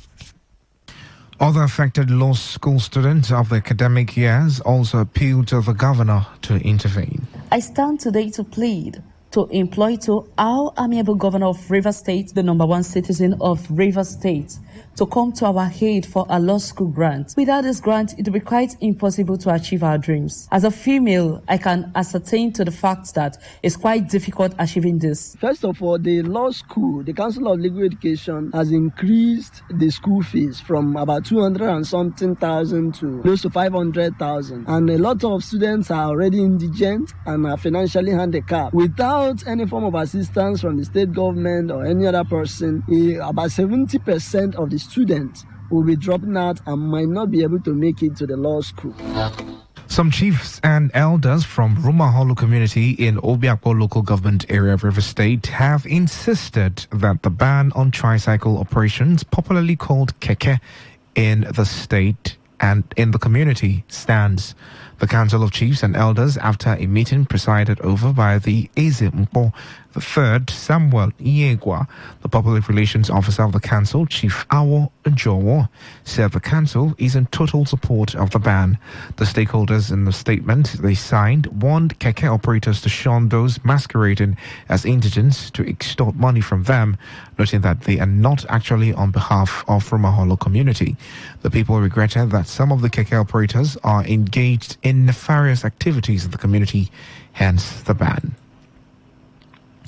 Former Minister of Transportation to young citizens to push their way through to get into places of decision-making, especially regarding the economy of Nigeria. I've always discouraged those who want to leave the country. You can always get 9 to 5 job when you leave the country, but you can never get the opportunity you get in Nigeria. You can just wake up one day, you become a minister in Nigeria. You can just wake up one day, you become a governor. It just happens. So if you're looking for opportunity, please stay back in Nigeria. You just assume the opportunity is about being in public office. Nigerians get what they want. Nigerians get what they deserve. You don't complain after. Nigerians at all times have had opportunity to vote. So whatever you voted for is what you deserve. You just have to struggle. The elites will not let you join the elite class. You just have to push and continue to push yourself into being part of the elite and be part of the economy. The problem we have in Nigeria is once you get that opportunity, you don't want to expand that economy to allow more persons coming. I usually tell people the reason why you have crime is that the economy is too small. If all of us were working, there will be no time to go and rob. There will be no time to go and kidnap because you leave at 6 a.m. to go to work. By the time you come back at 6 p.m., you're too tired. You have to sleep.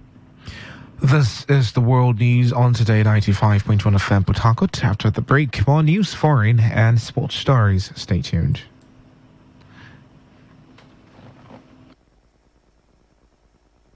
Whether every day, every hour, when the big stories break, depend on our 24-hour news team to bring you the latest. Today, 95.1 FM.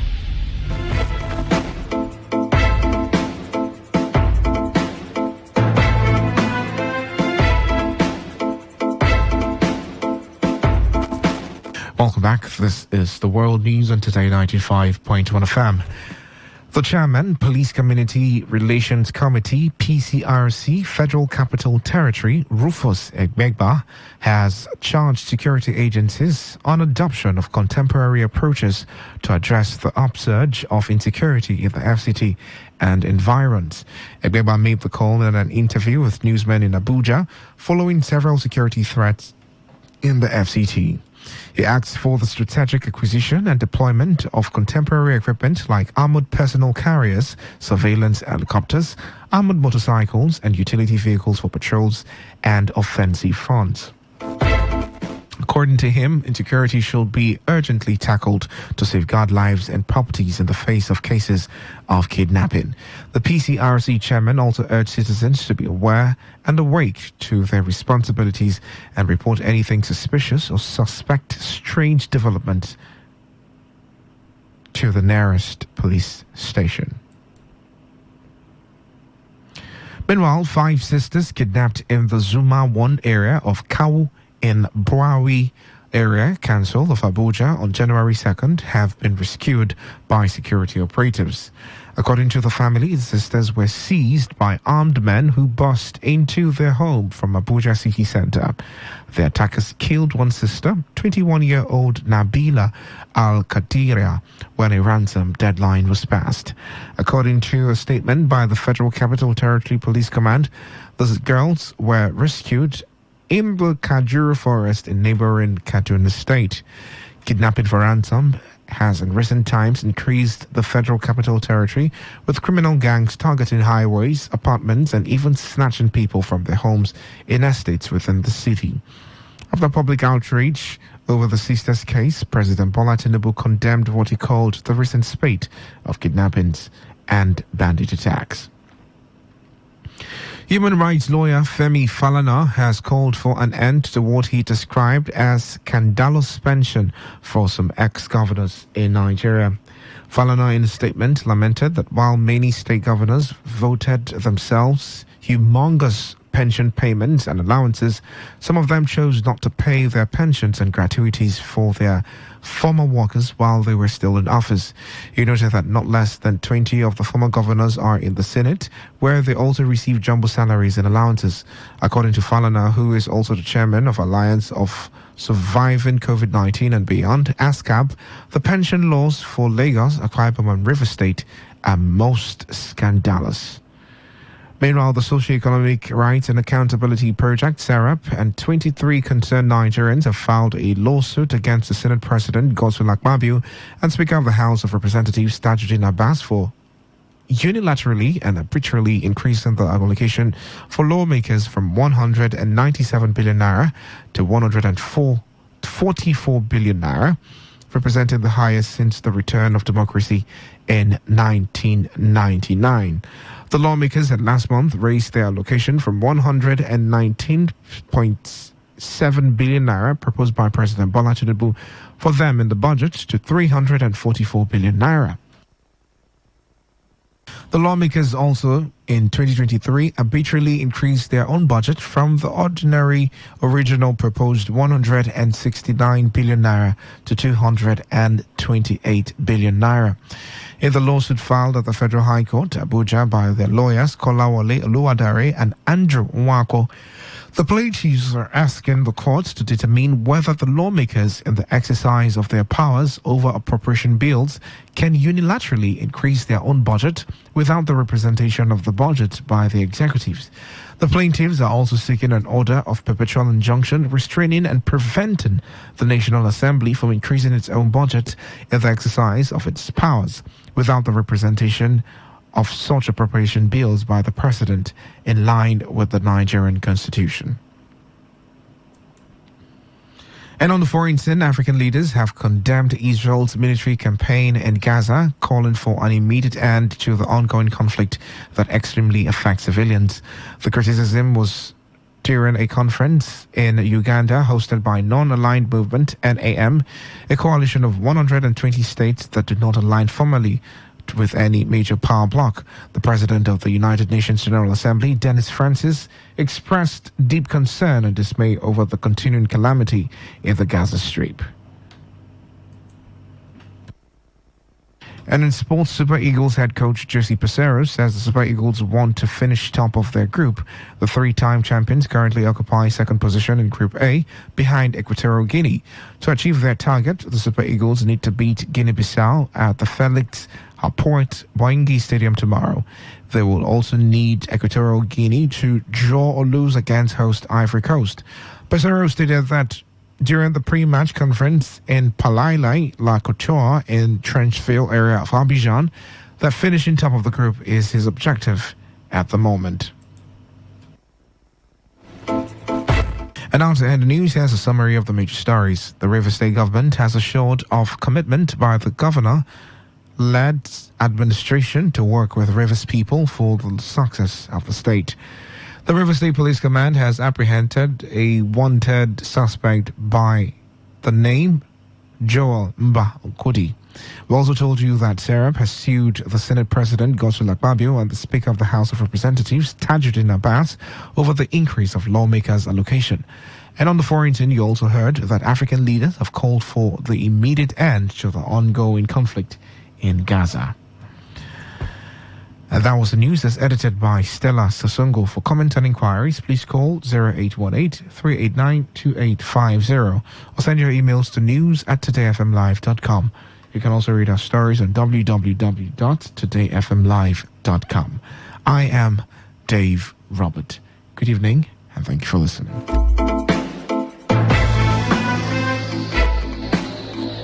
Today's news, today's entertainment, today's sports, today's issues. Today on Today 95.1 FM, Port Harcourt.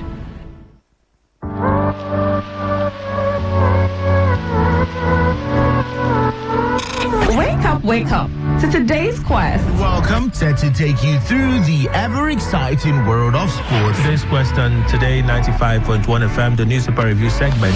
You should pay them. Why not pay them so that the legislature can function? The law governing those people allows them to create a multi-door. I won't use your vehicle. Just that they are giving to us or assembly 600 million. I'm not coming there because I want to chop that peck. No. Just calm down, okay? Everything is gonna be all right if you believe. Welcome to the show, Entertainment Today, right? Let's engage on today's hustle. Welcome to Talk That Talk on Today. No, there's nothing to sugarcoat. If you go to the street, that's where you can get the true report. It's not on newspaper or wherever. Because I see no reason why people have been suffering like this. And they are bringing IGR, they are bringing. And welcome to today's Sport Live. The people that are scared of it. Talk radio. I listen to a lot of talk radio. 95.1 FM.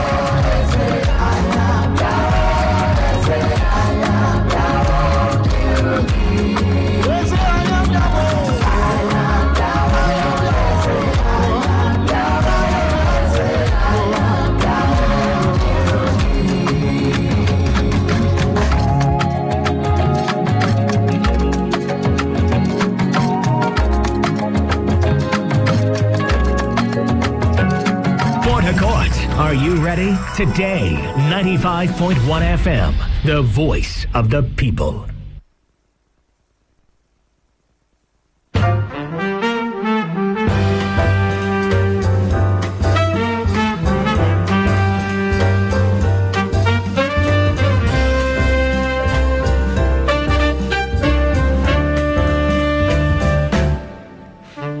Hello again, and welcome to another edition of Jazz from the Heart of America, here on VOA. I'm your host, Dan Bindert, inviting you to listen along with me as we explore the sound of this great art form together. And as usual, we'll delve into a bit of the music's past and present during the show. This time out, we'll hear new releases from bassist Gerald Cannon and keyboardist Kate Dunton. Plus, we'll celebrate the jazz centennial birth anniversaries of Max Roach and J.J. Johnson. It's all coming up during the course of the show, and we open up with one of those new releases, bassist Gerald Cannon and his sextet, recorded live at Dizzy's Club in New York. This is called E.J.'s Blues.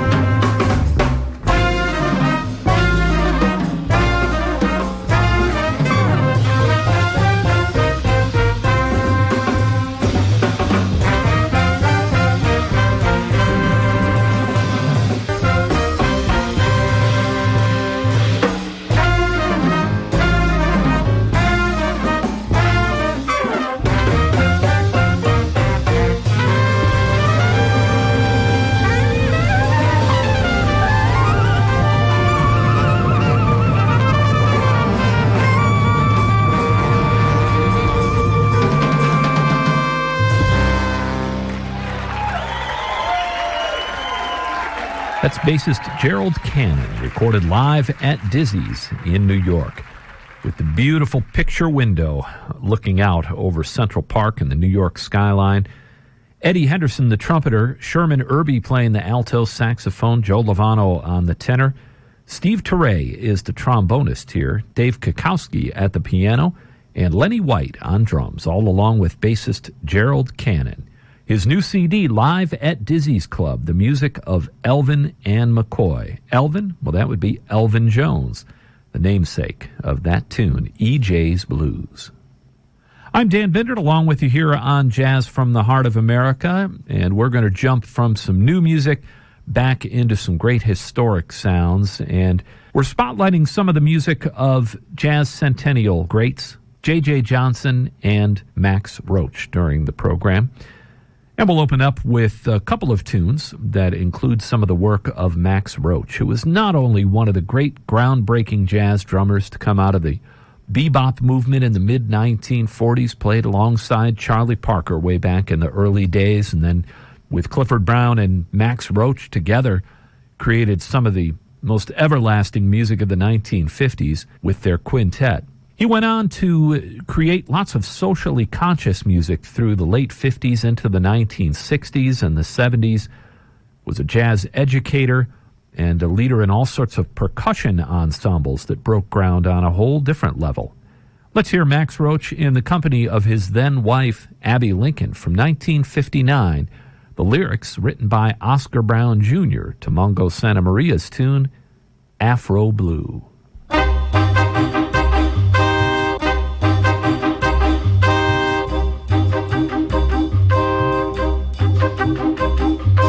Dream of a land my soul is from. I hear a hand stroke on a drum.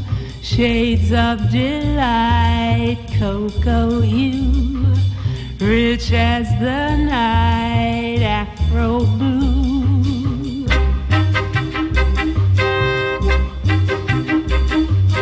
Elegant boy, beautiful girl, dancing for joy, delicate whirl. Shades of delight, cocoa hue, rich as the night, Afro blue.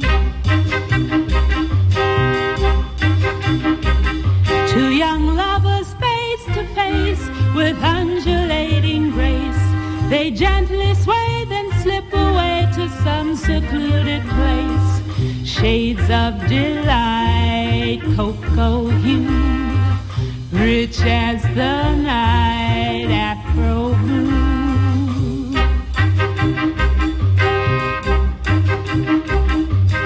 Whispering trees echo their sighs, passionate pleas, tender replies. Shades of delight, cocoa hue, rich as the night, Afro blue.